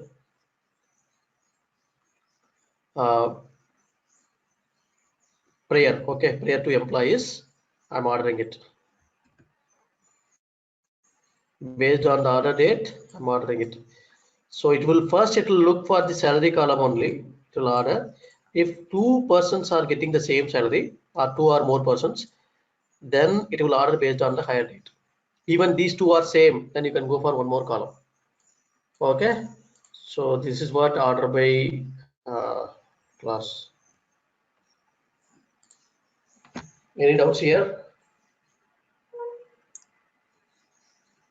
Any doubt so far? So today we have seen that constraints, and then today joins and aggregate functions and order by. Just a quick info, guys. Test your knowledge of Oracle DBA by answering this question. What is the full form of SQL? A. Structured Query Language. B. Structured Query List. C. Simple Query Language. D. None of these. Comment your answer in the comment section below. Subscribe to IntelliPad to know the right answer. Now, let's continue with the session. Just a quick info, guys. IntelliPad provides online Oracle DBA certification training mentored by industry experts. The course link is given in the description below. Now, let's continue with the session. So subqueries is nothing but, okay, so whenever you are having that subqueries, right? So subqueries is nothing but whenever we are having the select statement, okay? So inside select, we have one more select statement, okay? Select, inside we have one more select statement. So this is what the subqueries will have. Normally select statement, we can have another select statement, or you can have that any DML statement, okay? So insert statement, you can write select statement inside. So insert into select, you can write, or you can go for update. So you can update some data based on the selections, okay? Insert, update, and even delete operations. You can go for delete based on the selection. So these are all the statement you can go with the subqueries. So like it's in the subqueries, normally the inner query will be executed first, and then the outer query will be executed second. Okay, so this one will be executed first. The inner query will be executed first. The outer query will be executed second. So normally, so we will call it as this is what the subquery, right? So select. So inside we have one more query called select. So this will be executed second. The result of the first query supply to the selection, the outer query. So subquery, we have four different types of subqueries. So one is like single row subquery, and we have multi-row subquery. Third one is multi-column subquery. Okay, so these are all the four different subqueries we have. So what it does mean, for example, if I have employees table, if you take employees table, consider this employees table. So let's start from employees. In this employees table, you have the employee data, correct? You have the employees data. So you have all the data now. So I want to find out which is the maximum salary. Which is the maximum salary? How will you do? So you will select max of salary from employees. So this is what you will do, the employee salary. So if I want to find out who is getting maximum salary, who is getting this maximum salary, then I cannot go for this way. I cannot select in this way. So as I told in the last session, you should not use that non-aggregated column with aggregated column. So you will be getting error like not a group by function. Okay, so you cannot use it. So to avoid this kind of scenario, we are going for the subqueries. So for example, you know what is the maximum salary, right? 24,000. I want to know who is getting this 24,000. Then I will go for select star from employees where salary equal to, I will make this 24,000. Then I will be getting that record as okay. So this is the person, he got 24,000. He got 24,000. So instead of, so this is like today the person is getting 24,000 is the maximum salary. So it's like a hard coded one. So it should be dynamic one. So instead of hard coding this value, I'm going to make, instead of this value, I'm going to write a query itself. So instead of this value, I'm going to write a query itself. Select max of salary. So this query inside, I'm going to write this query. Select max of salary. I'm going to make it this select statement will give you the result like 24,000. This 24,000 will be passed to the outer query. Then you'll be getting the record. Okay, who got this maximum salary? So this is what. So whenever the person salary is getting increased, this query will always give you the who is getting maximum salary. So this statement we will call it as the subquery. That is called single row subquery. So what is meant by single row subquery? I will tell you. Single row subquery. The single row subquery in the sense the inner query, right? The subquery should always return only one value. This inner query will always return only one row. Okay, only one row of data. That means it's a single row subquery. Always it will return. So whatever, even millions or billions of data, it will always return you only single row. So that is why it's a single row subquery. So for the single row subquery, for example, I want to know who are all getting more than the average of salary. Who are all getting more than the average of salary. So I will go for average of salary. Who is getting more than the average of salary? Then I will go for greater than symbol. So these are all the employees who are getting more than the average of salary. Like inner query, still it is giving you only one result only. Only one result. The outer query is giving you the more results. Okay, the more results. So that is why this is called single row subquery. For the single row subquery, right, this operator, this is called relational operator. This operator you can use either equal or not equal, greater than or equal, less than or equal. So these relational operators you can have in this subquery, single row subquery. You can have these relational operator. Okay, if the inner query is returning more than one row, if the inner query is returning more than one row, if you are using these operators, then you will be getting error. Okay, so if you are making, remember this, if you are making a query with this relational operator equal, greater than, less than in this symbol, then my Oracle will assume that this inner query will return only one row. Got it? For example, so here we got who got maximum salary, right? So who is getting maximum salary in the entire departments, entire employees table. I want to know who is getting, okay, highest salary, who is getting highest salary in each department, Okay, so each and every department who is getting maximum salary. So can I go this way? Like, how can I go? So in each department, I want to get who is getting the maximum salary. Can I go with group by department ID? Group by department ID. So what will happen now? So this inner query will return more than one row. Okay, this inner query will return more than one row. See now, so inner query is returning more than one row. I want to find out who are all the person who is getting the maximum salary. Then can I execute the statement? It will not be executed. Okay, as I told, if you are using any of this operator, relation operator, Oracle will assume that this query is single row subquery. So that is why you are getting error like single row subquery returns more than one row.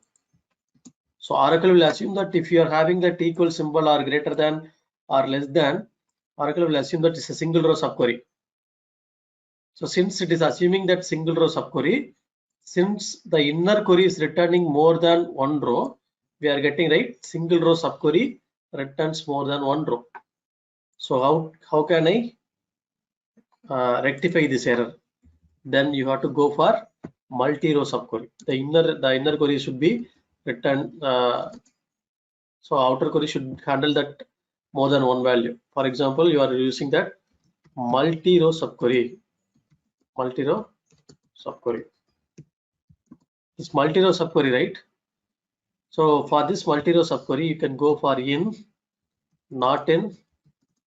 Okay, so any or all can go for these 4 statement.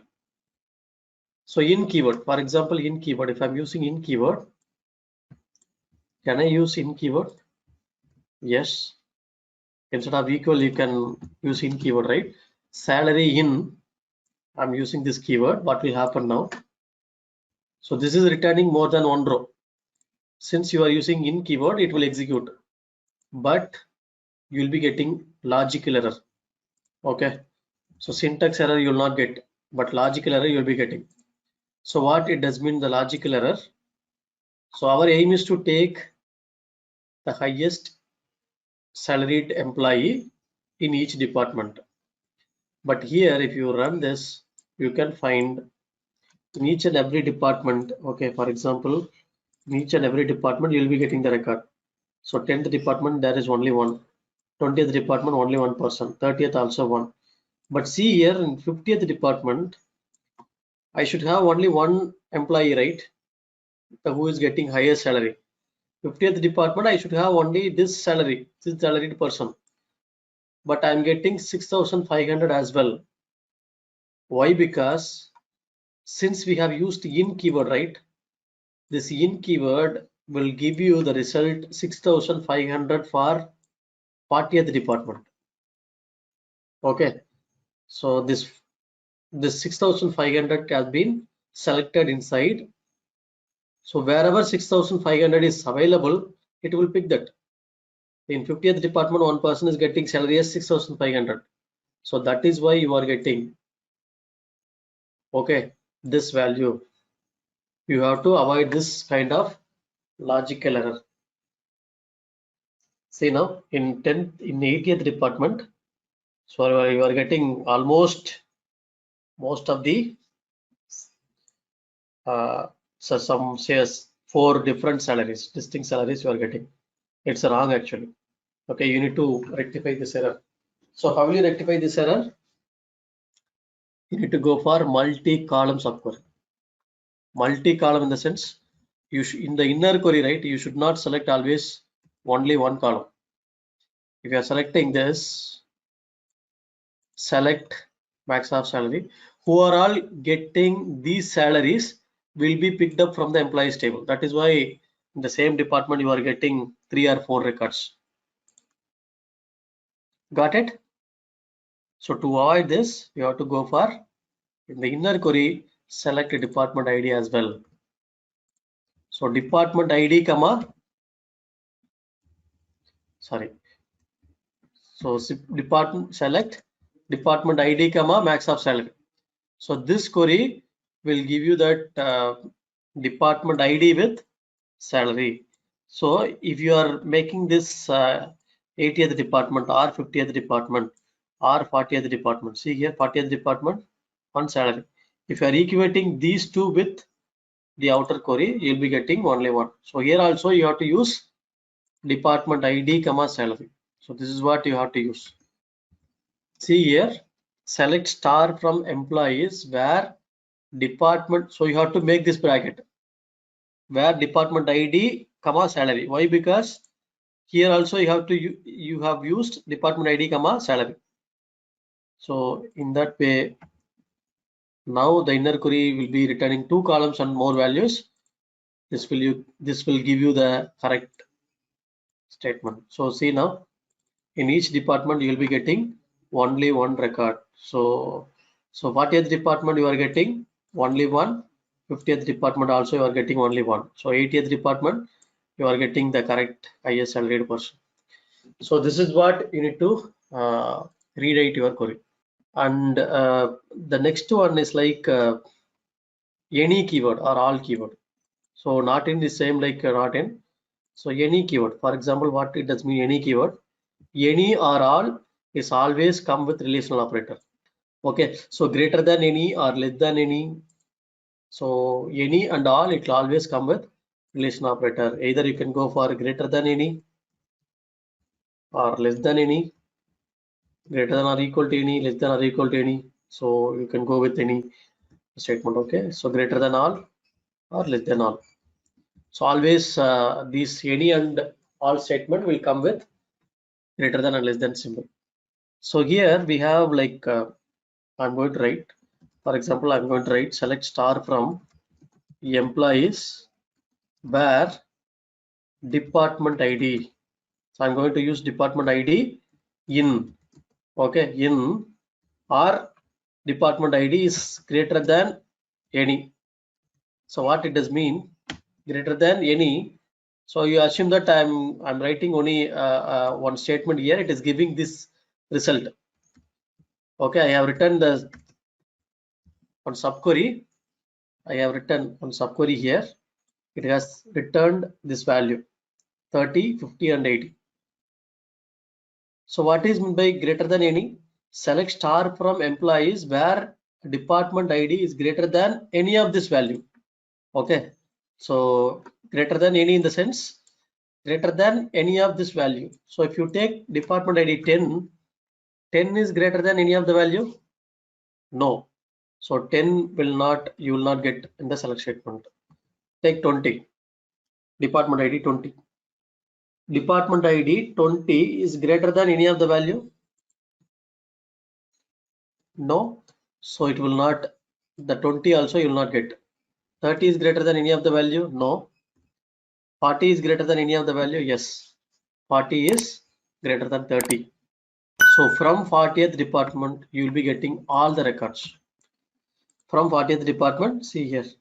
So first one is 40, 50, then you will be getting all the records, 70, 80, 90, all those. Okay.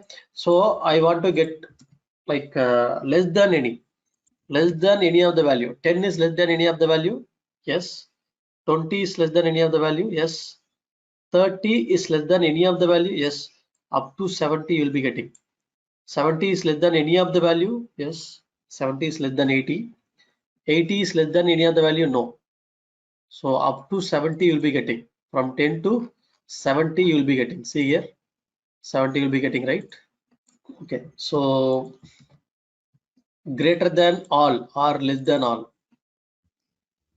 Less than all of the value. Is 10 is less than all of the value? Yes. 20 is less than all of the value? Yes. 30 is less than all of the value? No. So you'll be getting 10 and 20 only. Other than this department ID, you will not be getting. See now? Okay. Greater than all of the value. So which one will be greater than all of the value? From 90th department. You'll be getting the record from 90th department, 90, 100 and 110. So this is what less than, greater than all those. Return 50, which scenario you are asking? For less than any or greater than any or greater than or less than any? Okay. So for example, greater than any. Your question is 50. 50 is greater than any. So you take 10, department ID 10. That is what the select star from the table name, right? So in this table it has 10, right? If you take 10, 10 is greater than any of the value? No, right? 20 is greater than any of the value? No. 30 is greater than any of the value? No. 30 is not greater than 30. 40 is greater than any other value? Yes. So 40 is greater than 30, right? Any means any one of the value. If you are selecting 50 from the table, so if I'm selecting 50, okay, 50 is greater than any of the value? Yes, right? So it will be getting. That is why from 40th department you will be getting all the records. That is why I have shown you, right? From 40th department you will be getting all the records. See now, from 40, 50, 60, all those records you are getting. Okay, greater, less than any of the value. So up to 70 you will be getting, from 10 to 70. 10, 20, 30, 40, all those you'll be getting, okay? Up to 70. Why? Because 70 is less than 80. Any one of the value, but here all the value. If you are taking 10, it should be less than all of this value. Yes, it's all of the value only. So like this you have to make. Okay. So thank you. You got it right. Yeah. So now this is what the subqueries. Now we will go with one small scenario. There we have some statements. Okay. So this is one of the table. You assume that this is one of the table. This is one of the table. It has employees information like employee ID, first name, last name, email, phone number, salary, and department ID. So I want to find out whether this table is having duplicate or not. Okay, whether this table is having duplicate or not. So many of the developer will say like I can go for distinct. It's wrong actually. So distinct, if you take, for example, select distinct of employee ID, it will give you the distinct of employee ID only. Even if you have millions of record, it will give you millions of record. Even though it doesn't have any duplicate, it will list out all the distinct record. But my question is, I want to find out whether the table is having duplicate or not. Can you tell this column is having duplicate or not? Okay, so yes, it has duplicate. How did you say? Like for example, if the employee ID, you are checking the employee ID. If the employee ID, you are grouping it. The employee ID, you are grouping it. If you are having the count is more than one, you are saying that it's a duplicate. Okay, so group by this employee ID. You group the employee ID, take the count. If the count is more than one, the count is more than one, then it's a duplicate. Okay, it's a duplicate. So how did you find the count value? So for this query, how will you write? For this table, how will you write the duplicate? How will you find the duplicate? For example, employee ID column. Select employee ID. Okay, so EMP underscore ID, comma, count of star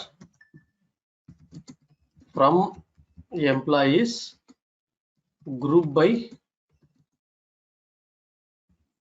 employee ID, group by EMP ID. Okay, so this will give you this result, this count result. It will give you with employee ID and what is the count. So if it is duplicate, how will you say its count is more than one? So how will you filter out the record in the group by? You have to go for having. Having always come with aggregate function. Having count of star greater than one.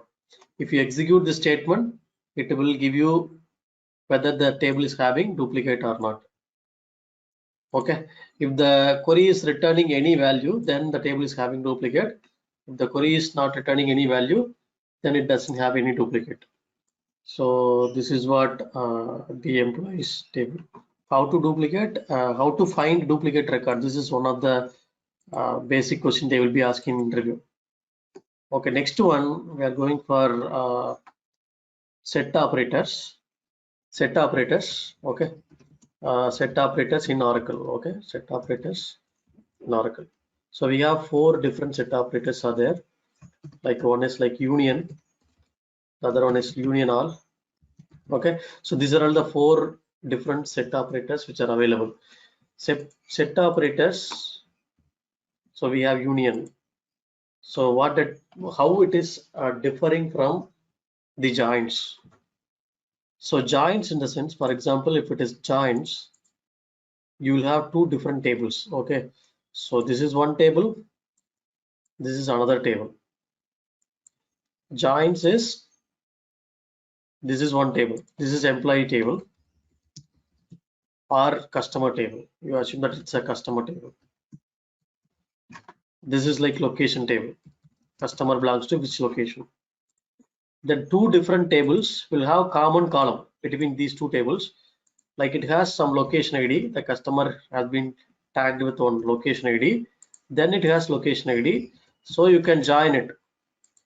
These column with this column, you can join it, and then you can combine this way. This is called joins.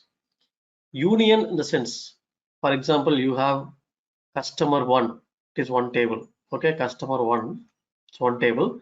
I have customer 2, it's another table. Customer 2 is another table. So two same structure table. Okay, customer ID, customer name, mobile number, city. This is also same column. Okay, it has some customer list. It has some different customer list.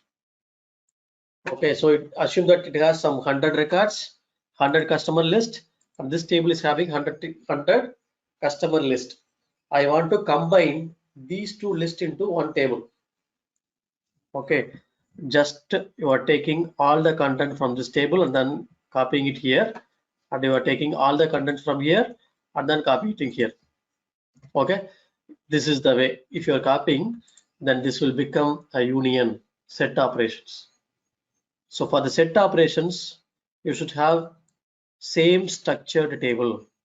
If you have same structured table, you can go for the set operator. So all the column should be matching.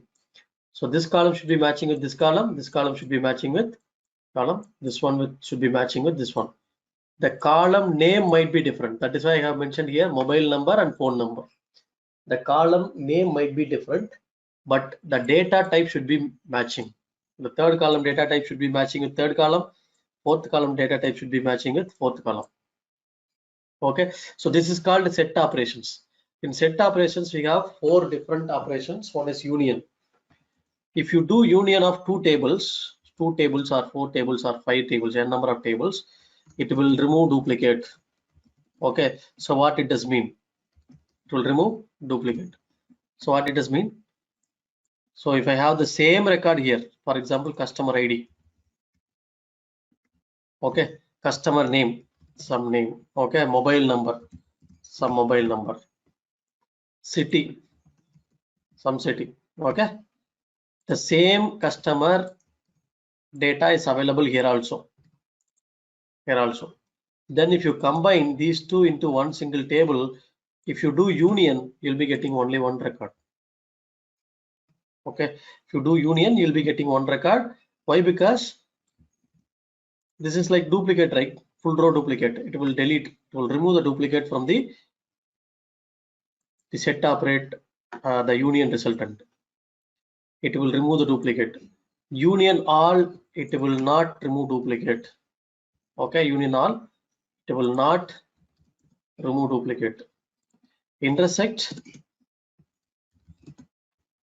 the common record between two tables.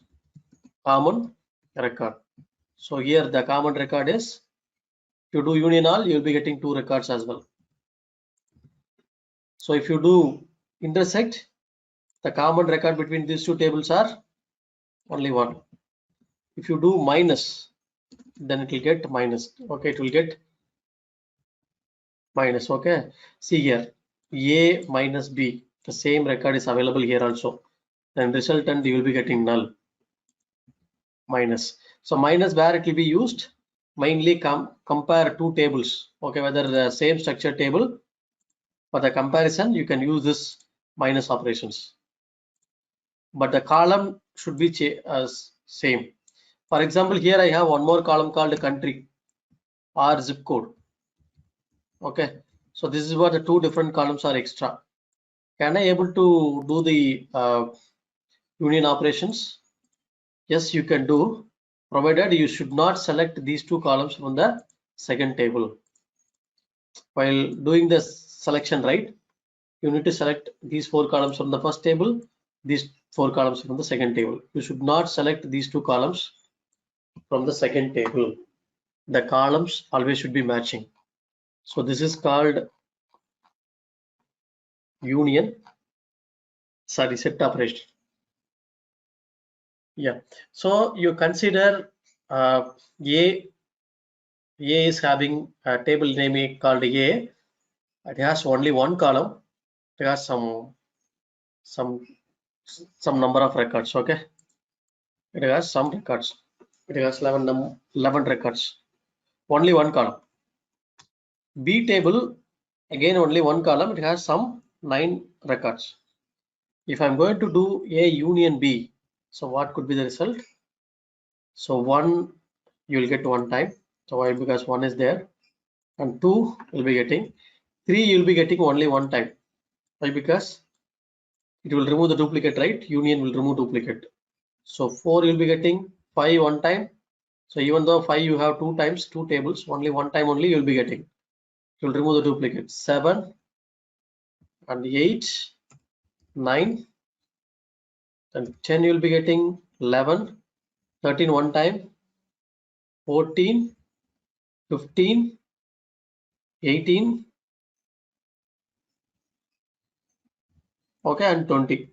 You will not get 1 again. Why? Because 1 is already there. So this duplicate will not be repeated. If you want to do union all, then you can blindly take all the records from the first table, all the records from the second table. So union all it will not remove duplicate. So union all will be running faster than union. Why? Because it will not check for any duplicate records.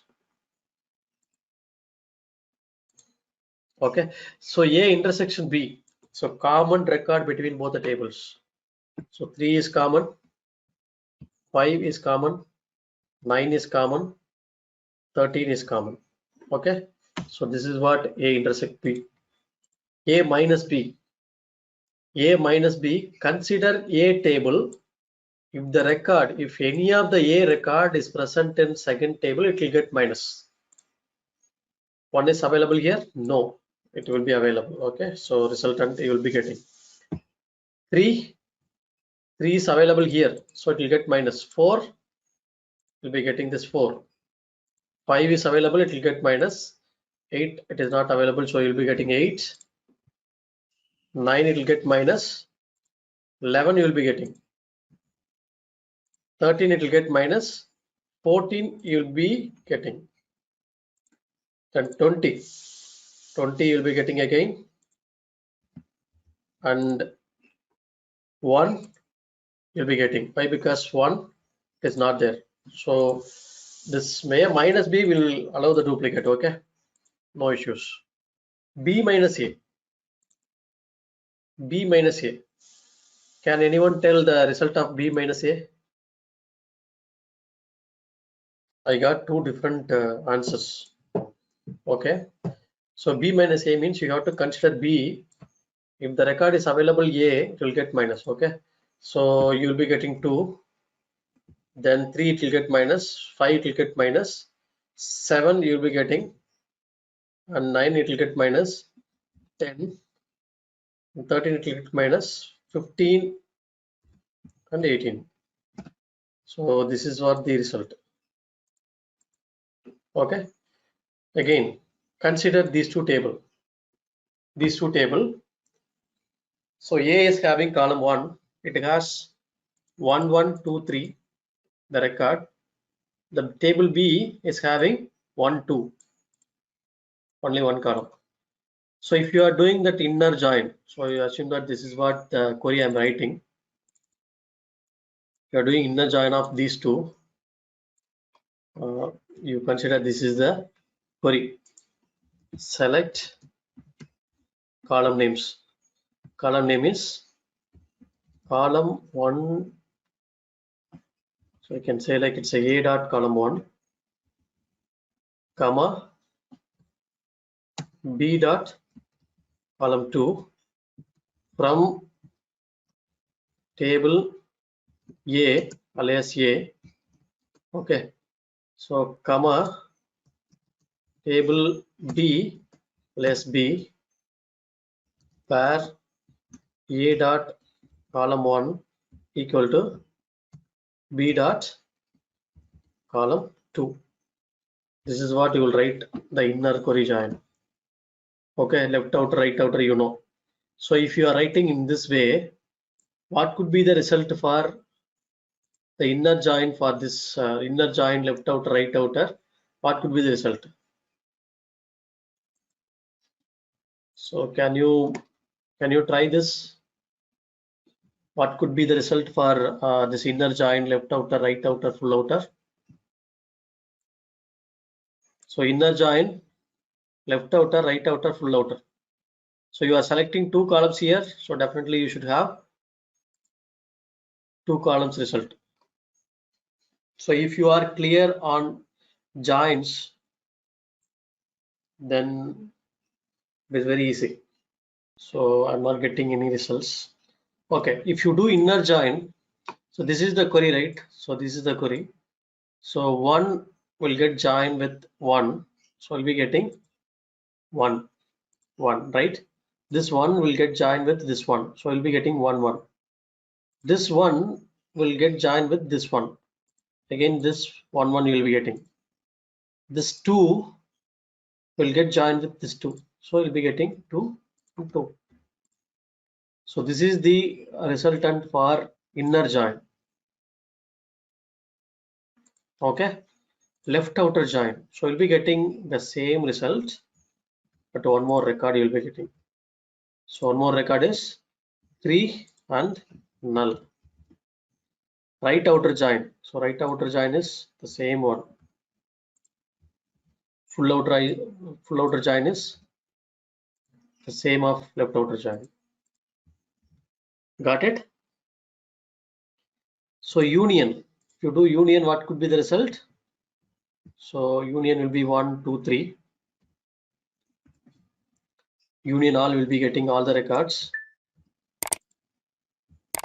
So union all will be getting all the records. The intersection you will be getting only 1, 2. So common record between both. So you'll be getting 1 and 2. Minus. So A minus B will be getting 3. B minus A you'll be getting null. Just a quick info, guys. Test your knowledge of Oracle DBA by answering this question. Which is the subset of SQL commands used to manipulate Oracle database structures, including tables? A. Data definition language. B. Data manipulation language. C.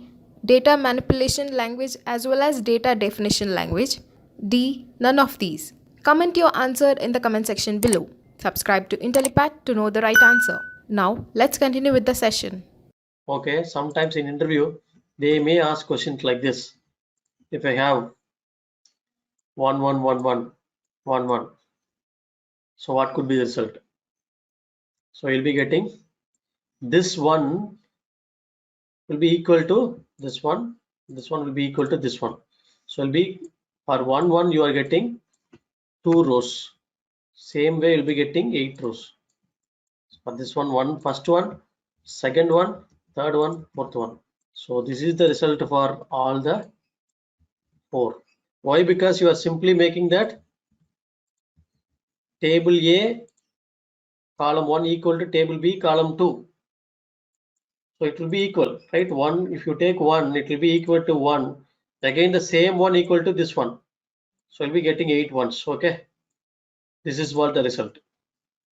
So union will give you only one result. Only 1, 1. Okay. So union all will be giving you all the ones, all the 6 ones. Intersection, it will give you again only 1. Minus, it will give you null. Okay. Yeah. So we'll go to the next one. For example, if I have a record, okay, if I have a record like this, so do you know how? So we have seen that how to find a duplicate record. If the table contains duplicate, we can able to get it by using this query, right? But how to delete duplicate record? For example, if the table contains some duplicate record, I want to delete it, the duplicate record. How will you delete? So it has duplicate record. If I want to delete this duplicate record from the table, how will you delete it? Customer details. Whether this table is having duplicate or not, I want to find out. Okay, I want to find out whether this table is having duplicate or not. So I'm going to use select customer ID, comma count of star from from the table customer details, group by customer ID having count of star greater than 1. It will give you the result. Okay, it will give you the result like it has the duplicate record. Okay, so you have this column, this record is having three rows. Okay, 3 record, it has a duplicate. So you have to delete that duplicate and retain 1 record. For example, if you are having 3 records, you have to delete the 2 records, these 2 records, and you have to keep this 1 record. If you are making like this way, for example, delete from table name, delete from the table name where customer ID equal to or in. Okay, you are making select customer ID from this table you are making. Okay, having count of star 1. So this is like single row. If it is returning, okay, multi row, then go for in keyword. So what will happen if you are using this way? It will delete all the 3 record. Okay, all the 3 record. If you are using this way, you should not delete that 1 record, right? If you are using delete from the table name where customer ID in, it will select this customer ID, right? This inner query will select that customer ID. It will delete that record. Okay, you should not do this. So then how can I delete the duplicate? So for this you have to go for row ID concept. In Oracle, every record, okay, every record will have unique row ID and row number. So row number, you know, row number is nothing but each and every record will have the row number. The row number can be changed, but row ID will not be changed at any time. Okay, row ID will not change at any cost. For example, if you are having the select statement, select star from or select star from the table name, so I want to check the row ID and row number also, and I can go for each and every record, sorry, row ID comma row number. So this is what I'm going to select in this table. You will be getting all the 5 row ID and row number. This row ID is unique number. There's a unique memory location ID. It will be created. Oracle will be creating this ID whenever you are inserting a record into the table. So every time this ID will be generated uniquely, even though it is millions or billions of records. So consider this is the unique ID. So I want to find out each and every record unique ID. Can I use this way? Select row ID comma star. Can I use this way, this query? Will it select? No, it will not select. You will be getting error. Why? Because star is always come with a single statement. You have to go for one more method. So what I can do, I want to select other columns with row ID, row number. You can alias this table as C, and you can make C dot star. C dot star. So you'll be getting the columns. Okay. So see here, each and every record is having different row IDs. What will happen? So sorry, you cannot use it. So consider this is the results. So this is the result. Okay. So row number and row ID and then all the columns. If the record is having duplicate, then the row number will be, row ID will be different, right? Even though record is duplicate, the row ID will be different. You combine, okay, you group by the row employee ID, you group the employee ID, you select max of row ID out of the duplicate. Got it? If you group by employee ID on this 100, you'll be getting only 1 row ID. For this also only 1, this also only 1. This is also only 1. For these two, you will be getting 2. Just a quick info, guys. IntelliPad provides online Oracle DBA certification training mentored by industry experts. The course link is given in the description below. Now, let's continue with the session. Out of these two, you are getting maximum. So you'll be getting this. If you are writing the query like this, select max of row ID from employees table group by employee ID, you'll be getting the unique record row IDs. Unique records, row ID will be getting. You have to keep the record which is having this unique row ID and delete all other row IDs record. Got it? So this is the unique row ID, right? Whatever I have mentioned in green, it is a unique row ID. Within this group, these two are duplicate. So within this group, this one is duplicate. So you combine, you group on the employee ID, select max of row ID. Then you'll be getting unique row ID. So remaining these row ID, you are going to delete it. So this is what the query you have to write. Delete from employees where row ID not in. Where row ID not in, you are selecting this unique row ID. So in this row ID, record will be deleted. See now, select first, we will select the unique row ID. Select max of row ID. Okay, so from employees, sorry, from the table called customer details. Okay, group by customer ID. So I'm grouping it. You'll be getting unique records row ID. Unique records row ID. So only 3 records are unique. Other than the record, you have to delete. Delete from the table where row ID not in this unique, then it will be deleted. 2 rows deleted, right?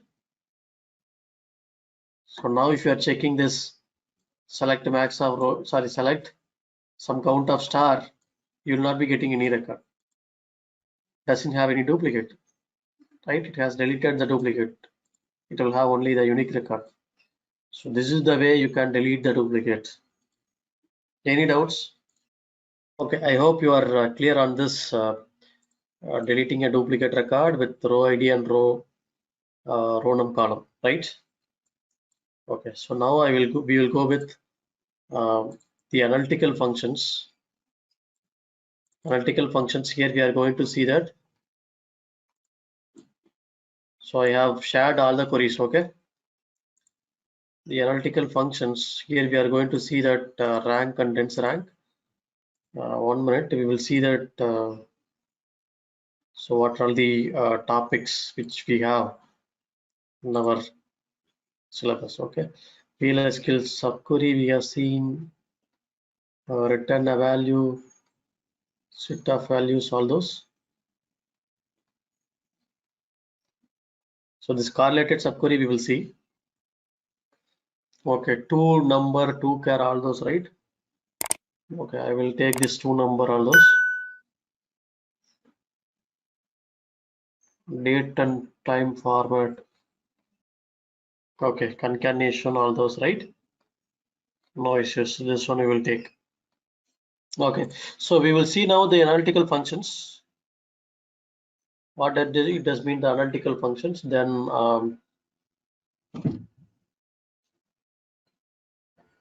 so the analytical functions, here we are going to see that rank and dense rank. These two concepts. These two are very important. Okay, so rank is nothing but consider this statement. Okay, this data set. Consider this data set. This is the salary of the employees. Like I have 17 employees, their salary is different. Okay, so different data salaries they are getting. So I want to do a ranking based on the salary. So who is getting highest salary? I'm ranking it 1. Then I'm doing the ranking. Okay. So I have a salary. If I want to do the ranking, so definitely it will do the ascending order or descending order. The order by we need to do that. Okay. So which column we are doing it on the ranking? On the same column we have to do it the order by. Okay. So order by this particular column.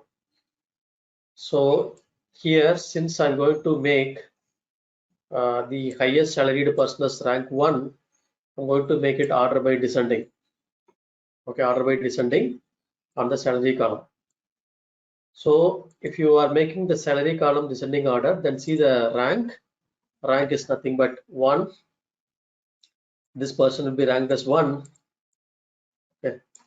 So here, see here, this person will be ranked as 1. Next person will be ranked as 2.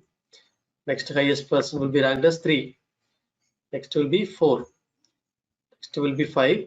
Since this person also is getting the same salary, I'll be making this person also same rank. 5 5. Next rank will be 7 only. Rank will be skipped out. Why? Because already we have mentioned 5 5. So next rank will be 7. So it will be 8. It's also 8. So here it is 10. Okay. 10, 11, 12, 12, 12, and 15. Okay, this is 12, 13, 14, 15. 15, this is 16 and 17. So this is what rank will be assigned. Okay, but the dense rank is nothing but consecutive rank will be assigned. So 1, 2, 3, 4, 5 and 5. Next rank will be 6 only, not 7. Okay, 6 only, not 7. So 8, 8, then 9. Sorry, this is 7. Okay, this is 7, 7, 8, 9, 10, 10, 10, 11, 12, 13. So this is what the rank and dense rank. So do you have any doubts?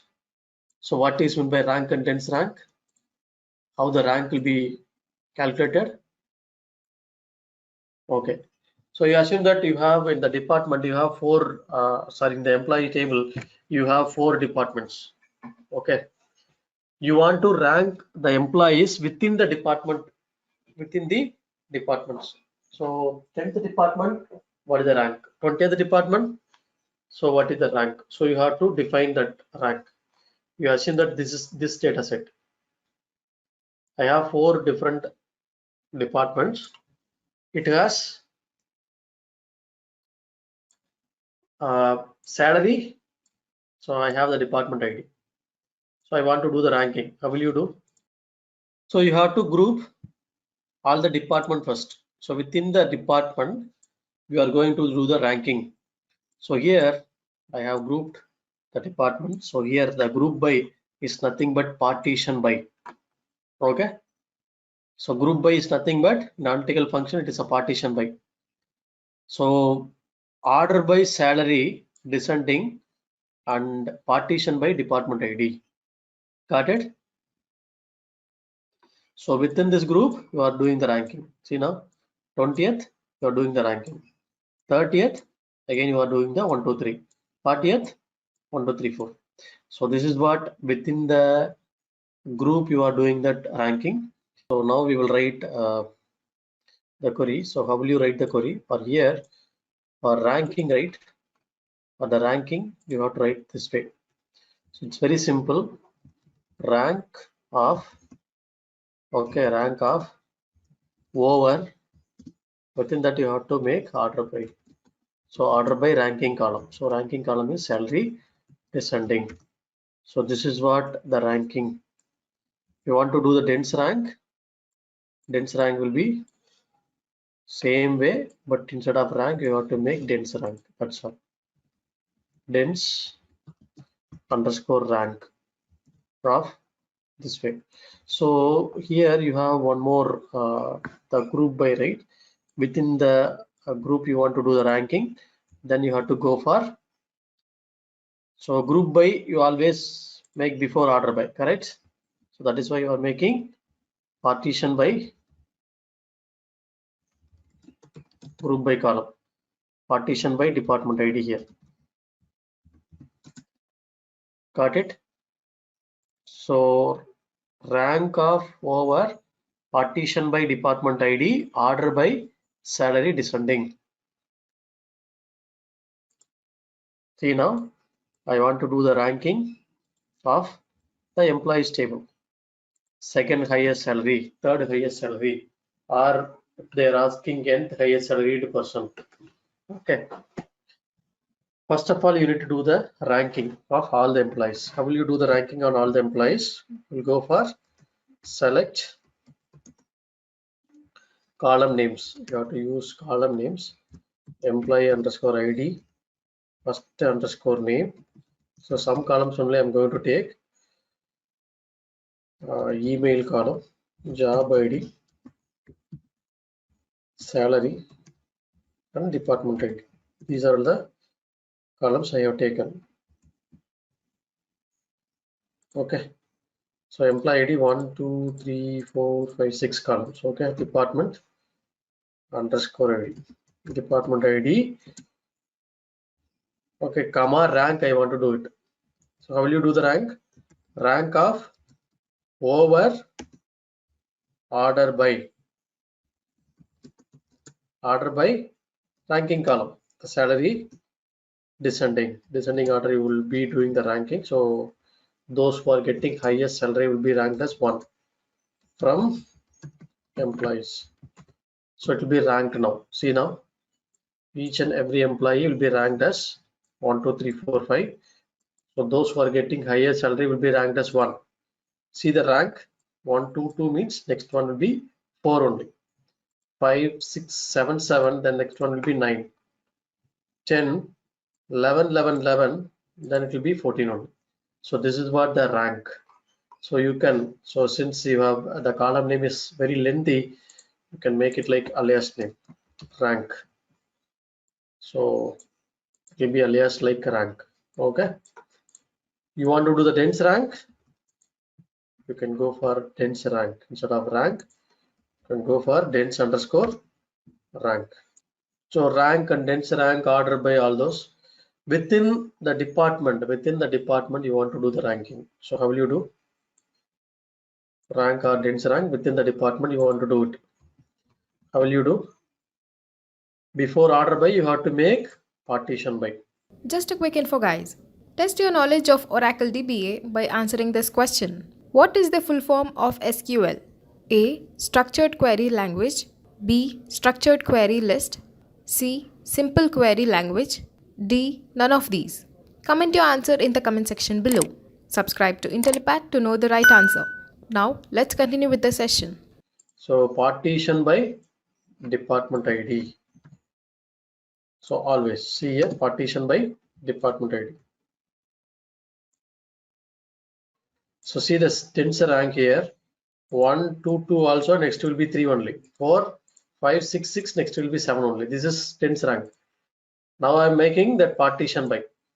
So each and every department, okay, each and every department rank will be assigned. 10th department, since I have only one employee, then I will be ranked as 1. 20th department, I'm having 2 employees, rank will be 1 and 2. Again, the rank will be reset. So those who are getting highest salary will be ranked as 1. Those who are getting least, the next highest salary will be ranked as 2. Only 2 employees are there, and will be getting 2 rank. And 30th, you have some 6 employees are there. So those who are getting highest salary within 30th department will be ranked as 1, 2, 3, 4, 5, and 6. So this is what each and every department will be getting rank. Even dense rank also is the same. Before order by, you have to make the partition by dense rank. Got it? So can I make, okay, I have to make first 5 persons. First 5 persons from the employees table, this table. Select top 5 earners. Okay. So how will you select top 5 earners? So in this query, right, you should select only top 5. So getting all the record, out of it, you have to select these 5 employees. So you have to filter out other records. So can I use this way, where rank is the column, right? Rank less than or equal to 5. Can I use this way? Okay, so this query will not work. Why? Because since rank is not a column, so whenever you are using where class, so definitely the column should be there in the table, in this table. So it doesn't have the column called rank. That is why you cannot make this way. Okay, but if you are considering this query result, as a table, if you are considering this query result as a table, then rank is one of the column, right? This result set. If you are considering the result set as a table, then it is a column. Rank is the column. How will you consider this result as table? So you have to make this query in a different way, that consider the select statement. Okay, select statement, right? Select star from the table name. The table name is, this is the table name. Select star from the table name where rank is less than or equal to 5. So you are writing that subquery. So that is why we have seen that subquery.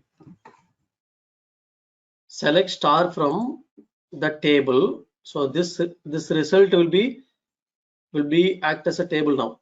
It is like inline view. This is called inline view. Okay, in Oracle, where rank is less than or equal to 5. Yes, you can get the result now. Second highest salary, you have to make equal to 2. Second highest salary, 2 employees are getting same salary, so second highest salary will be 2 persons are getting. So this is what the filter condition. Okay, where rank, we want to know each and every department. I want to take the top 1 or top 2. Each and every department I want to take the top 2. What will you do? So in this, you have to make the partition by department ID, order by salary descending, where rank less than or equal to 2. Each and every department you will be getting 2 employees. So in 10th department you have one. The department itself you have only one. 20th you have 2 employees. 30th you have 2 employees. 40th is only 1 employee is there in the table itself. 50th 2 employees. Like this you will be getting each and every department 2 employees. Got it? Okay. So now one more question. I have to find out which department they are from. Okay, top 5 earner, right? Which department they are from? So top 5 earner. So which is the department they are from?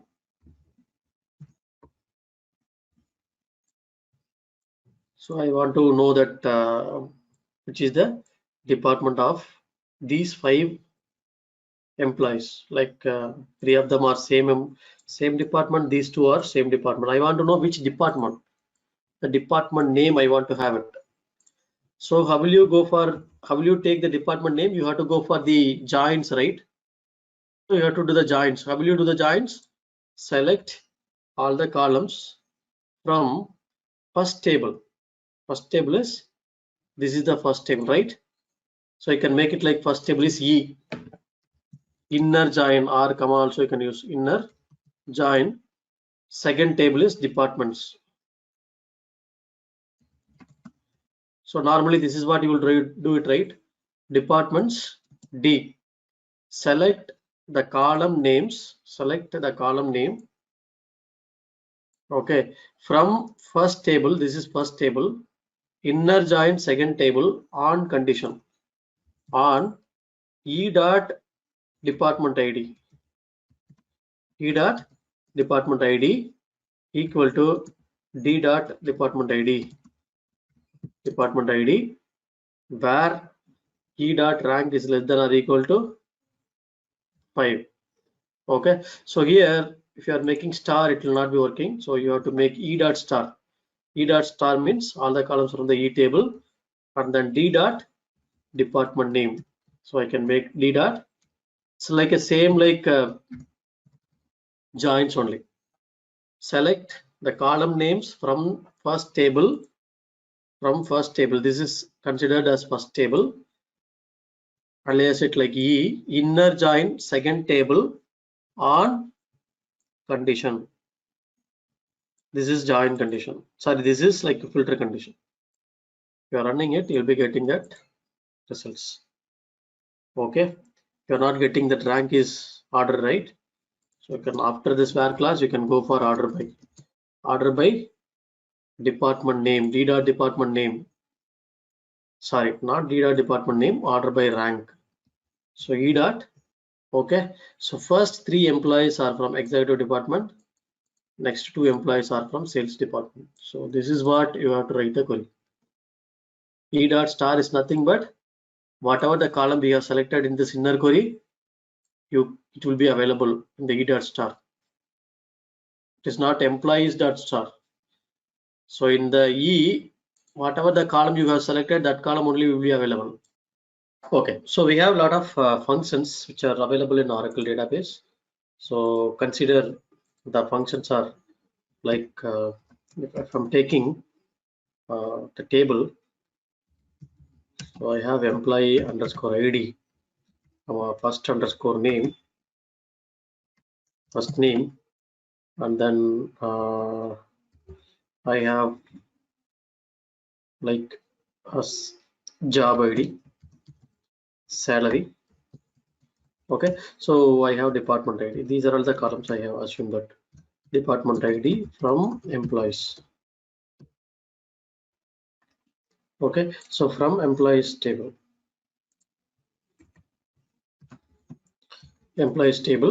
so if I want to convert this first name in the uppercase, how can I convert?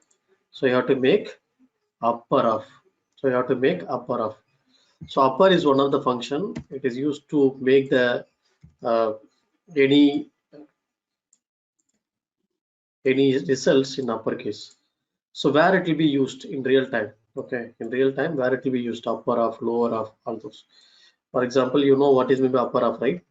So for here, I'm going to make upper of first name and lower of first name. It will convert this lower of first name, and then unit cap. Unit cap is nothing but initial letter capital. So unit cap of first underscore name, then unit cap, then reverse of first name. So it will convert the it will change the number, sorry, the character into reverse, and length. Okay, length of first name. So length will give you the length of the characters. Okay, length of the first name. See now, it will give you the uppercase, it will give you the lowercase. This is initial letter capital, this is the reverse, and this is the length. Length will consider that space also. So between, if I have any space, it will go for the length. Okay, it will so for example, it has some length. It's actually it is a reverse, but it has some space in between. So I have 10 characters and 1 space, so it is giving like 11. Okay, so this kind of functions where it will be used in real time. For example, I have select star from all underscore table. So what it does mean, this all underscore tables, So this table is a metadata table, Oracle. It will have all the tables list. Whenever I'm creating a table within the database, it will have the entry. So in this table, I want to find out only for HR schema. So can I use where owner is nothing but the schema name? Can I use owner equal to HR? So if I'm using owner equal to HR, it will not select any value. Okay, why? Because so HR you are using lowercase. As I told, in Oracle the data are case sensitive. Okay, so data are case sensitive. The data are like if you take distinct owner, you'll be getting like I'm taking select distinct. So you can see that all the schema names owner from all underscore tables. It will give you that distinct owners, that is distinct schema. How many schemas are there in the database? Okay, these are all the schemas which are available as of now in the database. So like this query you are running in HR schema, that is why it's giving you this result. So you try to run this query in this admin schema, then you'll be getting more. Why? Because admin will have the more control on any other individual schema. See here, I have a lot of schema, right? 13 schemas are there. Okay, so HR, the data is like uppercase. Okay, normally if you're having data in uppercase, but if you're equating with lowercase, you'll not be getting that result. So that is why this query did not give you the result. So still I want to take that. I may not know what is the class it has, either it's uppercase or lowercase. Then you can convert this owner into lowercase. Okay, this owner into lowercase, equate with lowercase, then you can get it, right? Or uppercase with uppercase. So in HR schema, you have 33 tables. Okay, 33 tables. So this is what the real time the lower half, upper half will be used. So this is what lower upper. Okay, then you have the substring. Okay, so what it does mean, the substring? So substring, it will take either 3 arguments or 2 arguments. The substring is one of the function which is available in Oracle, that either it will take 2 arguments or 3 arguments. If it is 2 arguments, the first argument will be a string, next one will be a from position. So from that position, so for example, this one substring, right? I'm giving 2 argument or 3 arguments, it's based on that. Okay, so I'm taking that string is welcome to India. So from 12th position, I want to take 5 characters. Okay, this is 3 arguments from 12th position. So what is the 12th position? This is 1, 2, 3, 4, 5, 6, 7, 8, 9, 10, 11, 12. So 12th position, 5 characters. So from position, this is from position, and number of characters. Okay, so from position is this one, 1, 2, 3, 4, 5. So it will give you the result as India, only 5 characters. But here only 2 arguments, the string and the from position. I'm not mentioning how many characters. So from here, how many characters are there on the right hand side, it will take all the values. So now you'll be getting that 3 exclamatory symbol also. Okay, so -8 is nothing but from reverse. Okay, from last it will take -8. 1, 2, 3, 4, 5, 6, 7, 8. So again it will give you the same result. 8, 5. So -8. So it will give you this result up to IA 3. Okay, -8. So 5 characters. Okay. From minus. Okay, so we are getting that -8, right? -8. It will be giving you, this is the -8, correct? Out of it, it will giving the 5 characters. Okay, this is 5. So this is what you'll be getting, that result as India. So 1, 4 in the job ID. So see now the job ID is, this is what the actual job ID. This is giving first 4 characters. 1, 4. Got it? Substring. Okay, this is substring. So substring will give you the string, the in string. Next one is called in string. So in string, it will give you the position of the string. It will give you the position. Okay, for example, if you take this one, if you consider this one, in string of corporate floor. Okay, in the corporate floor, I want to find out where is that OR or simply R. Where is this R is present? Third position, right? It will give you the position of the string, position of the character. Okay, so here I'm going to make carpet floor. AB is present? No.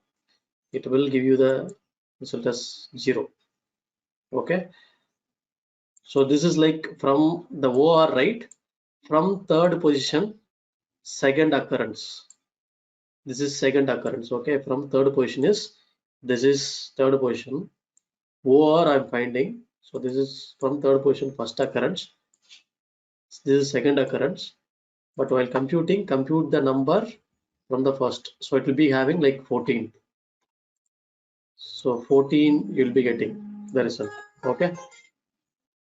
Okay. So in string will always give you the position of the string. So for example, this is what you have email ID. You take this email ID. Okay, sample@gmail.com. This is one of the email ID.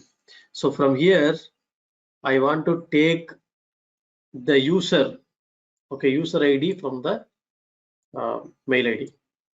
Okay, so today it might be sample, tomorrow it might be sample_123. Okay, any letters it can be. So how can I take for each and every person? I have to take the user ID from the email ID. So for this, I will find out where is this at position. Where is the at position? I will find this at. I will take the substring from 1. I will find this at position, right? For example, that position I will take 1, 2, 3, 4, 5, 6, 7, 8, 9, 10. Okay, 11th position is at. Correct? 11th is at. So from first position to 10th position, I need to take always for this query, this sample email. For all other sample, I have to take based on that. So first of all, I have to find out where is that position. So for this, yeah, I will go for select. Okay, select in string ins or in string of the sample 1, comma at. Where is that at present? From dual. It will give you the position, right? Where is that at symbol is present? So 11th position. So I have to take the substring. Okay, for example, substring of sub str of substring of, this is the string, substring of this one, comma first position, comma then this is like this position -1, this one -1, right? Select this one from dual. So you got it? How did I return this? 1, 2, 3 underscore. So underscore is there here.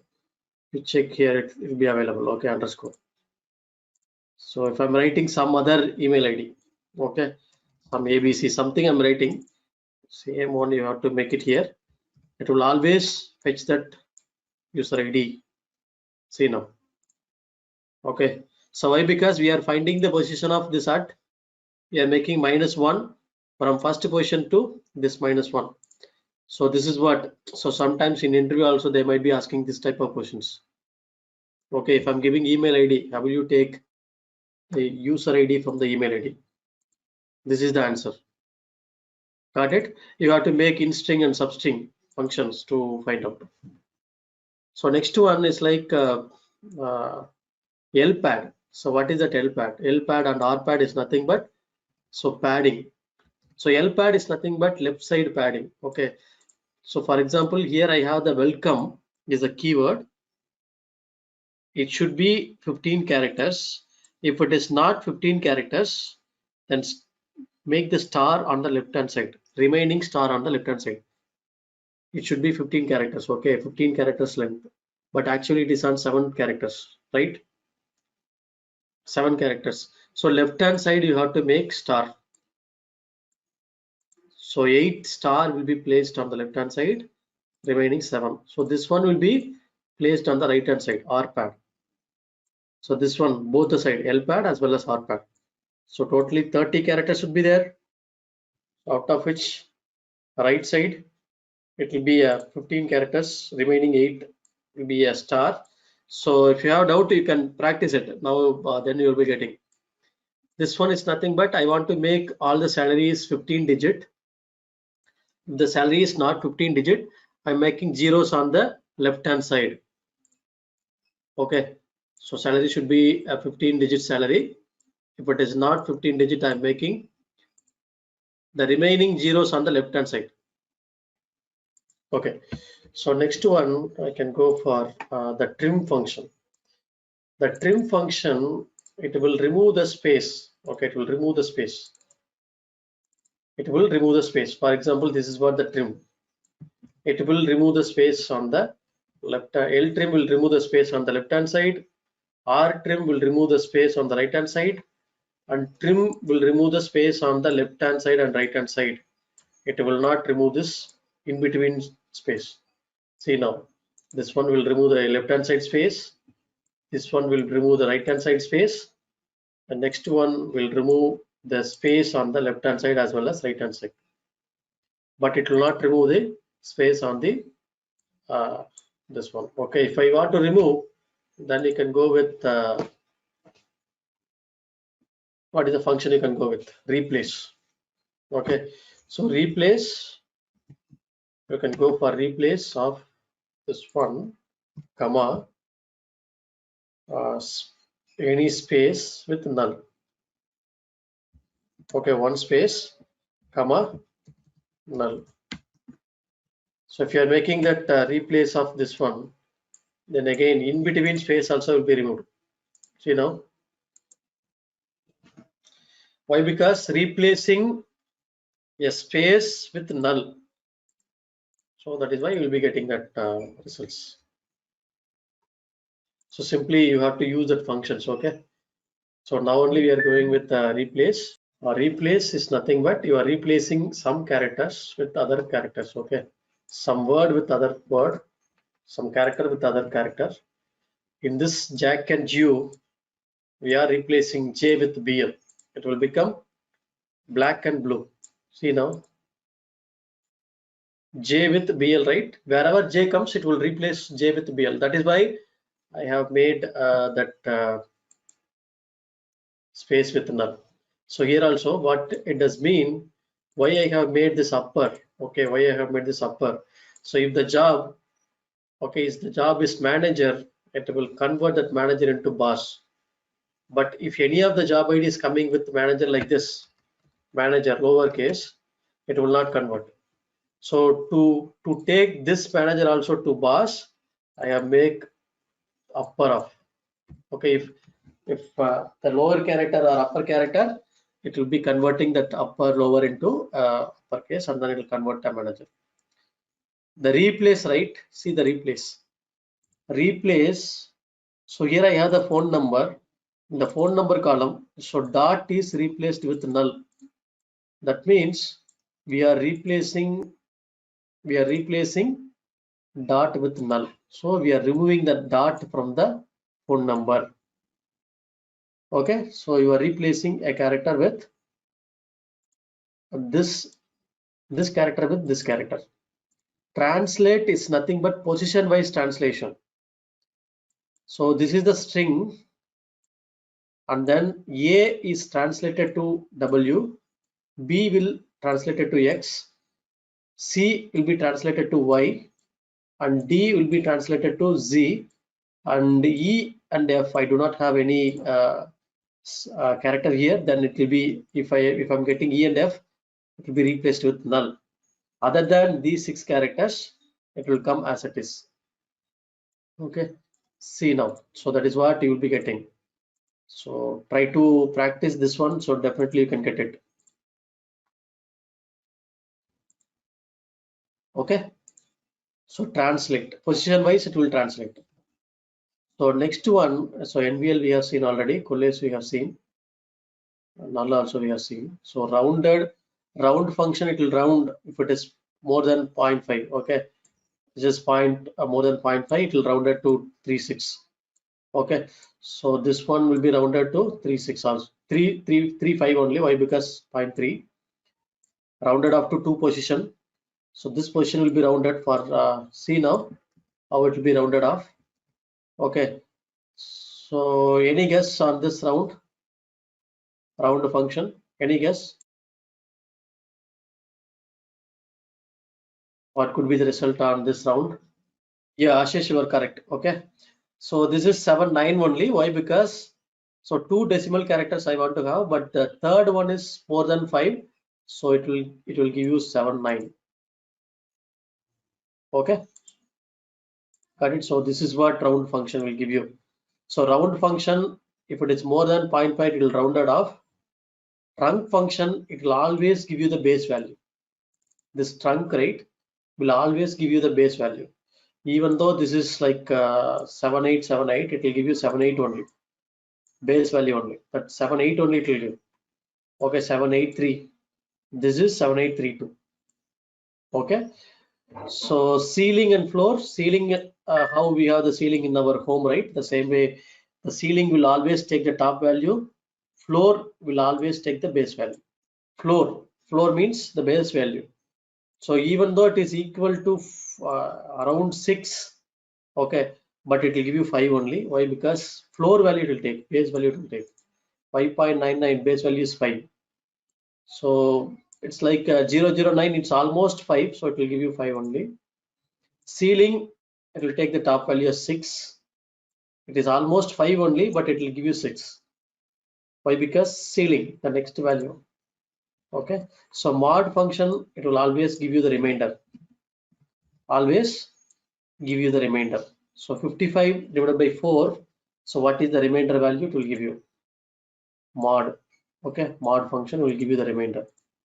So where it will be used? For example, so mod function where it will be used?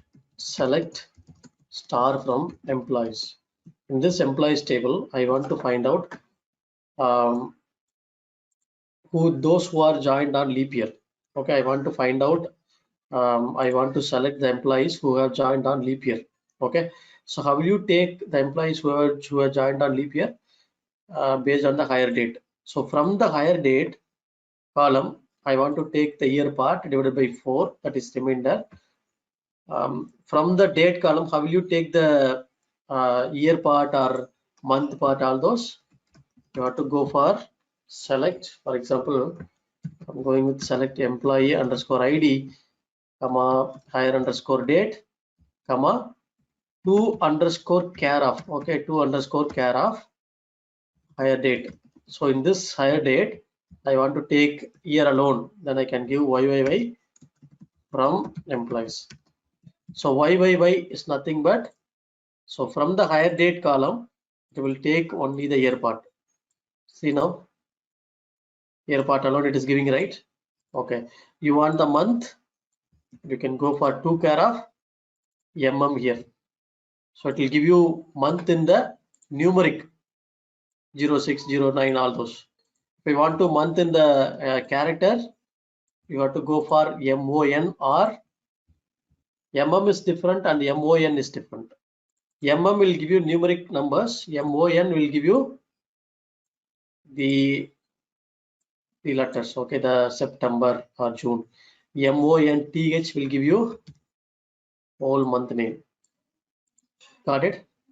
So this all are small letter, right? It will use the lowercase. If I'm having like M is capital and the first letter will be capital. So you can have it. The same way I want to find out whether this particular who have joined on leap year. Okay. So then I will make this column. This will give you, right? So select star from employees. Okay, employees where, okay, so where this one, this is a higher date, right? Mod of this one, okay, mod of this one comma 4, you are dividing by 4 equal to 0, then this is like leap year. Those who have joined on leap year, you are getting all the employees. See now, all the employees who are joined on leap year. Got it? So totally 21 employees have joined on leap year. Just a quick info, guys. Test your knowledge of Oracle DBA by answering this question. Which is the subset of SQL commands used to manipulate Oracle database structures, including tables? A. Data definition language. B. Data manipulation language. C. Data manipulation language as well as data definition language. D. None of these.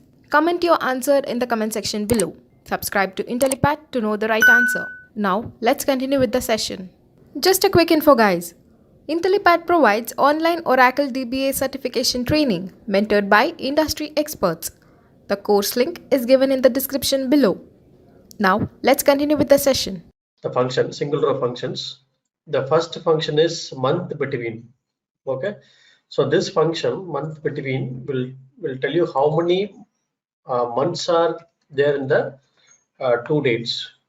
Okay, if I'm giving you 2 dates, it will give you how many months are there between the 2 dates. So for example, this syntax, okay, month between. So I'm taking that select month between 2 underscore date of this date I'm giving. So I want to find out how many months are there between these two date. Okay, so 1/1/2003 to 1/1/2014. How many months are there? For example, even you can make 2020. How many months are there? So here I can make 2020. Here I can make 2015 or 2010. Okay, so 1/1/2020 to 1/1/2015. How many months are there between these two dates? So it will give you the date. Okay, so how many months? So 60 months are there. Okay, it's 5 years, right? So 60 months. So this month between will give you how many months are there in the between two dates. Like today's date to 2000. How many months are there between these two dates? This date, it will take today's date and then 1/1/2000. So it's almost 20 years, 19 years. So it will give you this 20 years, right? So it will give you the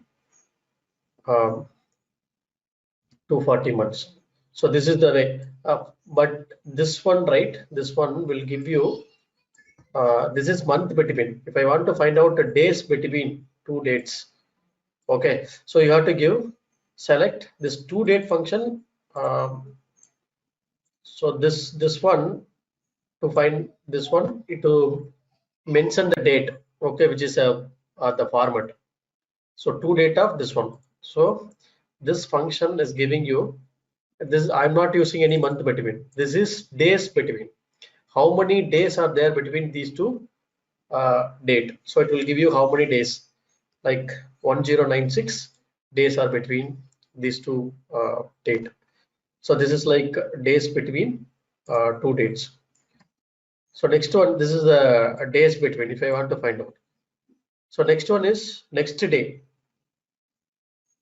Next day is nothing but it will give you, for example, if I'm taking the next day function. So I'm taking 23rd August 2019. Okay, so this is the Oracle default format, date format. DD-MON-YY. Oracle default format. No need to mention any 2 underscore date functions, all those. So next day is nothing but after this date, when is next Tuesday. Okay, so when is next Tuesday? This is what it will give you.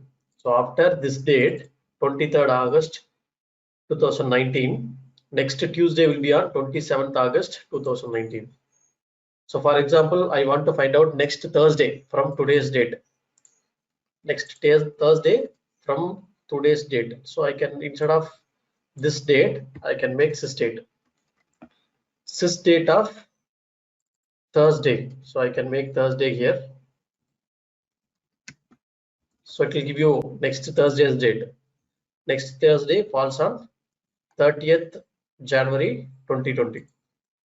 So this is the function of next day.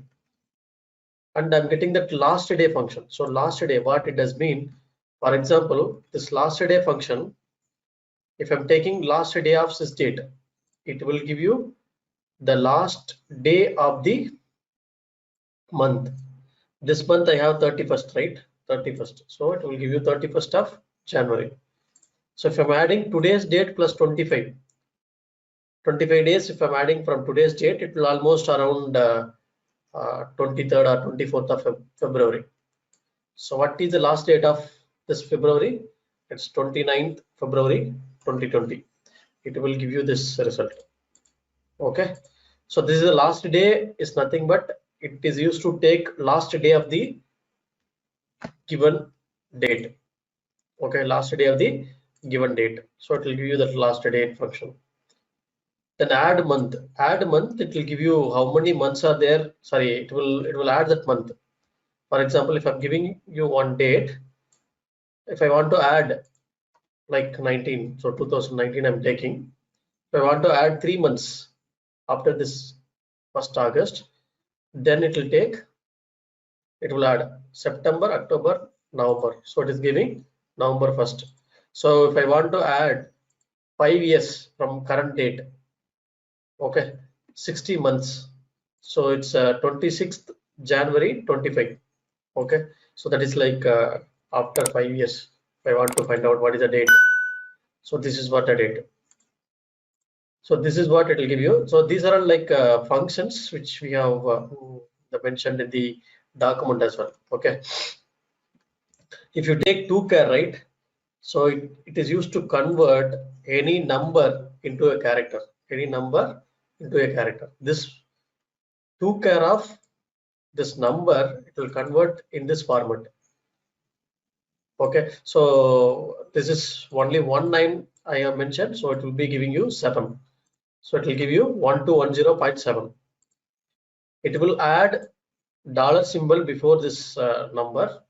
It will convert this number into character now. Okay, number format into data type into character, adding one dollar symbol, and that too it will give you only 1 decimal point. Since it is 1 decimal point, it will give you 0.8 only, not 0.7. So it will round off. Okay, it will do the round off. Okay, then this one, it will give you three digits, 730.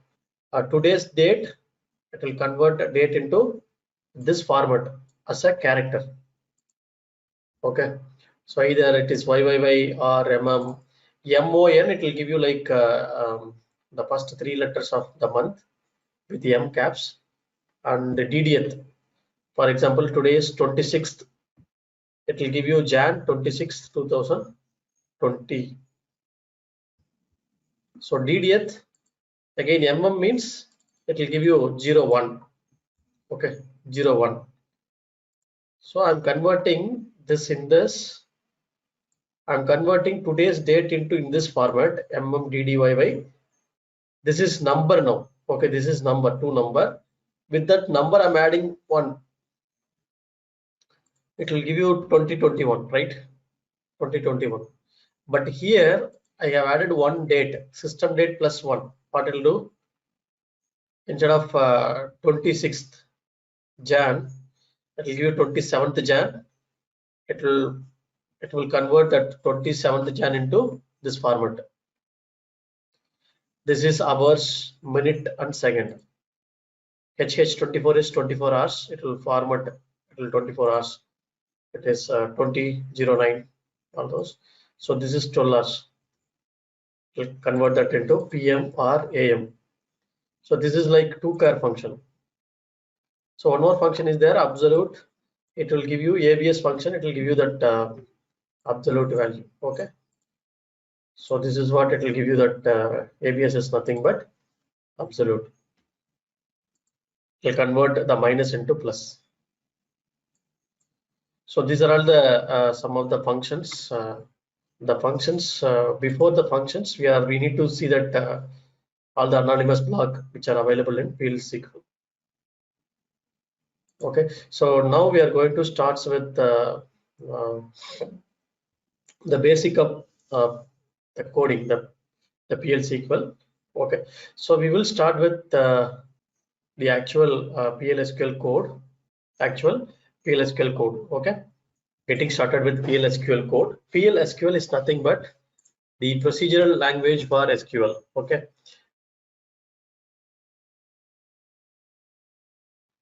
SQL, structured query language. Okay, it is an Oracle proprietary language.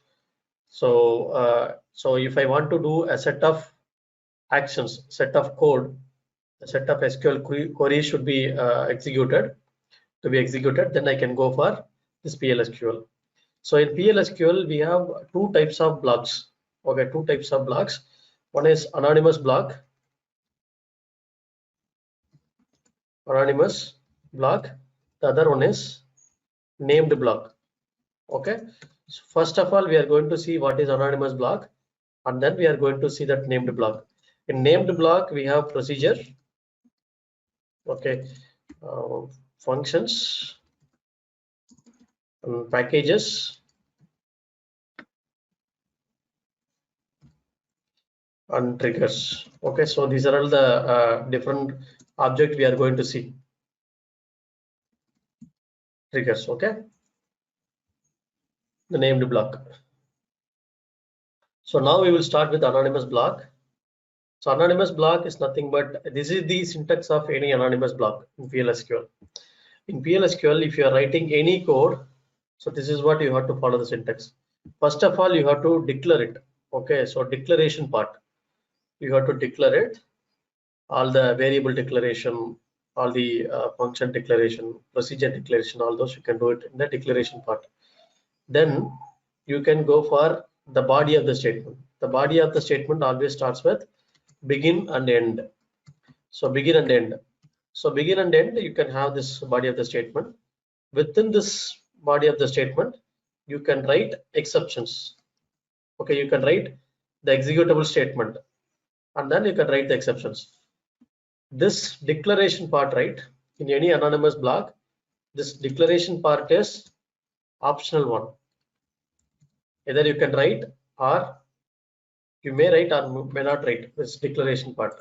The same way, the exception part also in PL/SQL code, this is optional. Okay, so declaration part and exception part, it's an optional one. If I want to simply write a code, PL/SQL code, you can write a static code by using begin and end. Within this begin and end, you can write any code. So if I want to say, for example, in C, C++ or Java, we will write some print statement, right? So like printing some statement. So how will you print a statement in the console, the DBMS output? Then in Oracle, we have the package called DBMS underscore output dot put underscore line. Okay, so this is output. Okay, DBMS underscore output dot put underscore line with the function. Okay, this function, within the function, whatever you are giving, right, it will be printed. So you can give like any statement. Welcome to PL/SQL session. Okay, if I'm writing something, but you have to write within the anonymous block. Okay, so within the begin and end, then only it will be executed. So this statement, this PL/SQL statement, right, this simple PL/SQL code will be executed, and then it will print welcome to PL/SQL session in the console. Okay, see here, I'm going to execute the statement. So here I need to write semicolon. Okay, in PLSQL, every end of the statement you have to mention that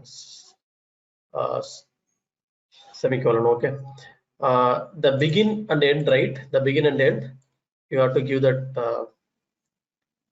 the PLSQL statement. So here, if I want to execute statement,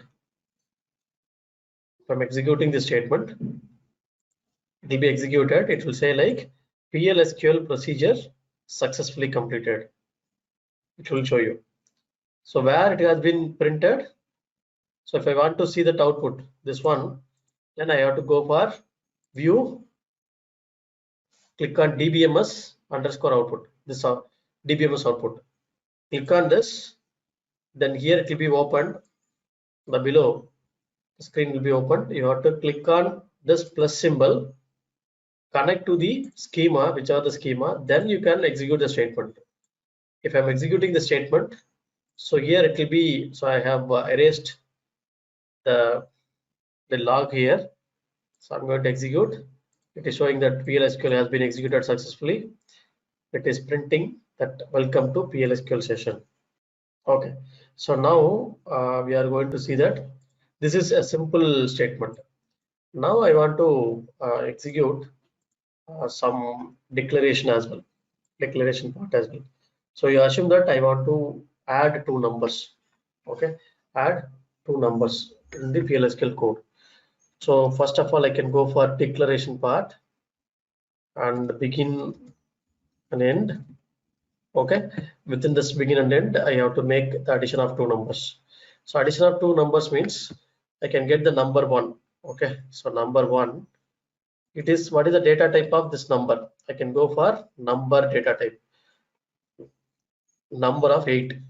So first number is number of 8. Number 2, it is also number of 8. So if I add these two number, I need to store the number in result, right? So I can have result is one of the data type, sorry, the variable I'm going to, or I can go with the sum also. Sum, it's like you have the number data type, number of 8 again. I'm not initializing any variable here, just I'm mentioning that the data type.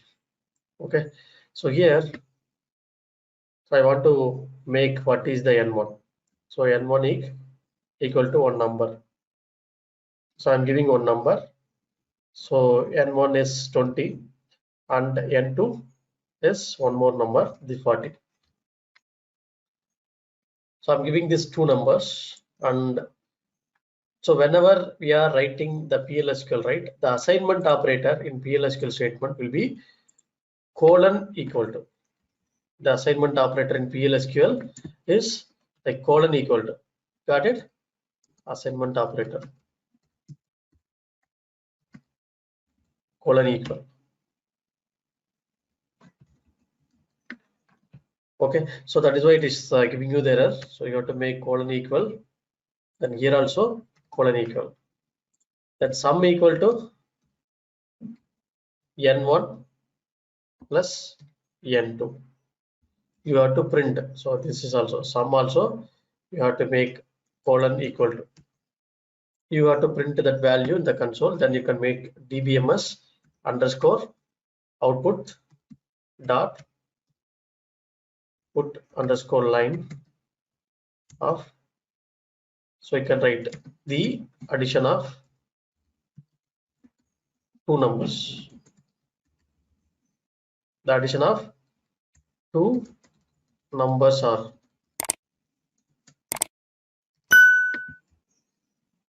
So you can mention that what is the number. Okay, so here the addition of two numbers is sum. You have to mention. You can close it. Semicolon. So it is a static. It's almost static code. Always it will give you that the number addition of two numbers are 60. So I'm going to execute. Okay, so here I should not use this comma, so I have to use concatenation. Here I need to use concatenation in Oracle PLSQL. Okay, so this concatenation I have to use. So execute this statement. So you are getting that compilation error. So whenever you are getting any compilation error, right, in PL SQL, it will give you that line number. Okay, so line number, it will give you that error. So what is the line number? It got errored out. So which number it got errored out? You can mention that line numbers. Okay, so here it is showing like line number 9, column number 62.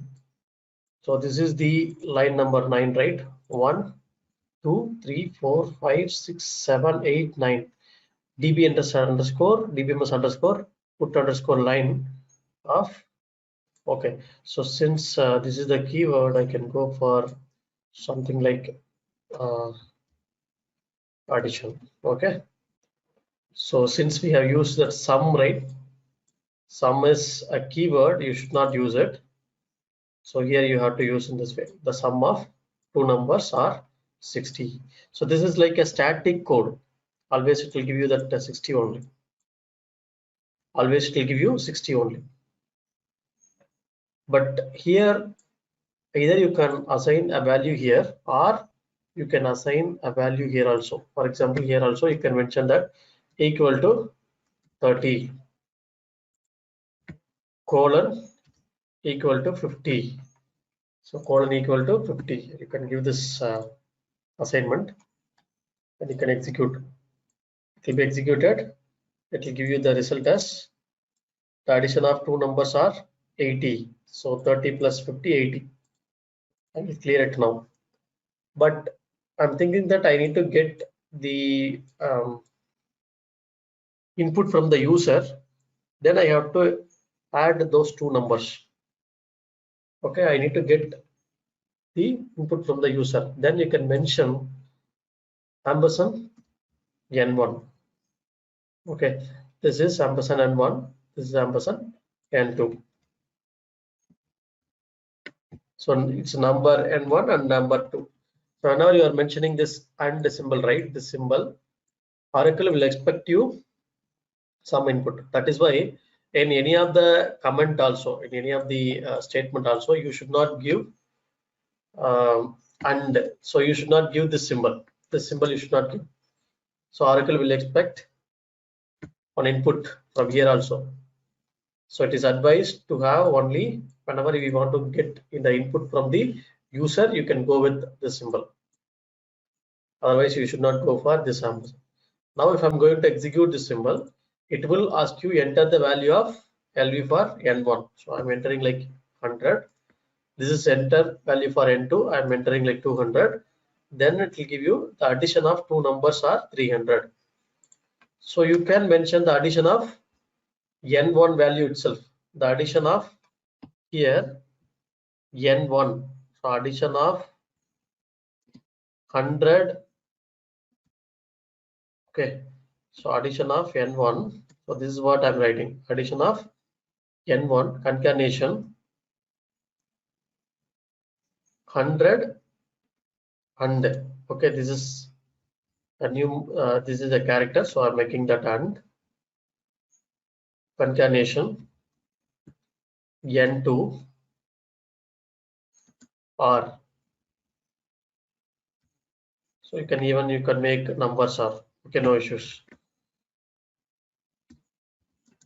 So you are printing this instead of two numbers, whatever the number I'm giving, that number I'm just printing it.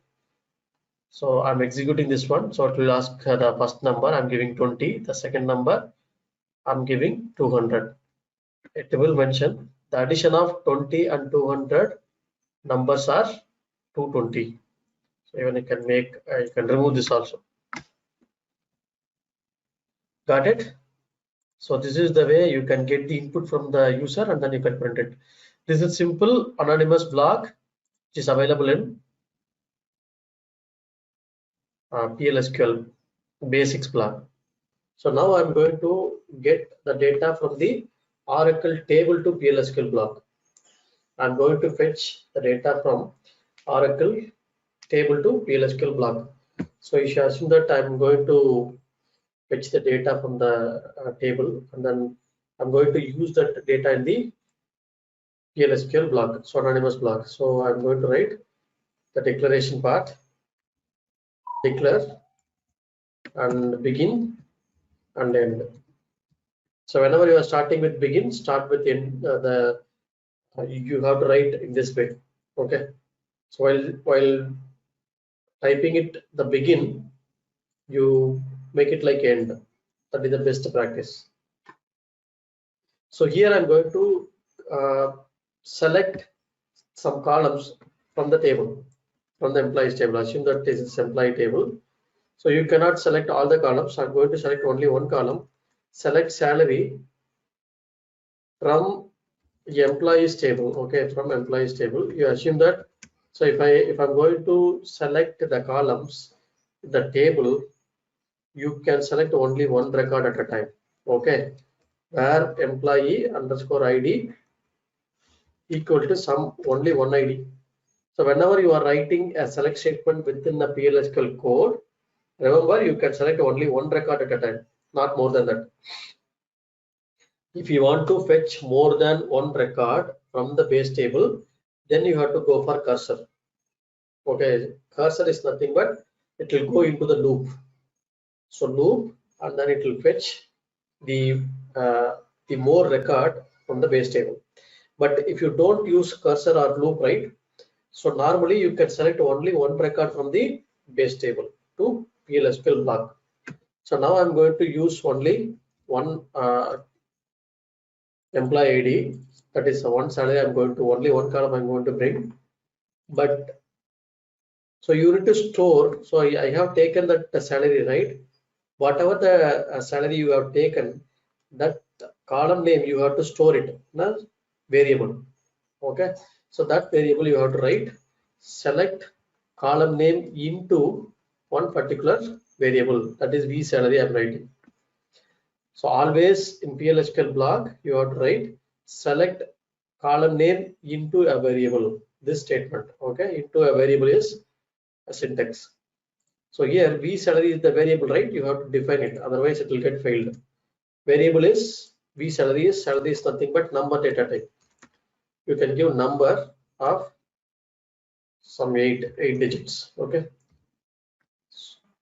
I want to print that dbms. So dbms underscore output dot put underscore line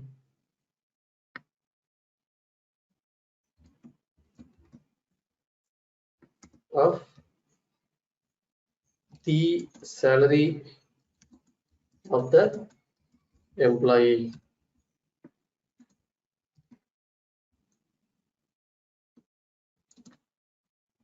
Concatenation, you have to use v salary.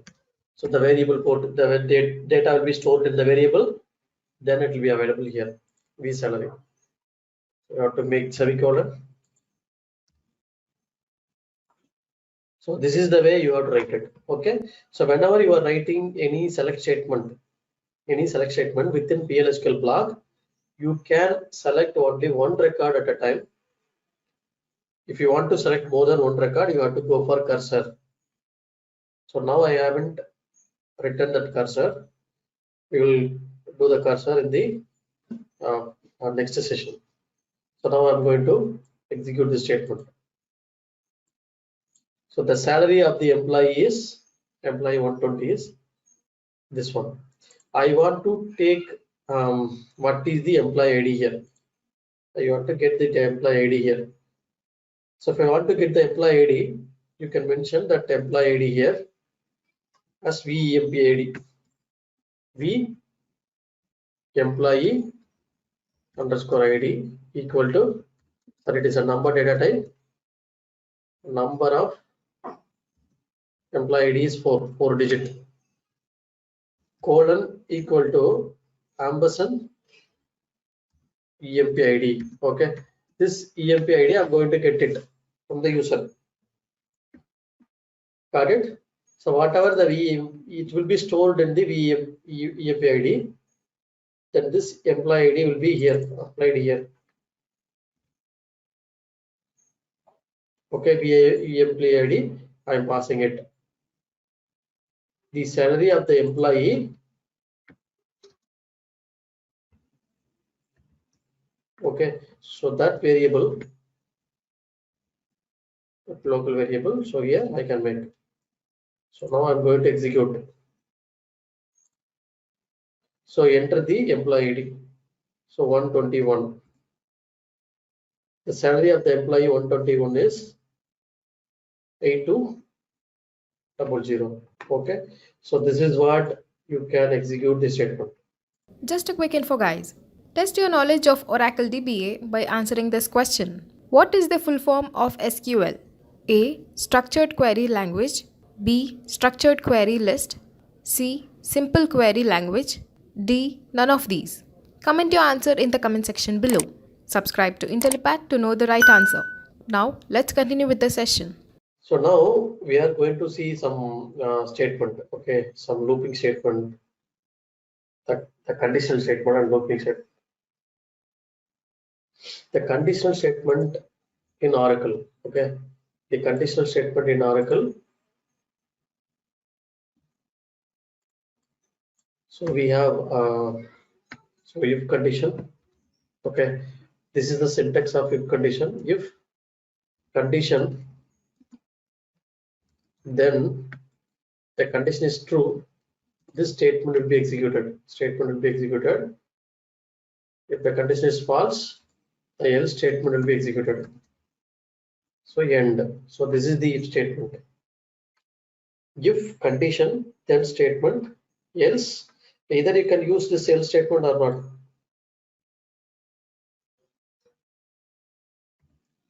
This is simple if statement. If condition, then the statement will be executed. If the condition is true, then the statement will be executed. Otherwise, it will come out of the condition. Okay. So if I want to have some else condition, you can make else condition. If I want to make some else if, okay. So else if is ELSIF, else if, okay. So remember, it is not ELSEIF and PLSQL is ELSIF, else if condition, the one more condition you can make, condition, then statement, executable statement. So this is the syntax of if then else. Same way we have case statement. Okay, same way we have case statement. So case statement also, see here, this is the case statement. Case when condition 1, then statement 1. When condition 2, then statement 2. When condition 3, then statement 3. Else statement, end the case. So whenever we are opening the case, you have to make that end case. Okay. So this is the syntax of case statement as and if statement. So do you have any doubts in this syntax? The syntax of case statement. Okay. See now, I'm going to explain you one if statement. Sorry, case statement. So it is very easy only. You can yourself itself you can tell the answer. Okay. So declaration part, we are declaring it begin and end. Within the begin and end, we are using that begin. Okay, begin. Select salary into V salary from EMP. So I can take employees table from employees where employee ID equal to. Okay, so employee ID equal to some 120. Yes, in that 120. The employee ID is 120. Case when V salary is greater than $4,000, then DBA must output is. So here, if I'm making like less than 5,000 salary, less than $5,000, you assume that 5,000 salary, low salary. I'm printing like it is so $4,000, so low salary. So if it is greater than 4,000, okay, greater than or equal to 4,000, V salary is greater than or equal to 4,000, and V salary is less than or equal to 15,000. So I'm making that something like fair salary. Okay, then else part is I'm making like high salary. So else part is remaining greater than 15,000, right? It will be making like high salary. So here I will print that what is the salary of the employee. Then you can understand. So here itself I can print dbms underscore output dot put underscore line of the V salary. The salary is, I'm printing like salary is this is the salary I'm printing. First I have printed the salary, then I'm making like it's a low salary or fair salary or high salary. So now it will print. So whenever I'm executing this code, it will print the salary is 8,000. So it is like it is mentioning like fair salary. So you are clear, right? Now I'm going to the other statement. Like the same statement, you can go for if then else also. If then else. Okay, the case statement. If condition. So this one I can make for if V salary is greater than 5,000, then this one. This is else if, one more condition I'm making, right? Else if this one, else, and if. Okay, so if you want, I can take one more, another employee's salary. The same statement I have written in the if condition also. So I'm going to execute the statement. The salary is 2,800. It is low salary. So this is what. So the case statement and the if statement is almost same. So based on the scenario, you can use either one. Clear? I hope you are clear.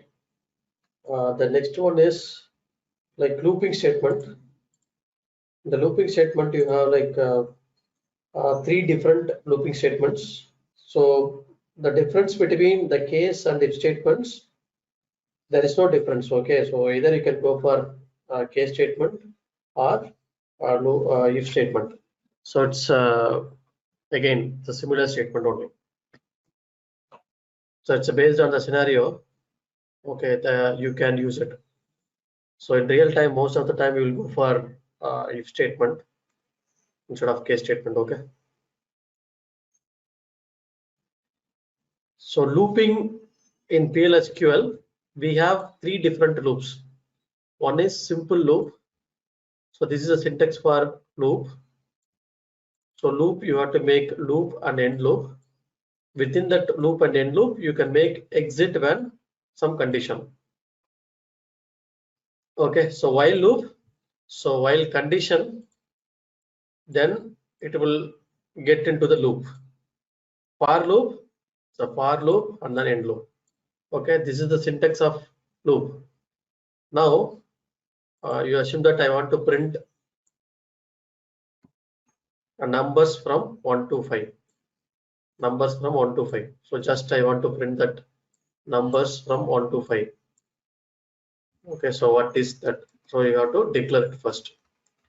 Declare begin and end. What is the first number you are giving? Like it is like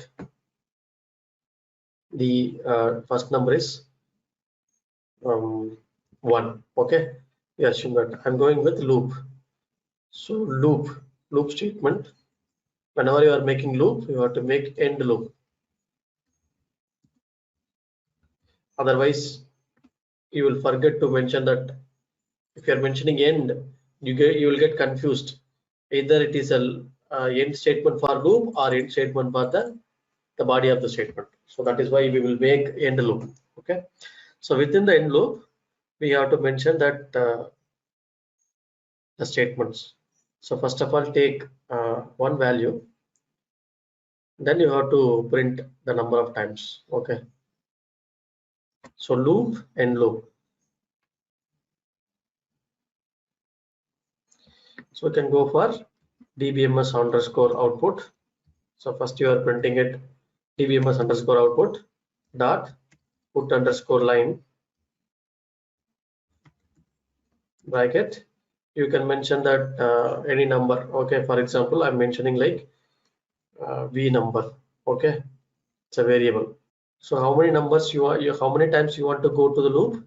So you are mentioning like so loop should be 5 times. So first of all, you need to mention that what is v number. So v number equal to, it's a number data type, equal to 1 now. Initially I'm giving the value as 1. So first of all, it will get into the loop, then it will print 1 here. Okay, so 1 here. Then I have to make exit when. Okay, when should be exited.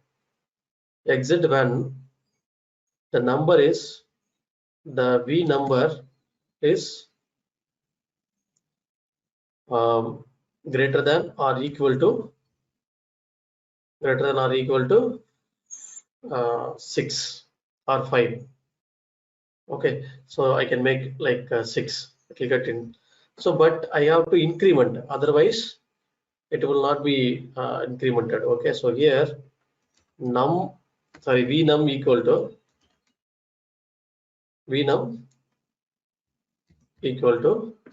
vnum plus 1.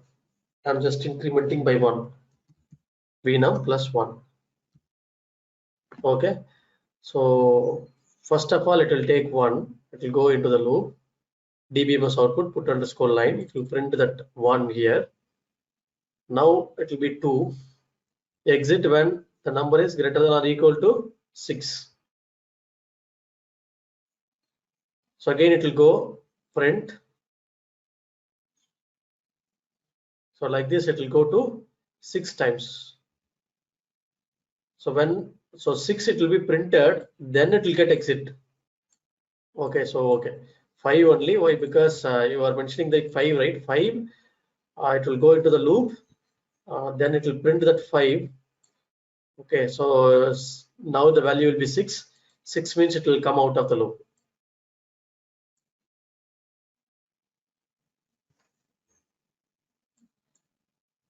Got it?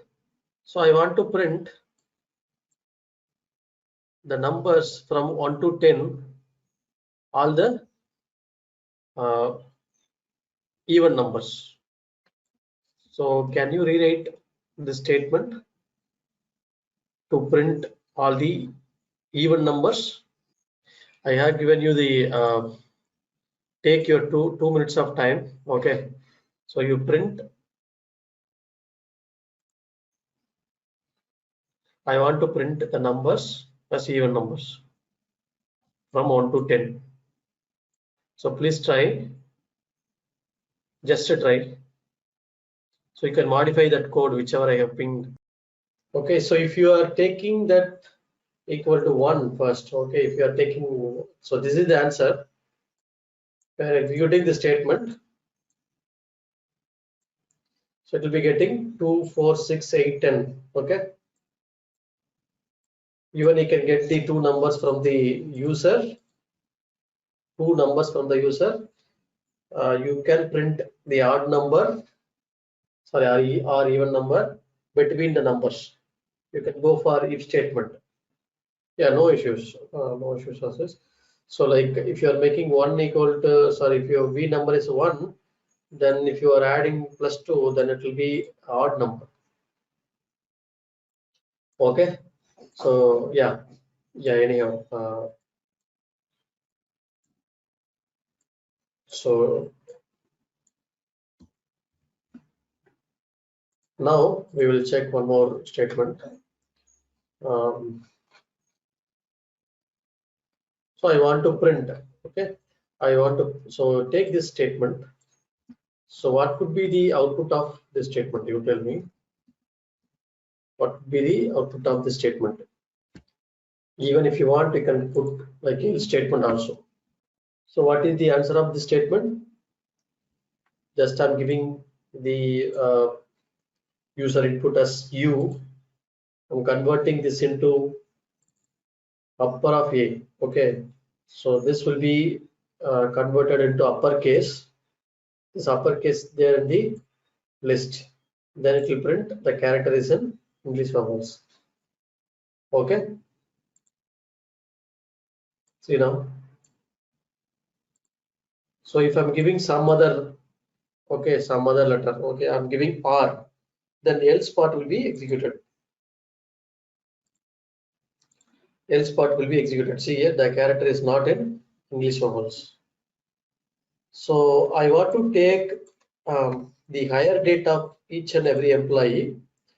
Okay, higher date of each and every employee, and then I have to mention whether it is he has joined on leap year or non-leap year. Okay, so how to do that? It's very simple. So take this higher date. Okay, so it's again the same logic we are going to use that to find leap year or non-leap year of the higher date. See now this code, you see it. So just simply the same we have written declare v higher date. I have taken as number data type.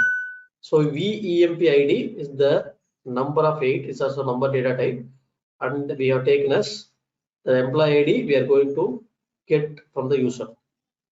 Begin select two care of higher date comma. Okay, so this one, so this is the conversion function, right? From the higher date I'm going to take the character, then converting into a number, and then storing the number into V higher date. That is the higher date. I'm just, it is not a date, it's a number. From HR dot employees, if the mod of V higher date comma 4 equal to 0, then I'm printing it leap year or non-leap year. Just I'm printing it. So I'm going to execute the statement. Just a quick info, guys. IntelliPad provides online Oracle DBA certification training mentored by industry experts. The course link is given in the description below. Now, let's continue with the session. So employee ID it is asking, so I'm giving like 120. So it is printing like the higher date is 2004 is leap year. Okay, so this is what you'll be getting the result. So just I have taken that date column and I'm printing it. This is simple if statement. We are not going for any looping statement here. Okay, yeah. So now we are going to see that the while loop. So what is my while loop? So while loop also it's going for the looping.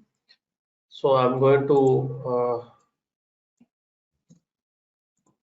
so this is the syntax for while loop.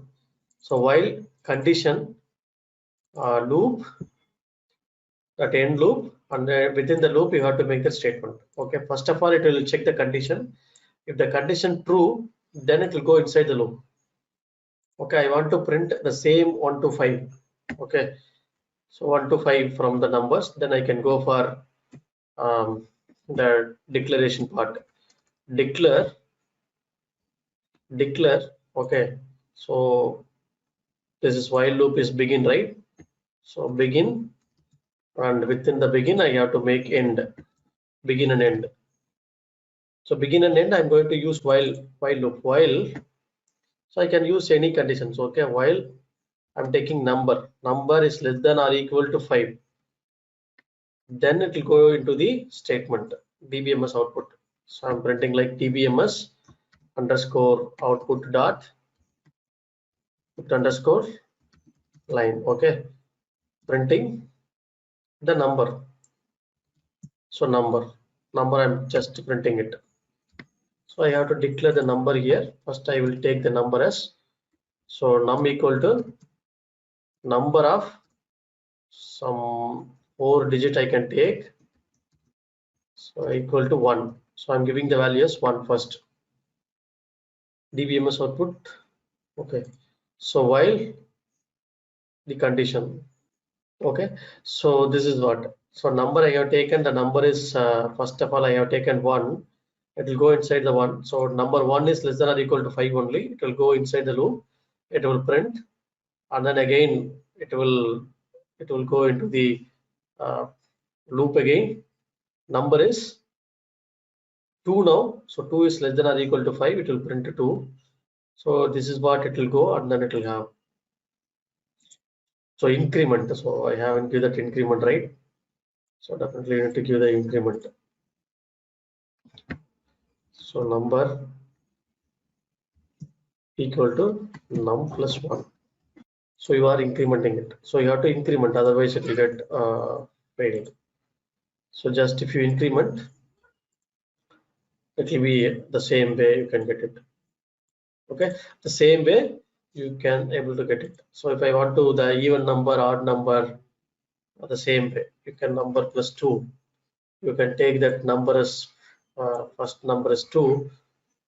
Okay, so number is less than or equal to 11. So 2, 4, 6, 8, 10. Okay, so this is what you have to mention. If I want to mention that even number or odd number in the while loop.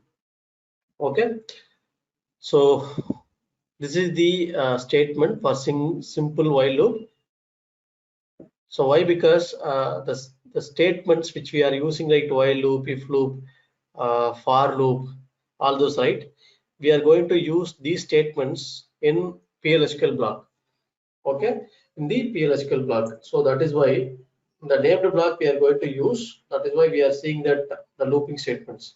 Now I'll go for the for loop. Okay, the for loop is nothing but this is the statement for for loop. Okay, for loop. So this is the syntax for for loop. Make a note of it.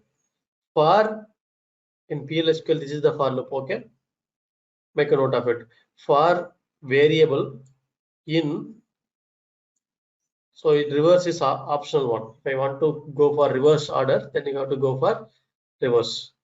So for variable in reverse low value, okay, the lowest value of the loop and the highest value of the loop, you have to make double dot.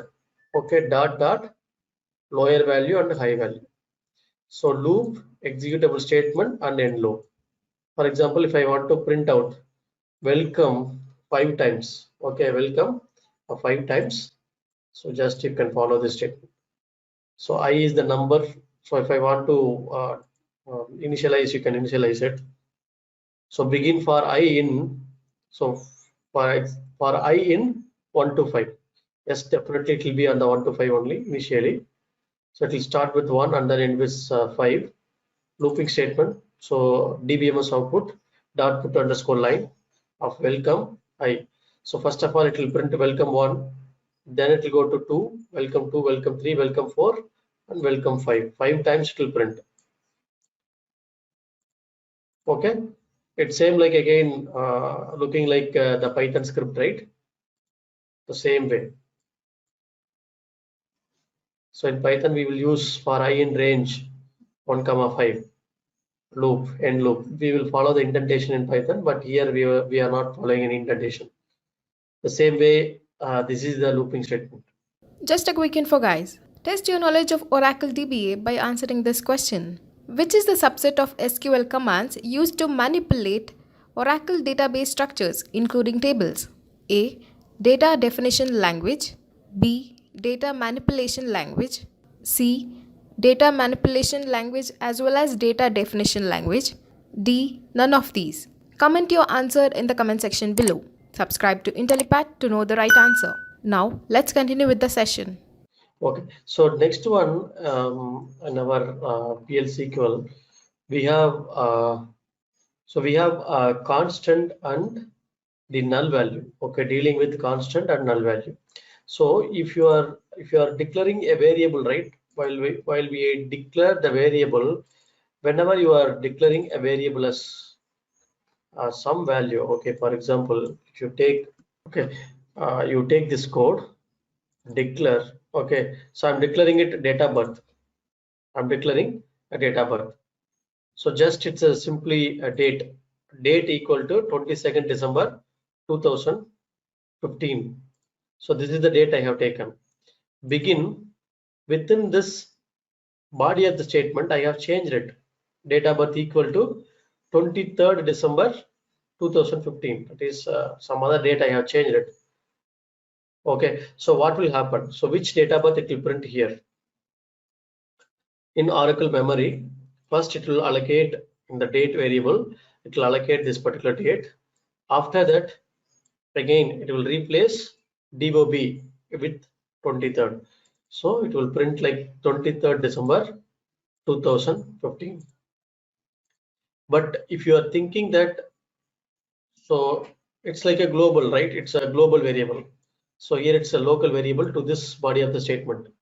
If you are thinking that you should not change the value of this variable in any of the block within the statement, you have to mention that statement as, okay, uh, that variable as constant. Okay, the constant variable. If you are mentioning like constant variable, then it will not be changed at any time. Okay, so if you are thinking that this variable has been uh, declared as constant, you cannot change it anywhere in the, so you have to mention the variable name, either it is a constant, date, the data type, and then value. So here I have mentioned as constant, right? I'm trying to change it here. You'll be getting error. Okay, the assignment operator. So the expression DOB cannot be used as an assignment target. Why? Because you have mentioned as constant variable.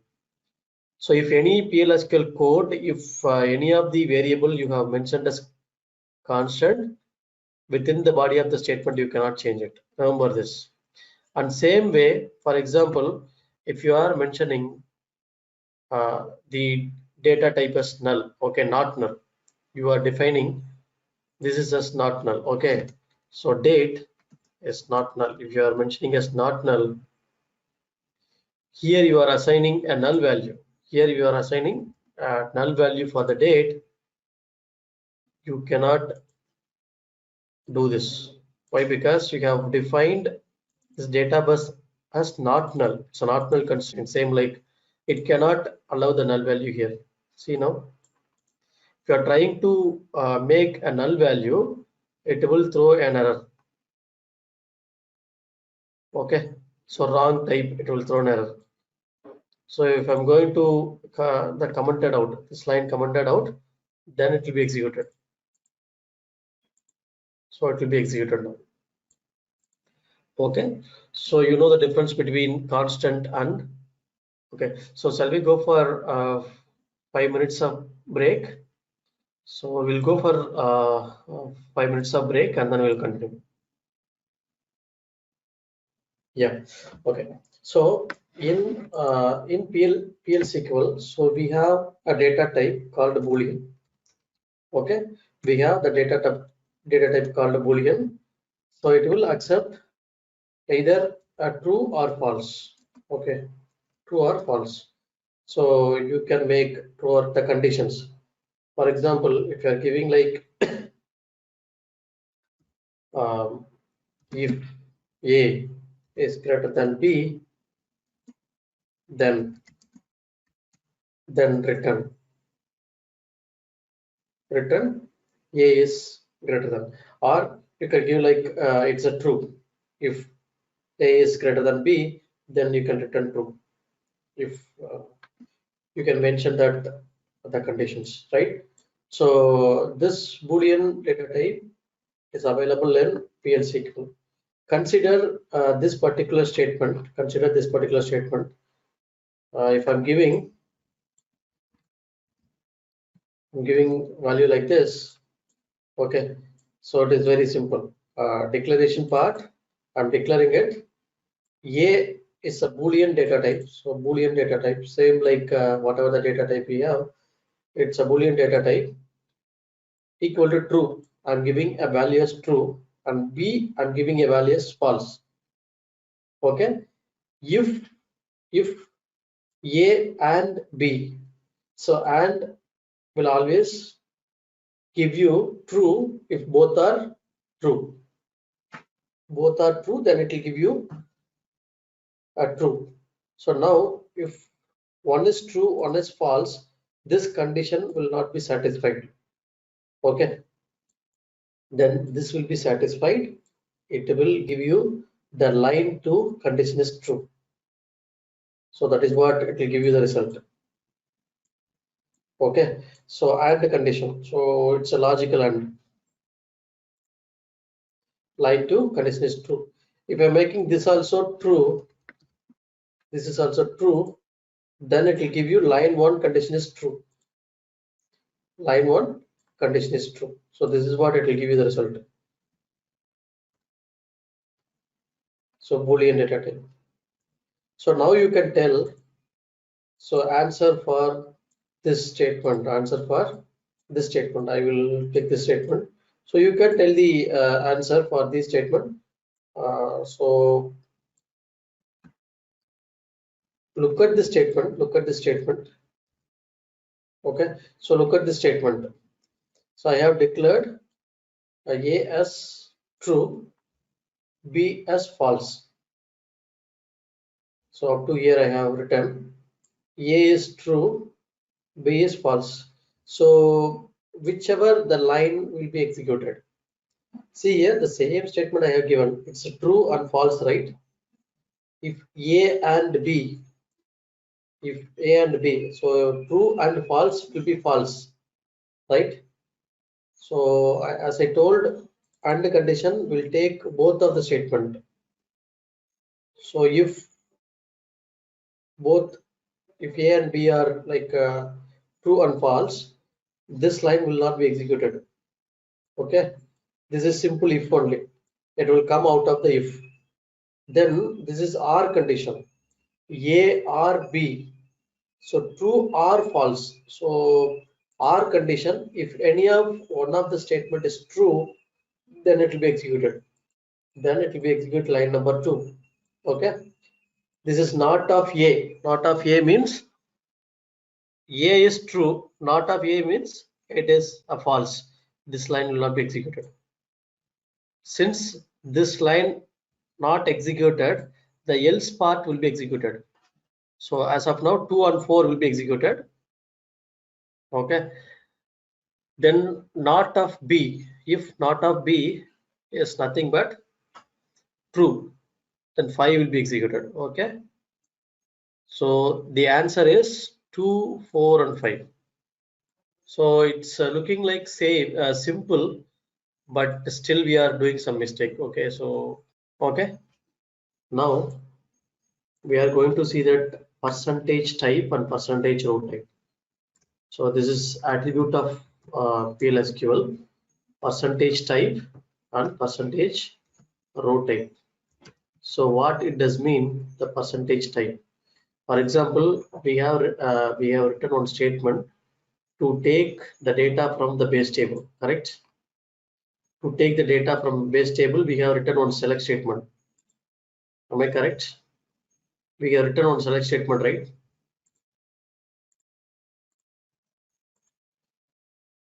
So how will you write the select statement? For example, if I want to write a select statement to fetch the data, then I will go for declare. Okay, so begin and end.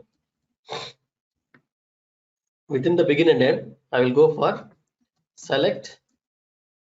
I can assume that it's a salary. Okay, salary, or you assume that some other table. I will take the table name called select star from customer details, customer underscore details. Okay, so I will take this table s underscore customer underscore update, or s underscore customer. Okay, for this I will take one backup of the table. I do not want to disturb the existing table. Create table name s underscore customer underscore customer data. Create table name as select star from s underscore customer underscore update. I'm taking this table. Okay, I will tell you why I have taken this table. So I want the data as well. So I'm not mentioning that var 1 equal to 2. Just I'm creating the table customer data. Okay. So consider the customer data table. It has some. So it has data. Okay.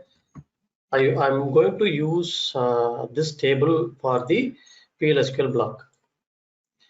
It has customer ID, customer name, age, mobile number, address, and city ID. These are all the columns are right there. Okay, I'm going to use this table for PLSQL statement that I'm going to take the mobile number. So select mobile underscore number from this table.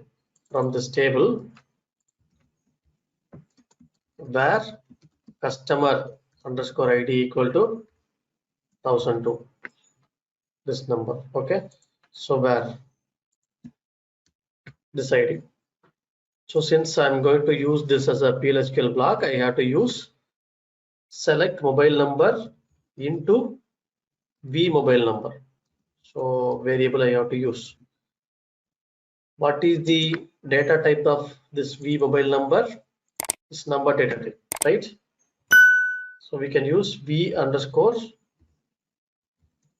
So I have written the PLSQL block as number data type as of now. Why? Because in this table it is a number data type, number of 10.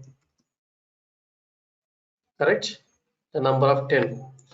So begin and end, I'm going to write this DBMS output. So I'm going to write the DBMS output, DBMS underscore output dot put underscore line of the mobile number of the customer. Mobile number of the customer is concatenation. You have to use v mobile number, v underscore the mobile number column, v underscore mobile number column. So what will happen now? Just if I'm executing the statement, it will print the mobile number of the customer 1002. Whether the code is running fine? Yes, it is running fine, right? It has taken the mobile number from the customer. Okay. So you assume that this is the S underscore customer table is maintained by some other team. You are just taking the data from that table. Okay. So you are fetching the data from the table and then you have written some PLSQL code. Now the code is completely working fine. It is printing the mobile number. After some days, okay, you assume that the owner of the table, okay, this owner of the table or team of the table, they want to change the data type of the mobile number from number to varchar data type. Okay, from number data type to varchar 2 of 15. We have changed it, right? So I want to change. So normally how will you change? You will take the backup of the table and then you will do all those, right? So now I will do the truncate table name. Since I have the data in the S underscore customer underscore update. But the data is having the data. That table is having the backup data. So I'm going to truncate. Why? Because I want to change the data type. So you should not have any data to change the data type. I have truncated and I'm going to alter it. Alters table name. Modify. So this one we have seen already. Modify mobile number. That is the column, right? So modify mobile underscore number varchar 2 of 15. So I just modified. So I'm going to modify. It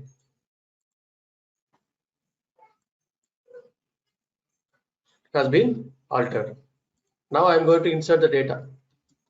Insert into this table. S underscore customer data. So from select statement, select star from s underscore customer underscore update. So this is the table I'm going to bring. 4 rows inserted. Now this customer data table will accept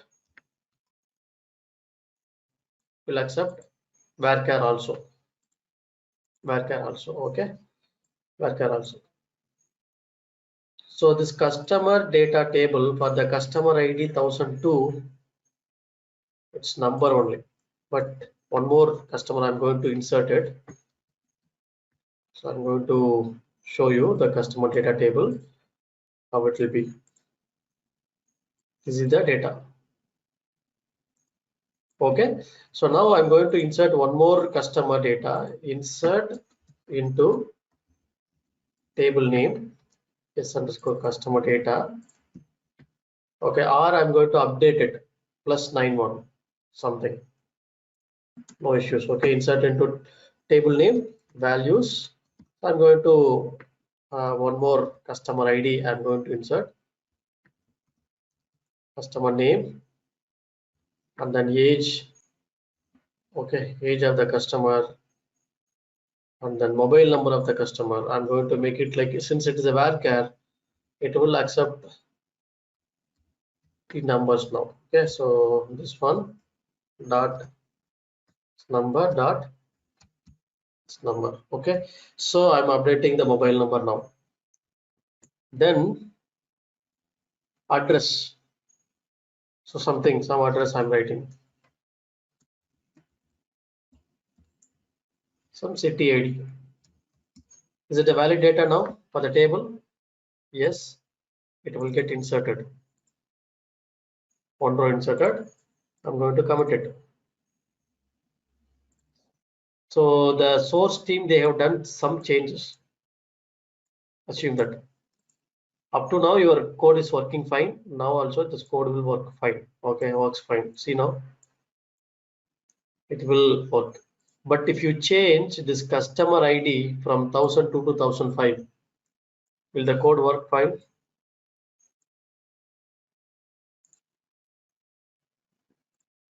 See now, you are getting error. What is the error you are getting? Okay, numeric or value error. So numeric or value error, character to number conversion error. Why? Because in the base table, the mobile number is varchar 2, but in your PLSQL block, you have mentioned as number data type. That is number of 10. In that scenario, your code will not work. At one fine day, if they are changing anything on the table, your code will not work. Okay, so to avoid that, this kind of scenario in PLSQL, instead of hard coding the data type, we are going to take the data type from the base table itself. Okay, that is called percentage type. So how will you take the data type? So you have to take the table name. So this is the table name, right? Base table. This is the table name dot column name. So column name is mobile number. Table name dot column name percentage type. Percentage type in the sense it will take the data type of the mobile number from the s underscore customer. So now it will not throw any error. It is a dynamic code now. Okay, the data type is dynamic. So whatever it is changing in the base table, it will go and check the what is the data type of that base table, and then it will bring that data type. So even a number or varchar doesn't care about. Okay, so why? Because you are taking that instance, you are taking the data type. So this is what percentage type. So before going to see and understand what is Oracle, let us try to understand the database fundamentals, and let us try to understand where exactly DBMS is standing in the computer system organization jargon. So in the computer system organization, there are various components, as we all know: hardware, software, firmware and humanware. Here, the software is further classified into translators, operating system, system software and application software. And this application software is further categorized into application packages and application programs. And we all know that application packages are simply in-house development, whereas application programs are the generalized ones, and we are all using many of the different applications in our day-to-day life like word processors, spreadsheets, graphics and multimedia, DBMS and communication softwares and many more. DBMS is exactly standing in the category of application programs which is falling into the category of application software in the computer system organization. Now let us try to understand what is DBMS. DBMS is nothing but database management system.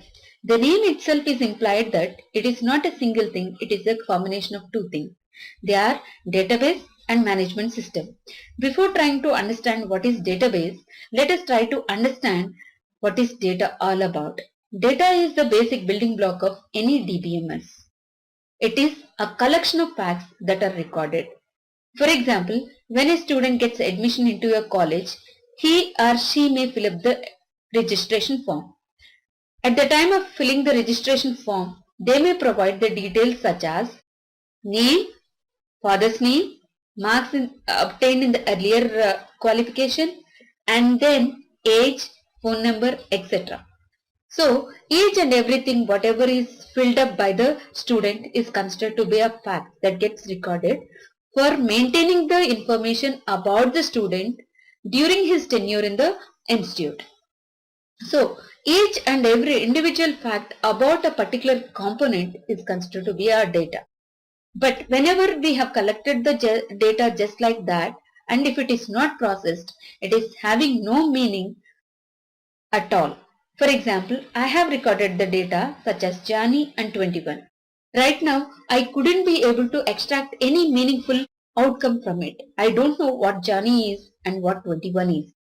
But if I can organize it in a structured manner, or if I can organize it in a proper manner, then I would be able to understand what it is exactly, or else I can provide more meaning to it. For example, let us look at this diagram.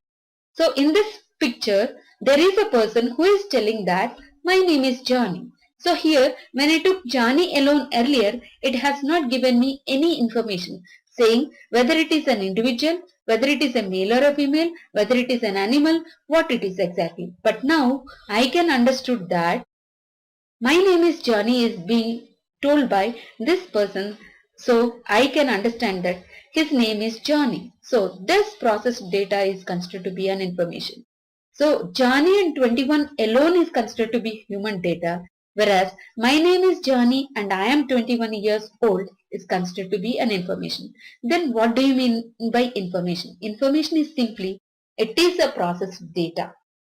It increases the knowledge of a person who uses the data.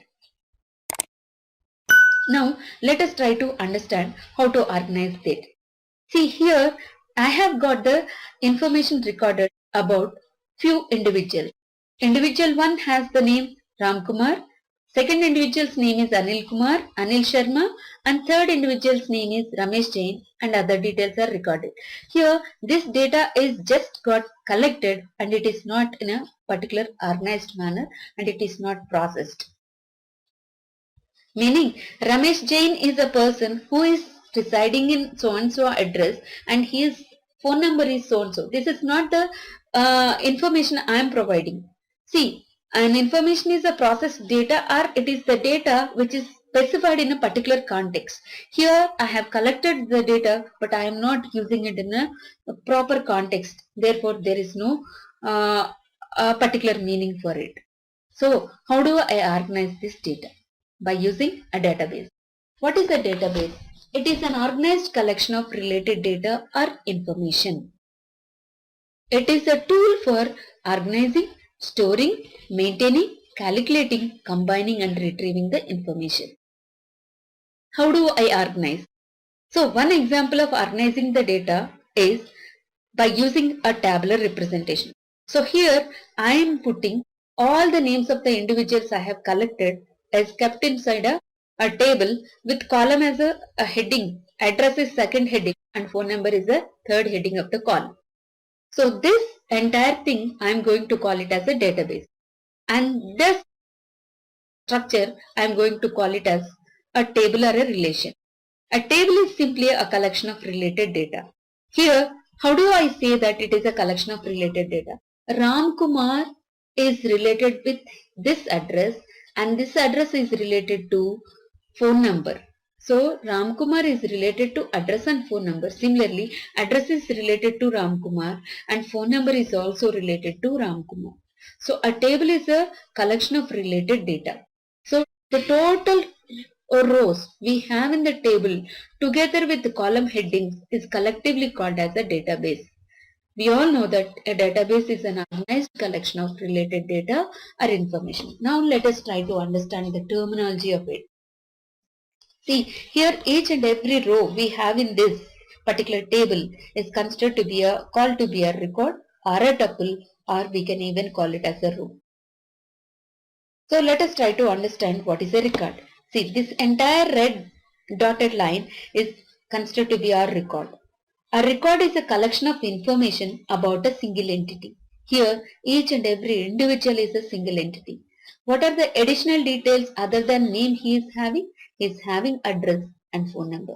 This collection of information about Ramkumar is called to be a record. Similarly, let us try to understand other things. Just a quick info, guys. IntelliPad provides online Oracle DBA certification training mentored by industry experts. The course link is given in the description below. Now, let's continue with the session. There are three different vertical segments in this table. Each and every vertical segment we are going to call it as a column or a field or an attribute or a domain. Then what do you mean by a column? A column is comprising of collection of or group of similar data items which are given a proper name for the column. They are called to be column names or field names. Now let us try to understand management system. See, we have stored the data or we have organized the data, whatever is collected in the form of a database. Now, how do we manage it? For managing it, we are having a set of programs. Management system is all about to manage the data in a database. Managing in the sense, we are required to organize, manage and manipulate the database. Now, management system is nothing but it is a software or a set of programs that controls the creation, maintenance and the use of a database. So thus we can say that DBMS is a database plus set of programs, or simply a DBMS is a database plus management system. What exactly you will do with the database?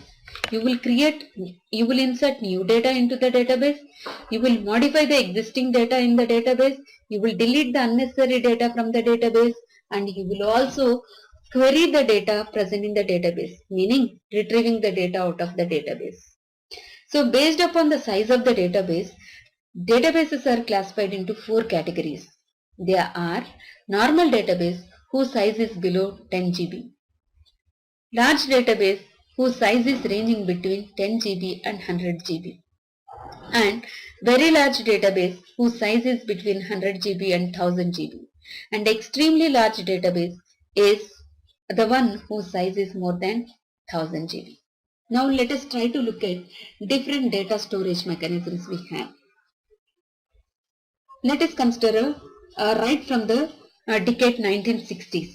In the 1960s, before the invention of databases or DBMS, there was a traditional file system wherein the data collected about various activities that are being performed in any organization, let it be student registration form, may be recorded in a files of the operating system.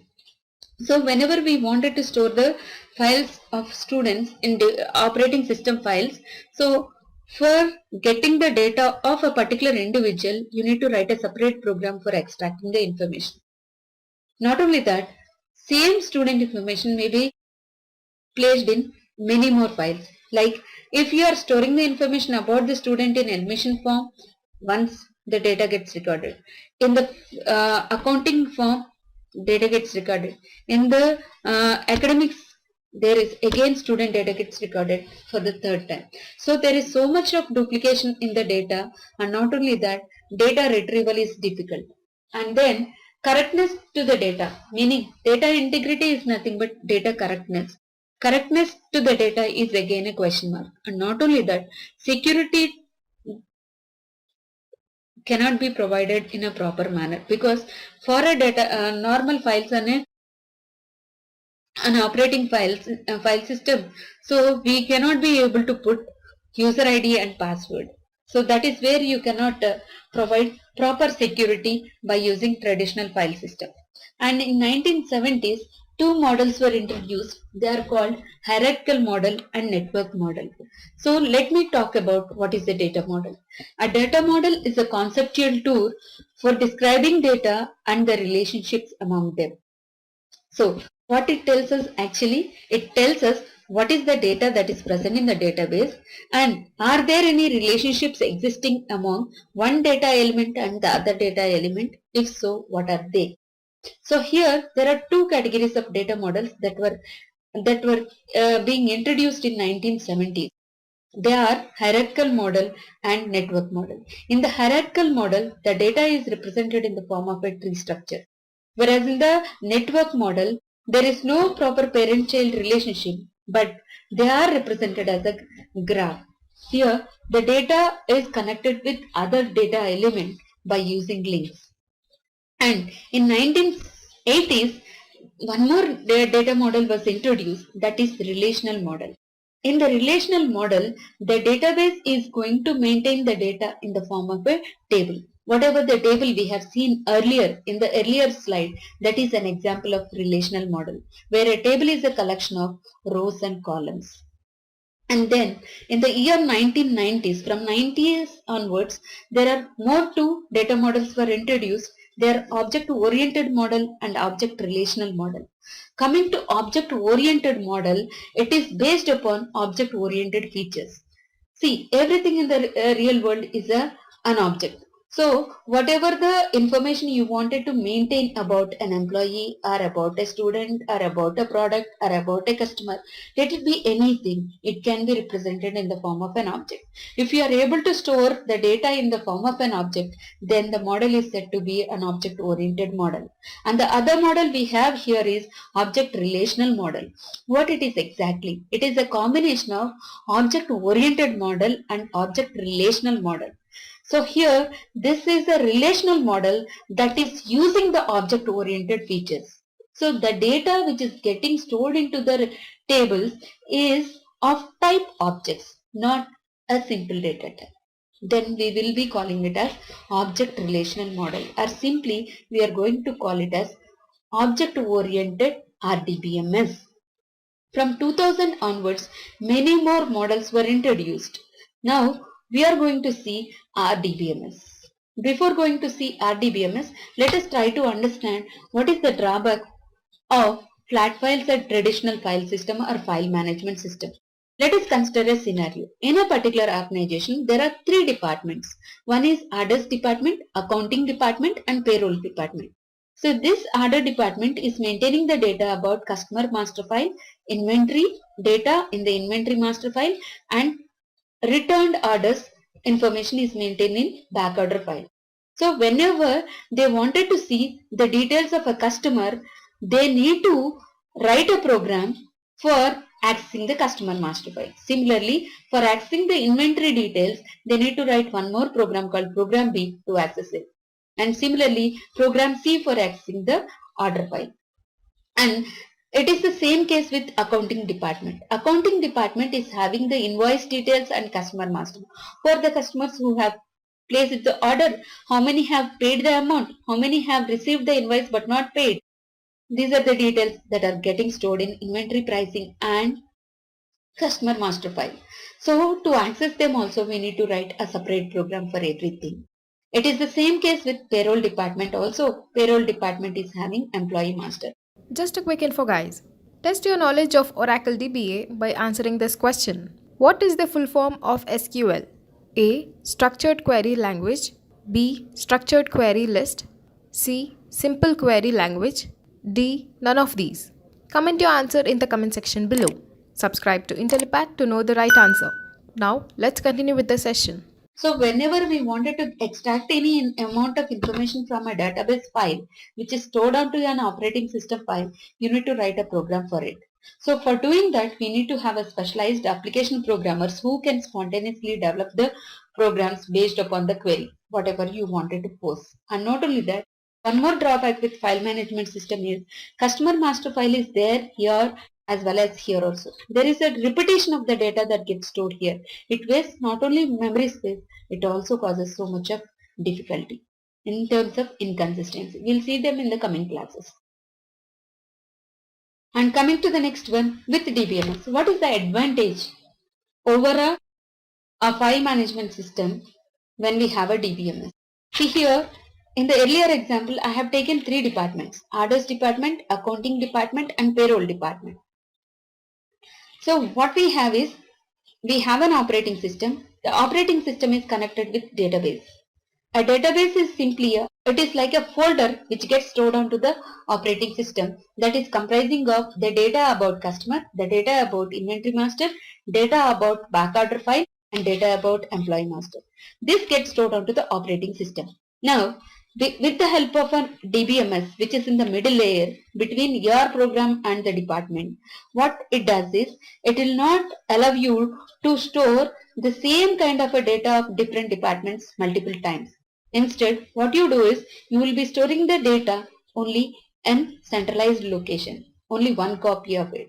And whenever we wanted to get the data of a customer, whenever the artist department wanted to get the data of customers, or accounting department wanted to get the data of customers, immediately they will be using a query language to extract the information. So a query language may be having a program to access it. As I told you, a DBMS is a nothing but database. This is the database plus a program. Database plus a program together is considered to be a DBMS, which will give you the requested information. This is how you can work with DBMS. So what are the advantages and disadvantages of DBMS? Advantages are reduced redundancy. In the file management system, we have maintained 2 copies of the customer file, 2 copies of the inventory file. But here, we are maintaining only 1 copy. And because the same data is stored at centralized location, any department can access it. That is how you can say that data sharing is there. And coming to the correctness, so with the help of DBMS, DBMS is providing a concept called constraints. It is nothing but you are going to impose some rules and regulations upon the database, what kind of a data it can store and what kind of a data it cannot store. So that is how you can achieve correctness about the data whatever is getting stored into your database, because data is the whole and soul for any organization. It is the main asset for every organization to function smoothly. And not only that, using DBMS, you can provide a very good security by creating username and password for every individual user. Thereby, you can restrict the access from unauthorized access. And not only that, there is one more special feature called data independence. We'll discuss it shortly in the upcoming slides.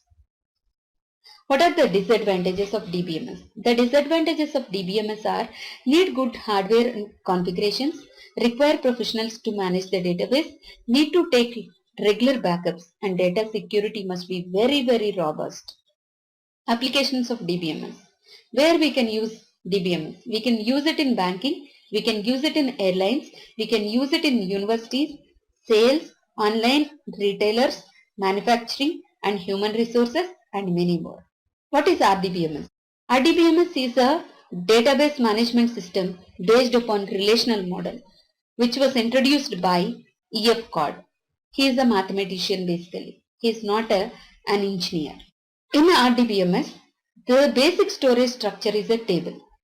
It holds all the necessary data organized in the form of columns and rows. So here it is a table which is having columns as well as rows. This first line is having column name. And now there are 2 kinds of tables in RDBMS. They are user tables and the other is data dictionary. User tables are the tables which are created by the users. See, this is the table we have created. This is what we will call it as a user table. We will be seeing data dictionary in the next sessions.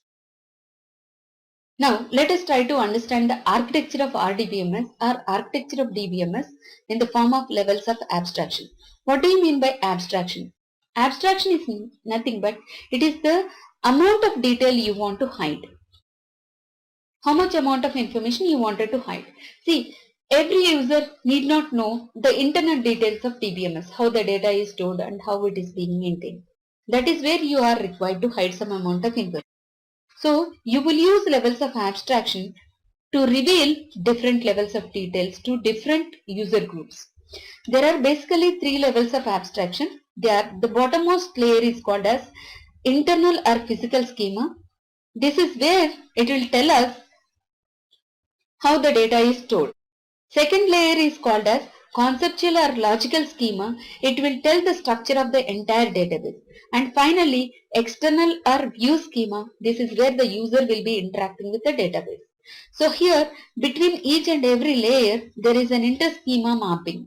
So first of all, let us try to understand what is schema. Because here I am telling you physical schema, logical schema, and external schema or view schema.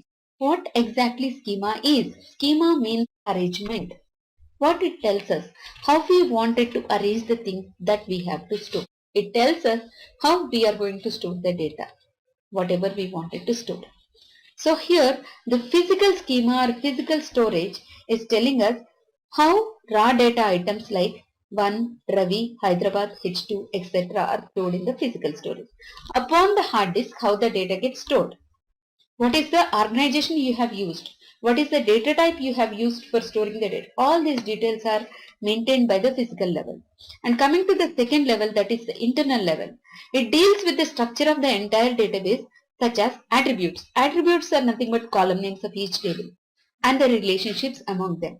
And finally, the last level at the external view or external schema is this is where the user will be using the data. Coming to data independence. So data independence is about how we are going to, how the data is getting affected whenever there is any change. So data independence is of 2 types basically, physical data independence and logical data independence. It is one of the most important feature of any DBMS or RDBMS.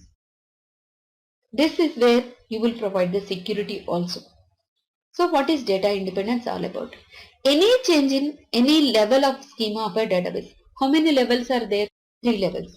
Physical storage, logical storage and view level. Physical storage, how the data is stored.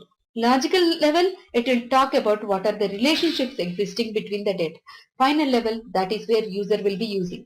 If any change you have made to the schema of a database, the schema immediately above it would require minimal or no need of change. If I make a modification in the physical level and if I don't need to make any modifications in the logical level, then I'll call it as data independence. Similarly, if I make any modification in the logical schema and if I don't need to make any modification in the external schema, then I'll call it as logical data independence. It is the protection from changes in the logical structure of data. Similarly, physical data independence is talking about for any change made in the physical schema, the need to change the logical schema is very minimal and it is providing protection from changes in the physical structure of the data. This is where data independence is all about. It is one of the most important feature of DBMS. Now let us look at the architecture of DBMS. See here, as I told you, view level is nothing but user level. There are 4 categories of users altogether. They are naive users, application programmers, and sophisticated users, and database administrator. Now, let us try to understand this. See here, on the hard disk or disk storage, we are having the database. This is the database. It is having data files, statistical data, data dictionary, indices. We will look at them, indices and data dictionary, in the upcoming sessions, not now. You will not be able to understand it even if I tell you now. And now, on top of the database, we are having DBMS. These 2 lines are talking about database. These 2 blocks. And on top of it, we are having programs. On top of it, we are having different user groups. So one of the user is the database administrator. What is the role of him? He is the person who is responsible for designing the database and designing a table and putting it into a database. And not only that, he is the one who will create the user IDs and password, who will provide the security. And coming to the naive users, they are the end users. When you take a railway reservation system, the clerk who is sitting in front of the railway reservation counter will be doing the reservations. He will not be knowing about how the database is maintained, where it is stored, how it is stored. So the clerk is called to be a naive user. He'll be using an application to interact with the database. So application is used, and that application is coming to the query engine, and that will get the data from the data files and give it back to the naive user. Similarly, application programmers are there. What is their job? Their job is to develop applications. See, whenever I wanted to write a program, I'm a Java developer. If I wanted to extract the data from a database, what I do is I'll write a program of Java using a database connections, and I can extract the data. That is where you will be calling them as application programmers. And other users are there. They are called as sophisticated users. They will neither write any program nor use any application. They'll straight away use the query language. Like in our future course, we are going to use one of the query language called SQL. So using a query language, they can directly interact with the database and they can look at the data, whatever they need. This is all about architecture of DBMS. Now, let us try to understand the role of a DBA. A role of a DBA is nothing but he is the person who is responsible for maintaining the entire database. What are his functionalities? Definition of a database schema, modification of the schema, definition of the storage structure and access method, and he is responsible for creating user roles, providing integrity constraints, providing security mechanism, and he is responsible for taking up the backup and recovery policy also. Now, let us try to look at what are the various RDBMS packages available. There are two categories of RDBMS packages available. They are commercial RDBMSs and open source. So, in the commercial RDBMSs, the name itself is telling that they are not free of cost. You have to purchase them. You have to purchase the license. So, there are Oracle, DB2, Microsoft SQL Server, Informix, Sybase, Teradata, and Ingress. So, among all these, Ingress is the first commercial RDBMS. Among all of them, Oracle is the most frequently or predominantly useful or used RDBMS. So this is part of our course. We will be learning it from the next session onwards. And other free or open source RDBMSs available are MySQL, PostgreSQL, and SQLite. Why do we call them as free or open source? They are free of cost and their source code is also available. Whenever you wanted to make any upgradations to the source code, you can do that. Coming to what is Oracle. Oracle is simply a relational database management system, and it is a management system that uses relational database model. And in the relational data model, every user can see the data only in the form of tables.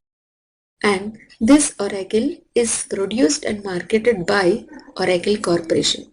Hence, the database that is created and marketed by Oracle Corporation can otherwise be called as Oracle Database, Oracle DB, or simply we will be calling it as Oracle.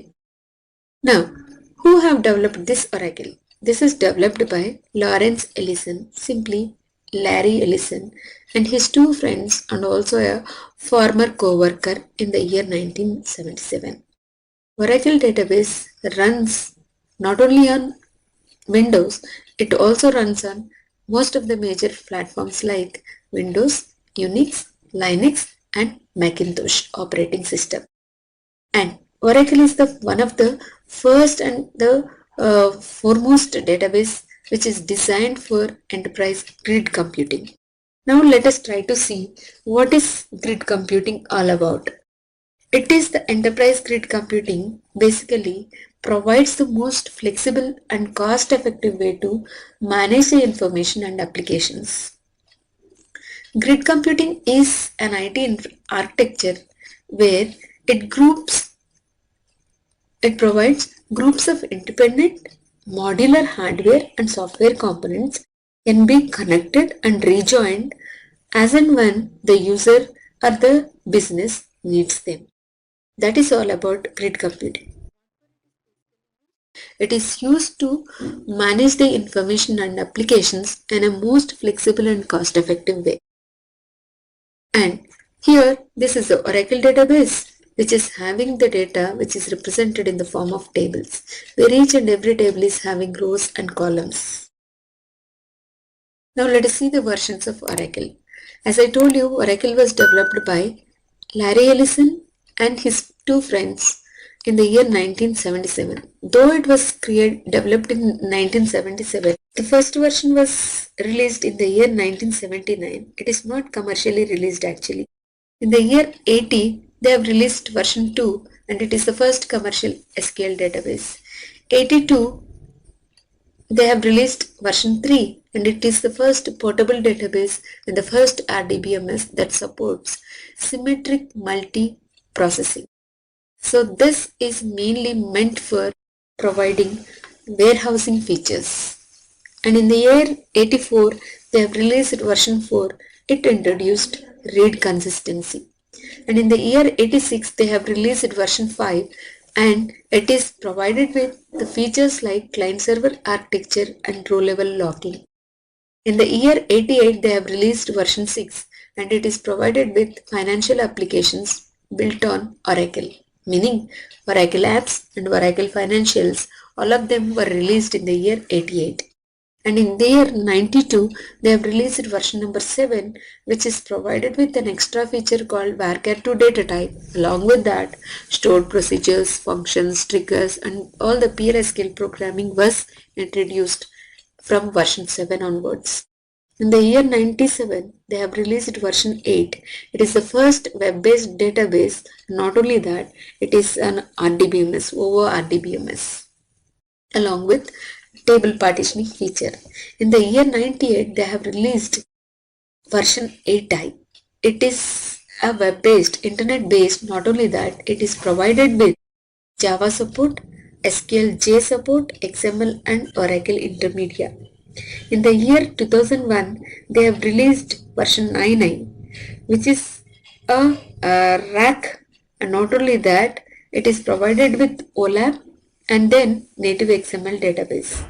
In the year 2004, they have released version 10G, which is provided with data pumping, flashback query, automatic storage management, backup compression, and regular expressions. All these are the features that are provided with 10G. Now, in the year 2007, they have released 11G with read-only tables, virtual columns, follows class, compound triggers. But in the year 2013, they have released version 12C and it is provided with identity columns, top and rows, multi-tenant architecture, in-memory database, etc. So all these are the features of Oracle products. Now let us see in how many ways Oracle database is coming out. Oracle database is coming in 4 different editions. They are Enterprise Edition, Standard Edition, Express Edition and Oracle Lite. As far as up to Oracle 11G, it is coming in 4 different editions, whereas Oracle 12C is coming only in 2 editions. They are Enterprise Edition and Standard Edition. Now let me make you understand what is the difference between each and every edition, or else what is the role of each and every edition. Enterprise Edition, it is the most robust and secure database, which is providing all kinds of features like superior performance and security. And coming to the Standard Edition, it is providing basic functionality for all its users. And coming to the Express Edition, it is a most lightweight, free and limited edition. And Oracle Lite, it is basically designed for mobile devices. Now let us try to understand what are the various Oracle products. Oracle sells products in 3 different categories. They are Oracle Database Servers, Application Development Tools, and Connectivity Packages. Now let us try to understand what are the application development tools that are provided or sold out by Oracle Corporation. They are SQL Developer. It is meant for creating forms, generating reports, graphics and doing the query, etc. Not only that, it is providing Oracle Designer, Oracle JDeveloper. It is specially for doing the Oracle applications, database applications for Java developers. And then SQL Star Plus, it is meant for writing the queries and executing them. And Oracle pre-compilers, not only that, it is also providing PLSQL. Coming to Oracle Server. What is an Oracle Server? Oracle Server is consisting of Oracle instance plus Oracle database. So, this Oracle Server is a database management system that actually provides an open, comprehensive and integrated approach to information management. Now, let us try to understand what is an Oracle database. Oracle database is simply a collection of data that is treated as a single unit. Though the data is coming in 3 different files, it is treated as a single unit. We'll see them in the upcoming slide. Now coming to Oracle instance, this upper part of the diagram is called to be an Oracle instance. What it is actually? It is providing way of accessing an Oracle database, or it is providing a way of communicating with the Oracle database. It always opens one and only one database. It consists of 2 parts. One is the memory structures and the other is background processes. We'll be learning them in the upcoming slide in detail. Coming to the Oracle database architecture. So this is the Oracle database architecture. It is having Oracle instance plus Oracle database. As I told you, Oracle database server is a combination of Oracle instance and Oracle database. So here, as a user, if you wanted to send a request to the Oracle database, first, as soon as the request is placed by the user, a user process gets created. This user process, what it does is, it will communicate with the server through a server process in order to get the output for the request placed by the user. So now, let us try to understand the Oracle instance and Oracle database. This Oracle database is comprising of different files like data files. What are they? Data files contains actual data that is residing in the database. And coming to the next one, control files. Control files are the files, they are containing the information about the changes that are being made to the database. What for we are supposed to record the information regarding the changes? Only one reason is that whenever something goes wrong with your system, you are supposed to recover it. In order to recover the database to its original state, you are required to know what are the operations that were happened earlier. For that reason, we are going to record the changes that are made to the database. Coming to the next one, redo log file. This redo log file contains the information necessary to maintain and verify database integrity. Just now I told you, whenever something goes wrong with your machine, you are supposed to bring your machine back to its original state when it was before at the time of getting a failure. So to bring the database into its original position is made by making use of maintaining an information regarding all the earlier tasks. And coming to the next one, apart from these 3 different files in the database, we are also having more 3 different files. They are parameter file, password file and archived log files. So what are parameter files? What does they contain? This file actually defines the characteristics of Oracle instance. This password file contains the information related to authentication of the users. What are their passwords, username and password. Whenever a user wanted to log in into your machine database, it has to authenticate whether the user is a genuine user or not. Based upon the verification only, it will either make the access done or cannot. And coming to the next one, archived log files. They are the offline copies of the redo log files that may be necessary for recovery from media failures. And coming to the next one, let us try to understand Oracle instance in detail. As I told you, Oracle instance is a means of or way of accessing the Oracle database, and it is comprising of 2 sections. One is memory structures and the other is background process. So here, this memory structure is basically consists of two things. One is the system global area, SGA, here it is, and the other is program global area. When you look at it here in the earlier diagram, you are able to see here.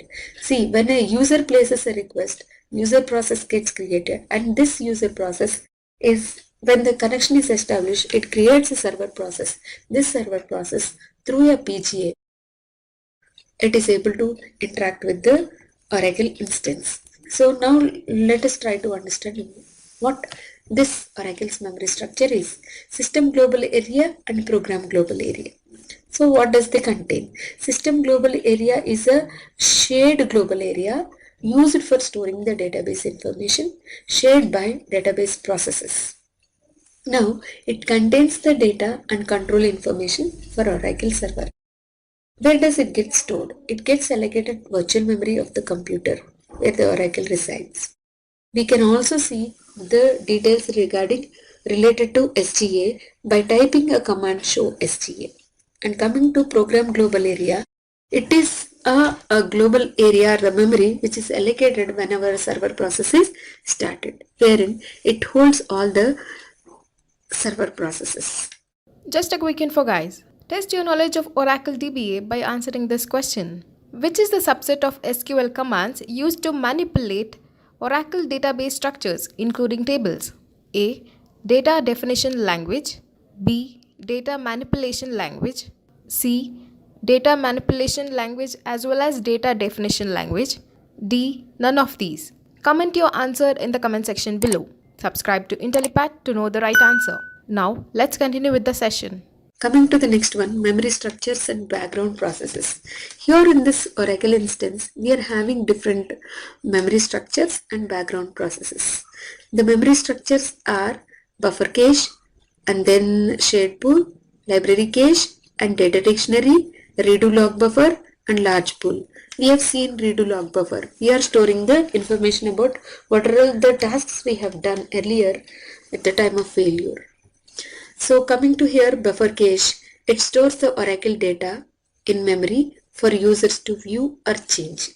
Stored pool, it includes the library cache for storing the parsed SQL statements for use by other users, meaning the compiled SQL statements are saved here in this. And coming to the next one, library cache, it includes shared SQL areas, private SQL areas and PL/SQL procedures like functions and other things. And coming to the next one, data dictionary. It is a collection of database table definitions, view definition, index definitions and all the user definitions. And coming to the background processes, PMON. This PMON is meant for process monitor. What it does? It performs process recovery when a user process fails. SMON. This is nothing but system monitor process. What it does? It performs instance recovery. Process monitor recovers the process when a user process fails. This system monitor, it recovers the instance at the time of instance startup. And DBWR, database writer process. What it does? It ensures the sufficient number of free buffers are readily available for storing the data. And then LGWR, this is nothing but log writer process. What does it will do? It will write the redo log buffer to redo the log file on the disk. And CKPT is nothing but checkpoint process. It is like a bookmark to up to what we have already committed from where it should cancel the operations.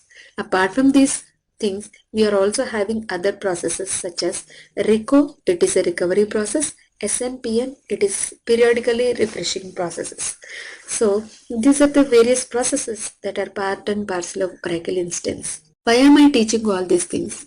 Whenever you wanted to write Oracle certification, you are required to learn the architecture of Oracle and how do you establish a connection with the database as a user and how do you create a session. So whenever you are trying to access the Oracle database, first and foremost thing, you are required to establish a user connection and then you have to create a session. So as a database user, you are trying to execute a query on the database, then at the time user process gets created. So this user process, what it does is it will try to create a connection established between the user and the database. So when it is trying to establish a connection, a server process gets created. Okay, so whenever a server process is getting created, a session is also getting created. So what is a connection all about? It is a communication path between the user process and the Oracle server. Then what is a server process? It is actually created on a computer where your Oracle server is running, and it communicates with Oracle instance on behalf of the user process that runs on the client. Then what is a user process? It is actually a user program that requires interaction with the server. Like it may be a query. It generates calls through the user program interface, which creates a session and start the server processes. User process is the only one which is responsible for creating a session and creating a server process on behalf of this program. Now let us see, apart from all the features of all the different versions of Oracle, Oracle 12c is provided with additional features. What are the new features which are provided in Oracle 12c? They are multi-tenant architecture, in-memory database, invisible columns. What are invisible columns? See, if I am having a table, in the table, if I am not interested in all the columns, what I do is I will make some of the columns invisible. If I am making some of the columns as invisible, it will not be seen by the application program. However, they can be explicitly referenced. Make changes. This is useful in order to make changes without affecting the application. And not only that, we are also having improved defaults. Defaults, we know how to create. We'll be seeing them, what is a default, how to do it, and identity columns. And coming to the next one, we can save the data related to a database not only in the hard disk, we can even save it in the in-memory.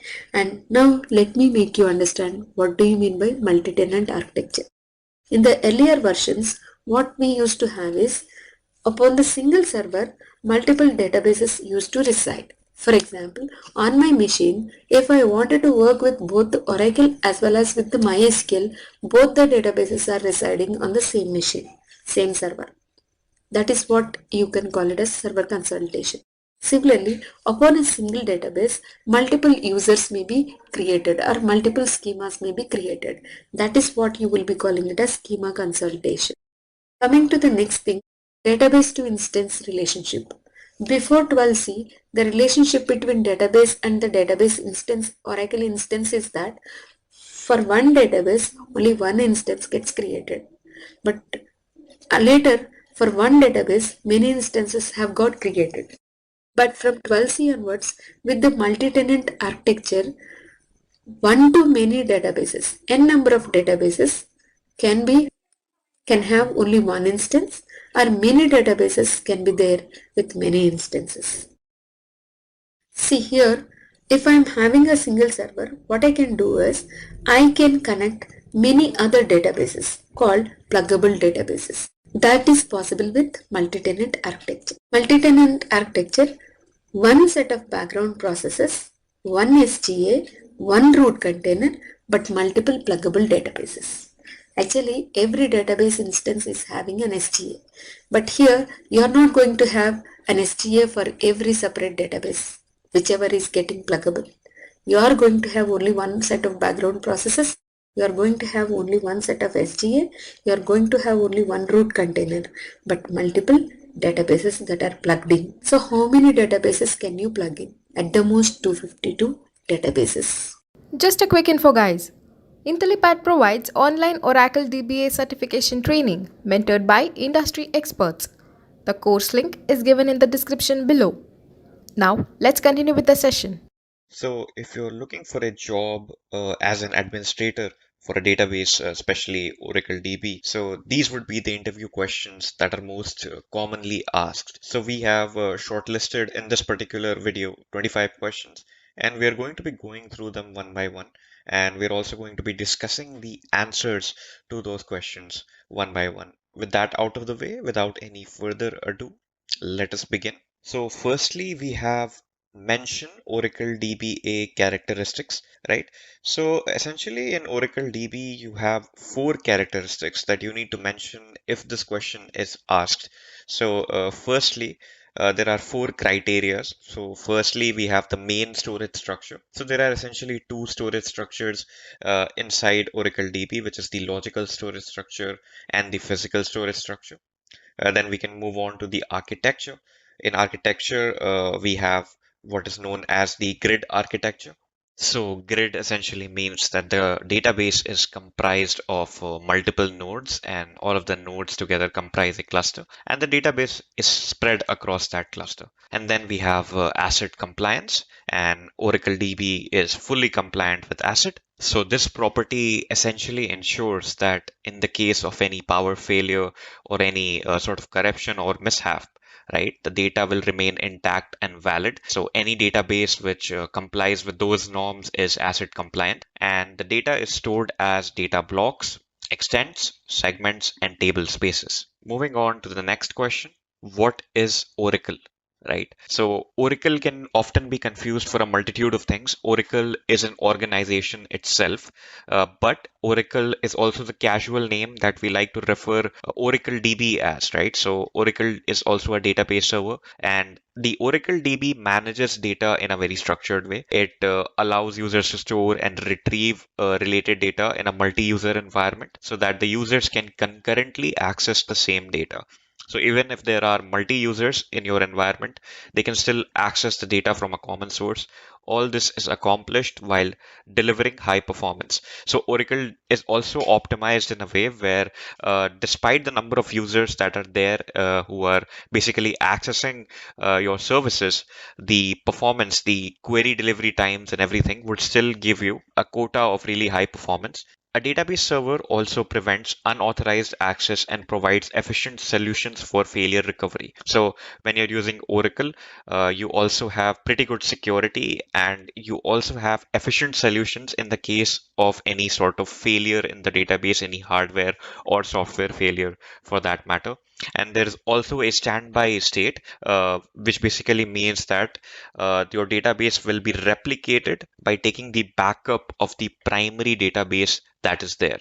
So in the case of any sort of significant hardware failure, your data will not be lost. So moving on to the next question. On number three, we have what is an Oracle database? Now let's talk about the database in specific. Oracle provides software to create and manage the Oracle database. So essentially you get an UI and you get command line properties to manage your Oracle DB. The database consists of physical and logical structures. Now, physical is something that exists in the form of hardware, while logical is something that exists in a sort of virtual environment in which the system, user, and control information are stored essentially on the memory, right? The software that manages the database is called the Oracle Database Server. So you have the database on one place, which is basically housing all of the actual data. And then you have the Oracle Database Server, which manages the data within that server, essentially within that database storage. Manages the database. And when you talk about what controls both the database server and the physical database, it is controlled by the Oracle database system, right? So that is the difference between the two. A database buffer cache stores the data in memory for quicker access. So say you're working on something from the database, right? And you need that data on a very frequent sort of basis. So you also have a database buffer which will store that data so that you can access it pretty quickly. You don't have to transfer that data from your hard drive memory to your physical memory, which is your RAM. You have that data already available for quicker access. The redo logs track and store all of the changes made to the database. So in case there is some sort of an issue that arises out of any alteration to the database, you can just revert back by looking at the redo logs. A data guard ensures data protection and high availability of data, and a control file records the physical structure of the database. So as your database expands or contracts, there is also a control file which is keeping track of all of that.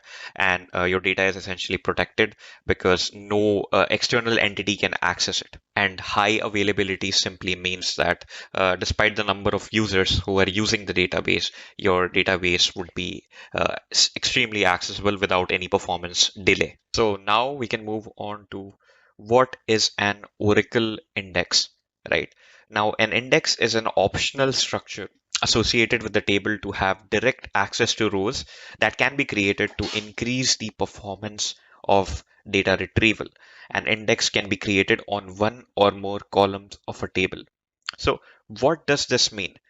Initially, there are two ways you can access data within a table. One is iterating through the table and searching for that data.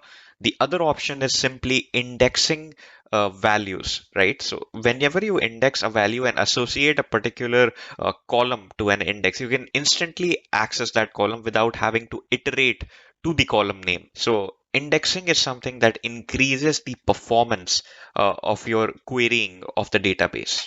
Then we move on to what are the roles of a database administrator. So say you have the job. Now the interviewer wants to ask you what your particular roles would be, what do you expect out of the job, right? So a database administrator has the authority create new users, remove the existing users, or modify any of the environment variables or privileges assigned to the users. So in any database that is working on an enterprise level, you have privileges associated to every user's access. So say for instance, the administrators will have the most amount of access to the database. They can manipulate anything, right? And the senior level executives would have higher privileges compared to the junior level executives, depending on whatever authority that particular person has and whatever that particular person's job role is, right?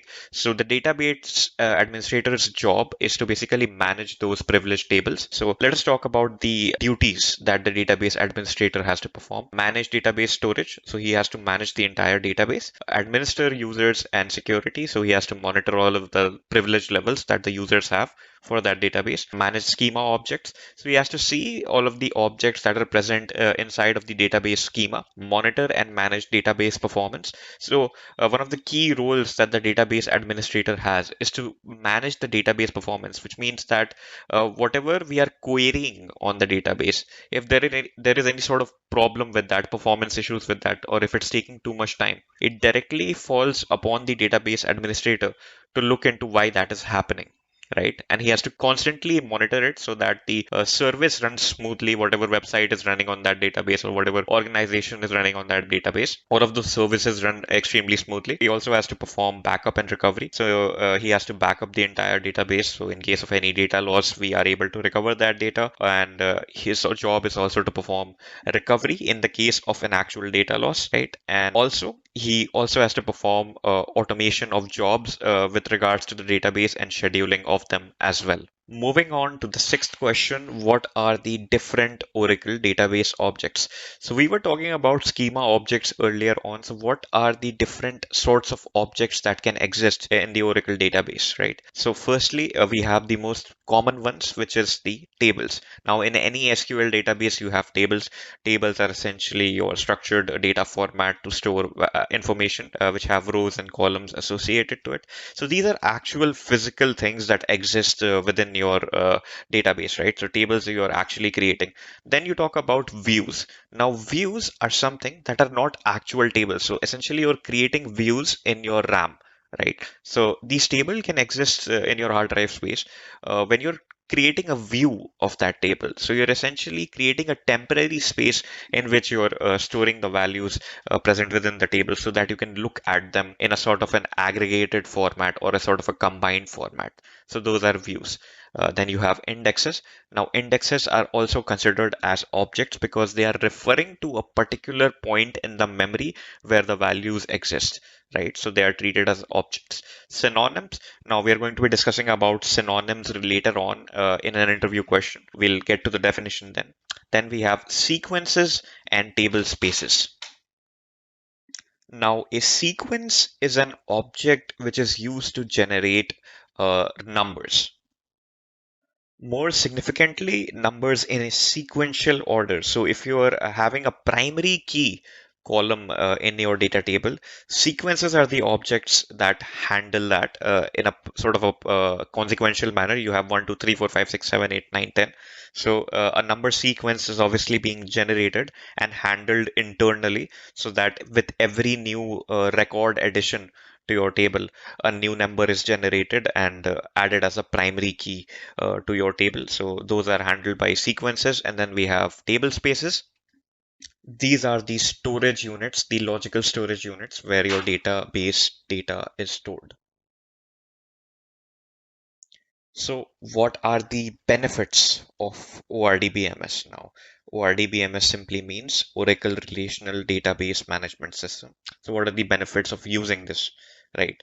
So basically the simple answer to that is in ORDBMS, the objects can be stored as they are, right? So you don't have to manipulate the object or convert them into a particular format to be able to store them in your ORDBMS.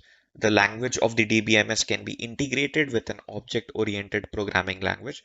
So it's very easy to integrate your database with a programming language, say Java, and to be able to access data within your code from that Java program.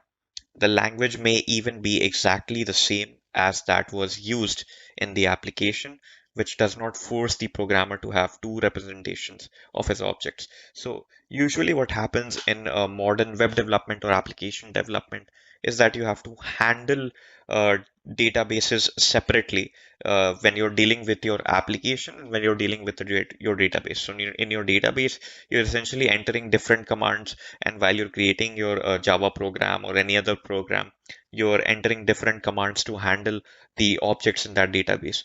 But with the help of ORDBMS, you can treat both of them as the same because the language would be identical on both sides of the spectrum.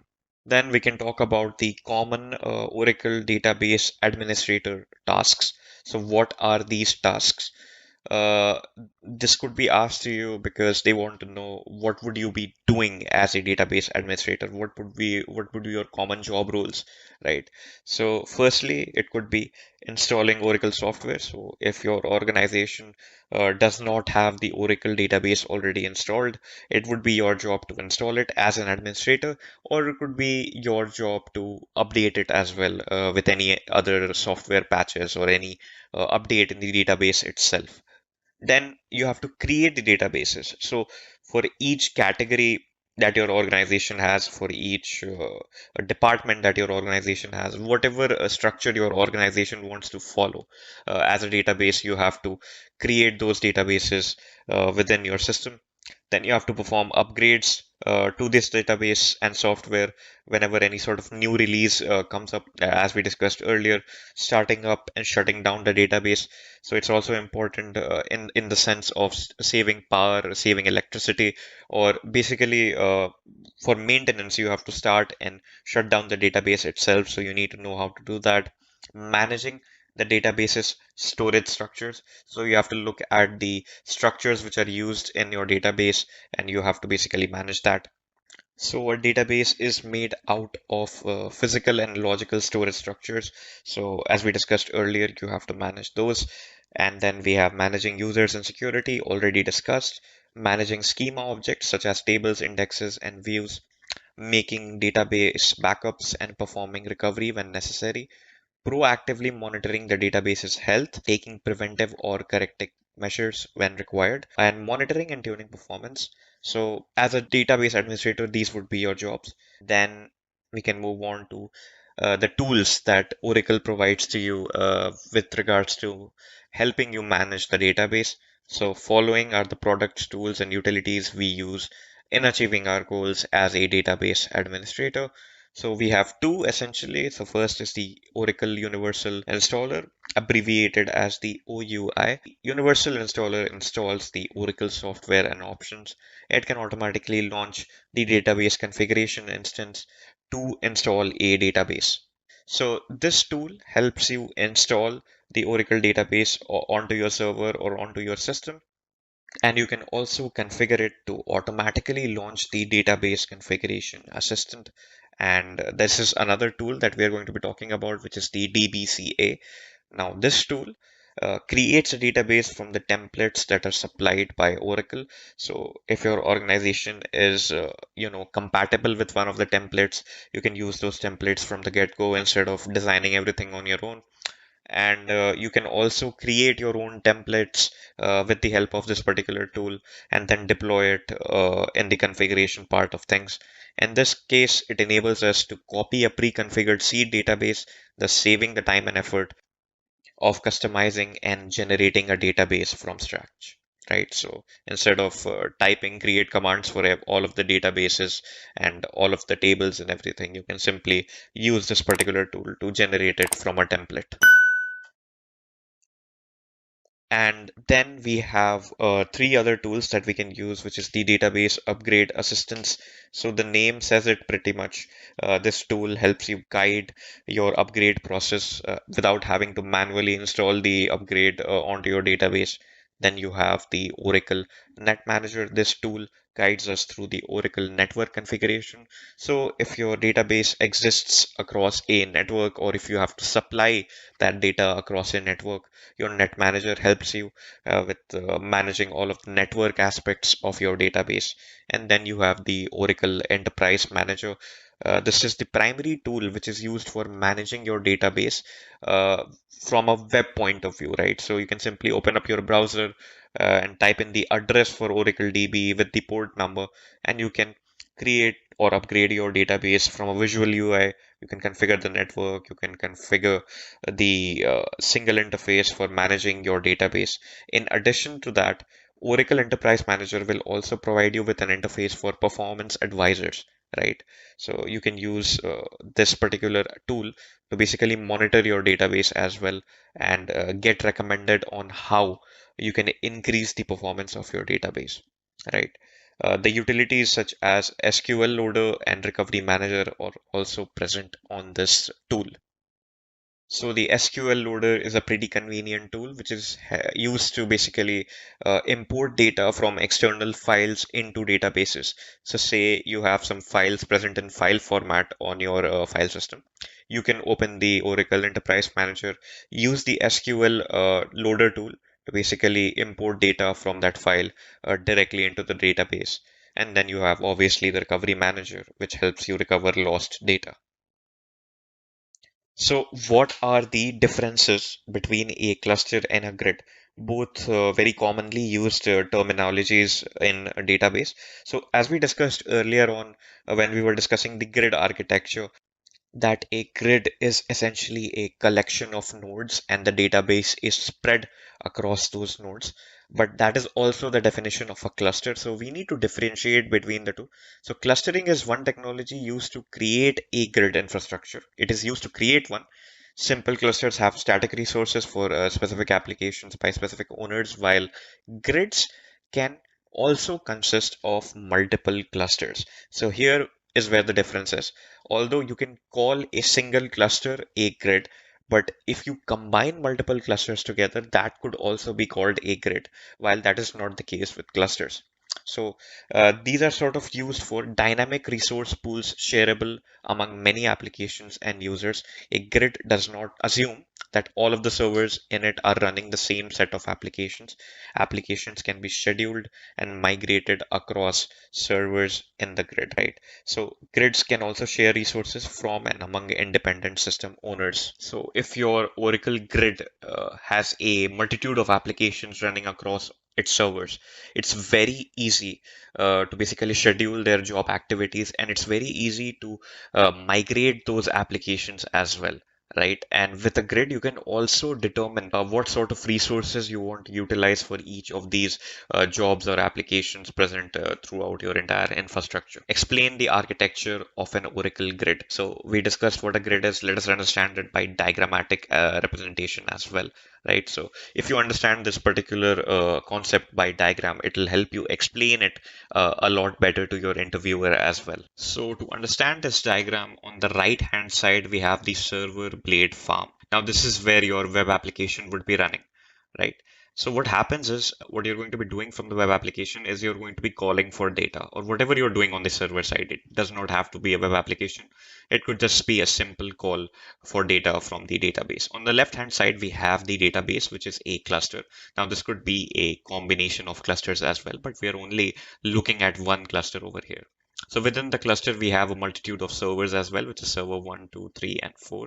And we have the database, which is connected through these clusters, right? So this is where your data is essentially stored. And connecting these two is the Oracle Resource Manager. So what happens there is essentially whenever you're trying to access data from your database, it does not directly go to the database. It first goes to the Oracle Resource Manager, which then allocates the resources required to query that data from the database from the servers inside the database, right? So that is what your resource manager essentially does. So this entire diagram represents an Oracle grid, and it also represents the workflow of every Oracle job. Right. So as we can see, the grid computing infrastructure continually analyzes the demand for resources and adjusts the supply accordingly. Right. So it depends.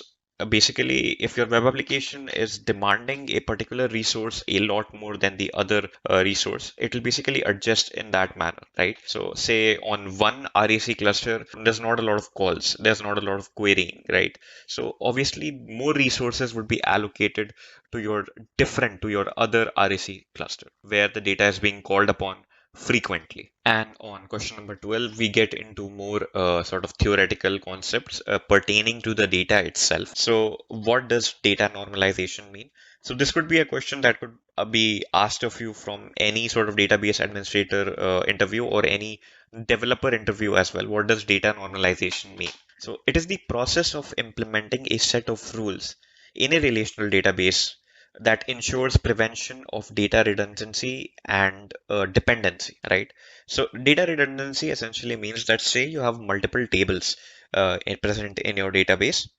So what will happen is if you have data present on two tables and you only require that data to be on one table for your practical purposes, you're essentially wasting memory by having it on the second table as well. So in that particular case, what you could do is you could create an association between those two tables that refers to that particular data, right? So even if the second table does not have that particular data, it will still have the association to that data, so you can access it from that table as well. So the process of implementing that so that you don't have to store the data on two separate places and basically reducing your memory load by half is called data normalization. Now this is present in multiple steps. There's the first normal form, the second normal form, the third normal form. So depending on your use case and utility and the architecture of your database, you can implement these normalization methods to basically save up on memory that is present in your database. So what is table partitioning is another thing that could be asked of you. So earlier when we were discussing about normalization, we talked about saving up on memory. So when we're talking about table partitioning, we're talking about saving up on CPU performance, right? So essentially that means that we're reducing the time in which the query can be performed. We're doing that by shortening the search space. So for instance, we can talk about the theoretical definition, which is dividing data tables into smaller chunks to obtain data from the database in a faster, cheaper, and simpler manner. So we can look at an example of this. So say you're registering student data and the students have ages, right? So what you could do is you can put a partitioning on the age, which means that the students who are less than 13, right, you can partition them in one chunk. Who are between 13 to 15, you can partition them in another chunk, and who are between 15 to 18, you can partition them in another chunk, right? So when you have partitioned this table and when you run a query on one of these partitions, you're essentially saving up on CPU resources because you don't have to specifically search for a element in a big table. You have to search for it in a small chunk of that table. And it also saves up on the complexity of your query. So you don't have to specify where age is between this and that. You can simply refer to that partition and get to the exact value that you want without having to add that query clause. So this is how table partitioning helps you with optimizing your queries. So moving on, what is row chaining?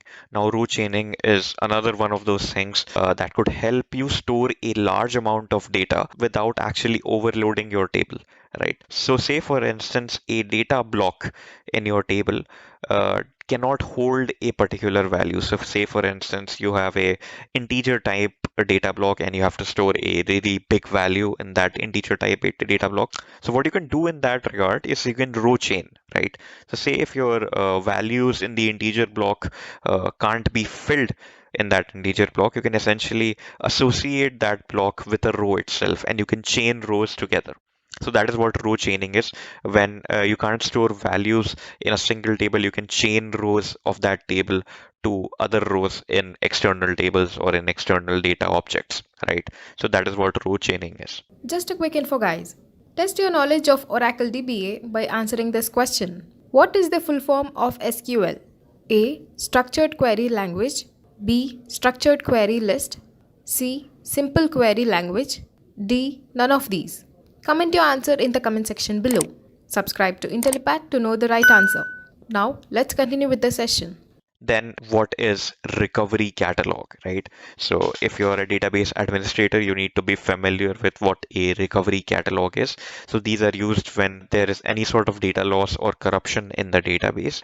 These catalogs are metadata stores, which are managed by the RMAN and are used for data restoration and data recovery processes. So the RMAN, which is basically short for Recovery Manager, these store the metadata information about the actual database. So in the case of any data loss, these particular management and recovery tools can basically access that data and bring your database back to its original state. What are AWR reports, right? So AWR is short for Automatic Workload Repository, and there is a report which comes out of this during the runtime of your database. So it basically consists of the following values. So the wait events used to identify performance problems. So basically when you query, what is the wait time? And for each query, what was the wait time? Time model statistics indicating the amount of time associated with a process from the session time model and the system time model views.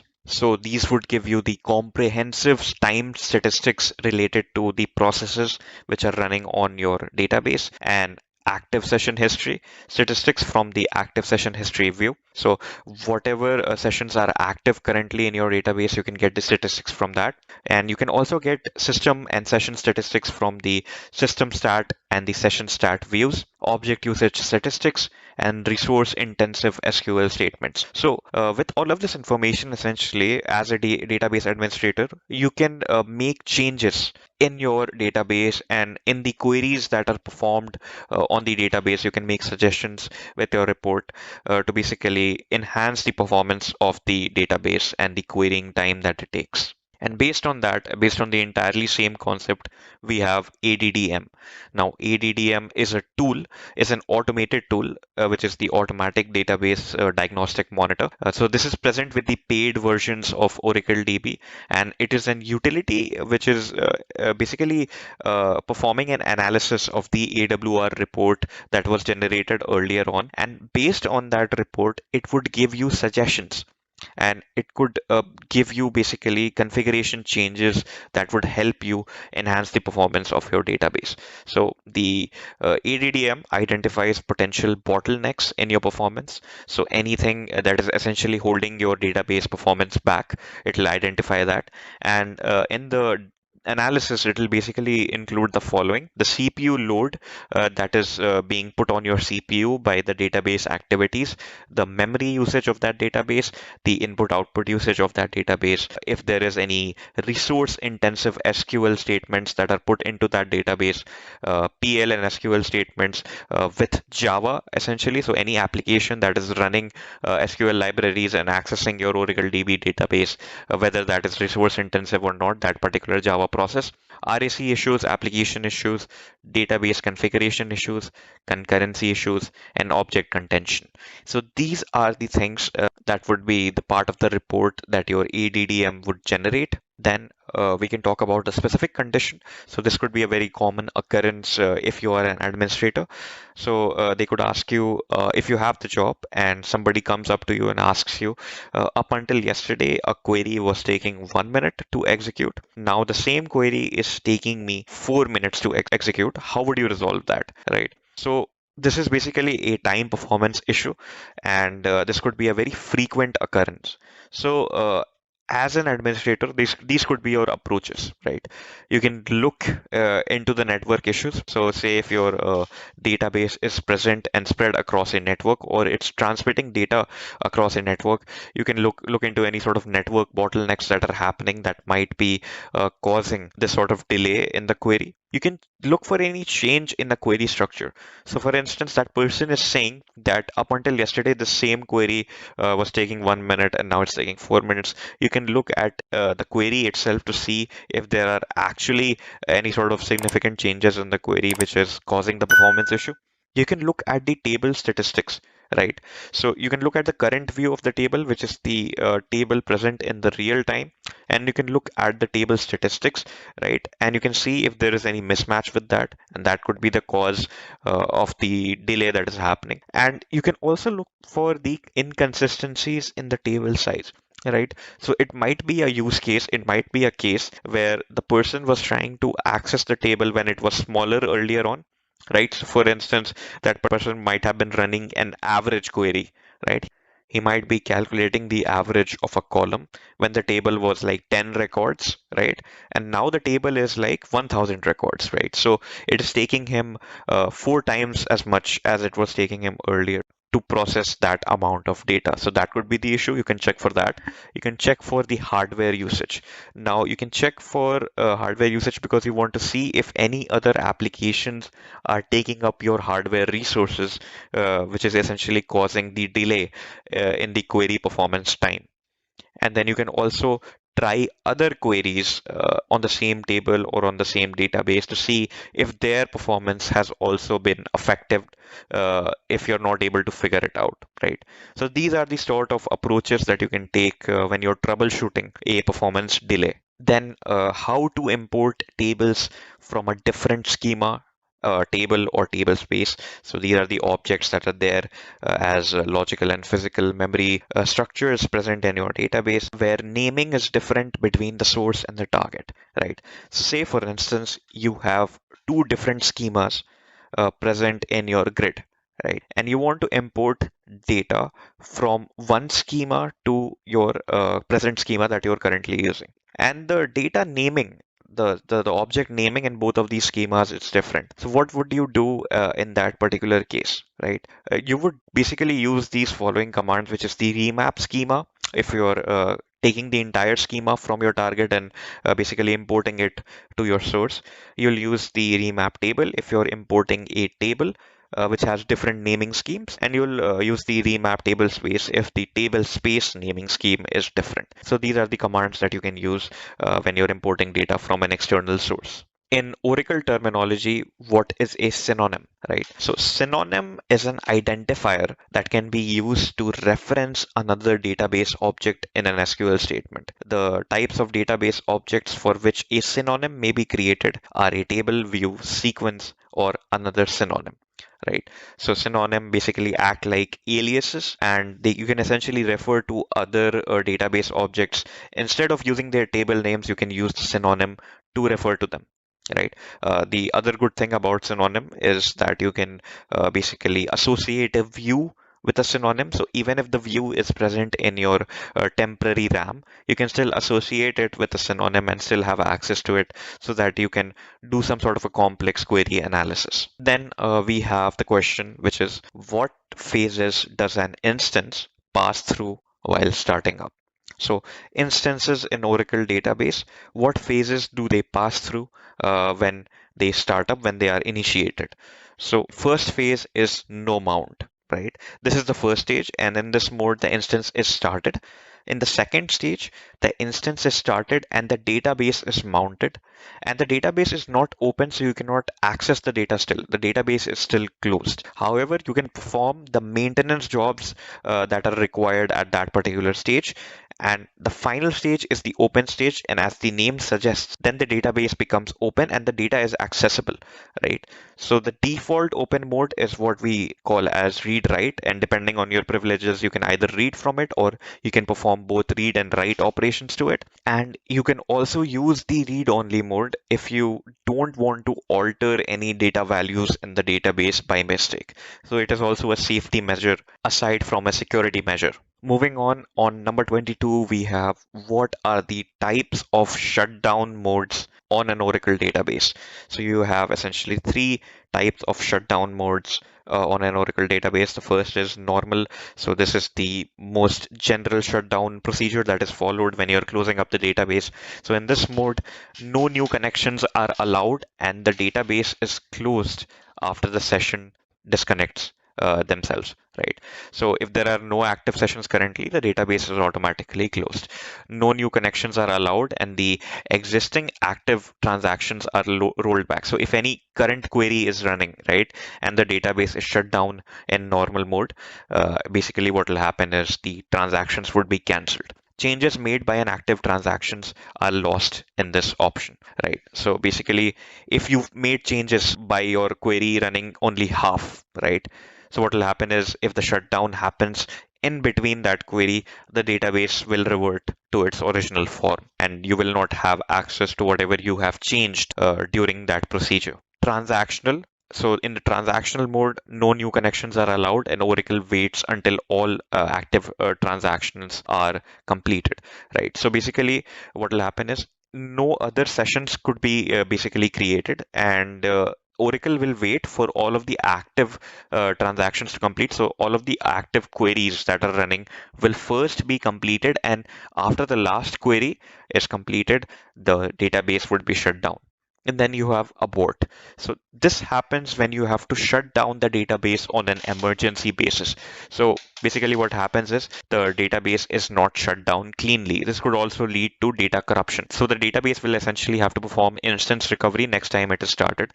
This option should not be used in regular activities, which means you will only use this as an administrator if there is an emergency and you need to check something immediately and if you need to change something immediately while the database is shut down.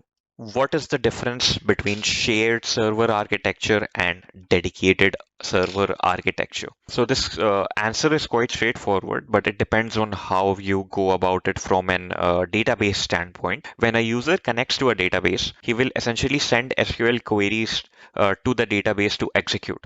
So these SQL queries are executed by a server process, and the result is returned back to the user, right? So if you perform a query, you get the answer back, right? In dedicated server architecture, the instance will create one server process for each connected user, right? Since you have a lot of resources that are available in the dedicated server architecture, the instance will create one server process for each of the connected users. This process will be dedicated to that user and will only serve to that client. The advantage that you get with a shared server architecture is that the memory consumption is quite less. So in dedicated server architecture, each user gets to experience better performance, but in a shared server architecture, you get to save on memory. So it's up to you what you want to decide as an architecture. But keep in mind that certain operations like administrative activities on your database can only be performed on a dedicated server. Moving on. Which tools can you use to start up an Oracle database, right? So there are multiple tools you can use. So we will discuss these tools one by one. So firstly, we discussed earlier on SQL Plus. This is the most widely used option. You first connect to an idle instance with an SQL Plus, and then you start up the instance with the startup command. So that is SQL Plus. You have the Enterprise Manager, which we discussed earlier on. This is another way of starting up a database. You can log on to the Enterprise Manager even if the database is stopped. So the server which runs these applications always keeps running while you can shut down the access to the database data. You can log on to it and then you can basically detect the status of the down database and it will present to you with a startup option. So you can click on startup and the server will start again. And then you have the recovery manager. So this is a lesser used tool, and this is only used when there is sort of a data loss that has happened and you want to start up the database and you want to essentially recover some data that might have been lost in the previous session or due to some failure. So what would you do if you want to create a response file to speed up the installation of databases? How would you prepare that response file, right? So essentially, let us understand what a response file is. It is a plain text file where options to create a database are stored, right? So instead of manually typing what sort of database you want to create, right? You can basically create a response file and you can enter those commands, you can enter those options, and when you run that response file, it'll basically create that sort of a database. So the advantage that you get with this is you can create a database from an already given set of instructions, and this would help you save on time, and it will also ensure that there are no errors when compared to manually typing it, right? And then installation media comes with a template response file. It is rather easier to customize it manually, and then after you've customized the file, you can run it. And easiest and the most reliable way to create a response file would be using the Oracle Universal Installer, which we discussed earlier on. So if you're starting the installer in record mode, every option you choose at each step is automatically saved in a response file. So once you've started your database, the file you can still access, and when you have access to that file, you can basically use that file to run your database accordingly again without having to basically manually enter all of the configurations again. Just a quick info, guys. IntelliPad provides online Oracle DBA certification training mentored by industry experts. The course link is given in the description below. So, guys, we have come to the end of the session. Hope you all enjoyed it. If you have any doubts, please put down in the comment section below. We will try to answer it as soon as possible. Thanks for watching.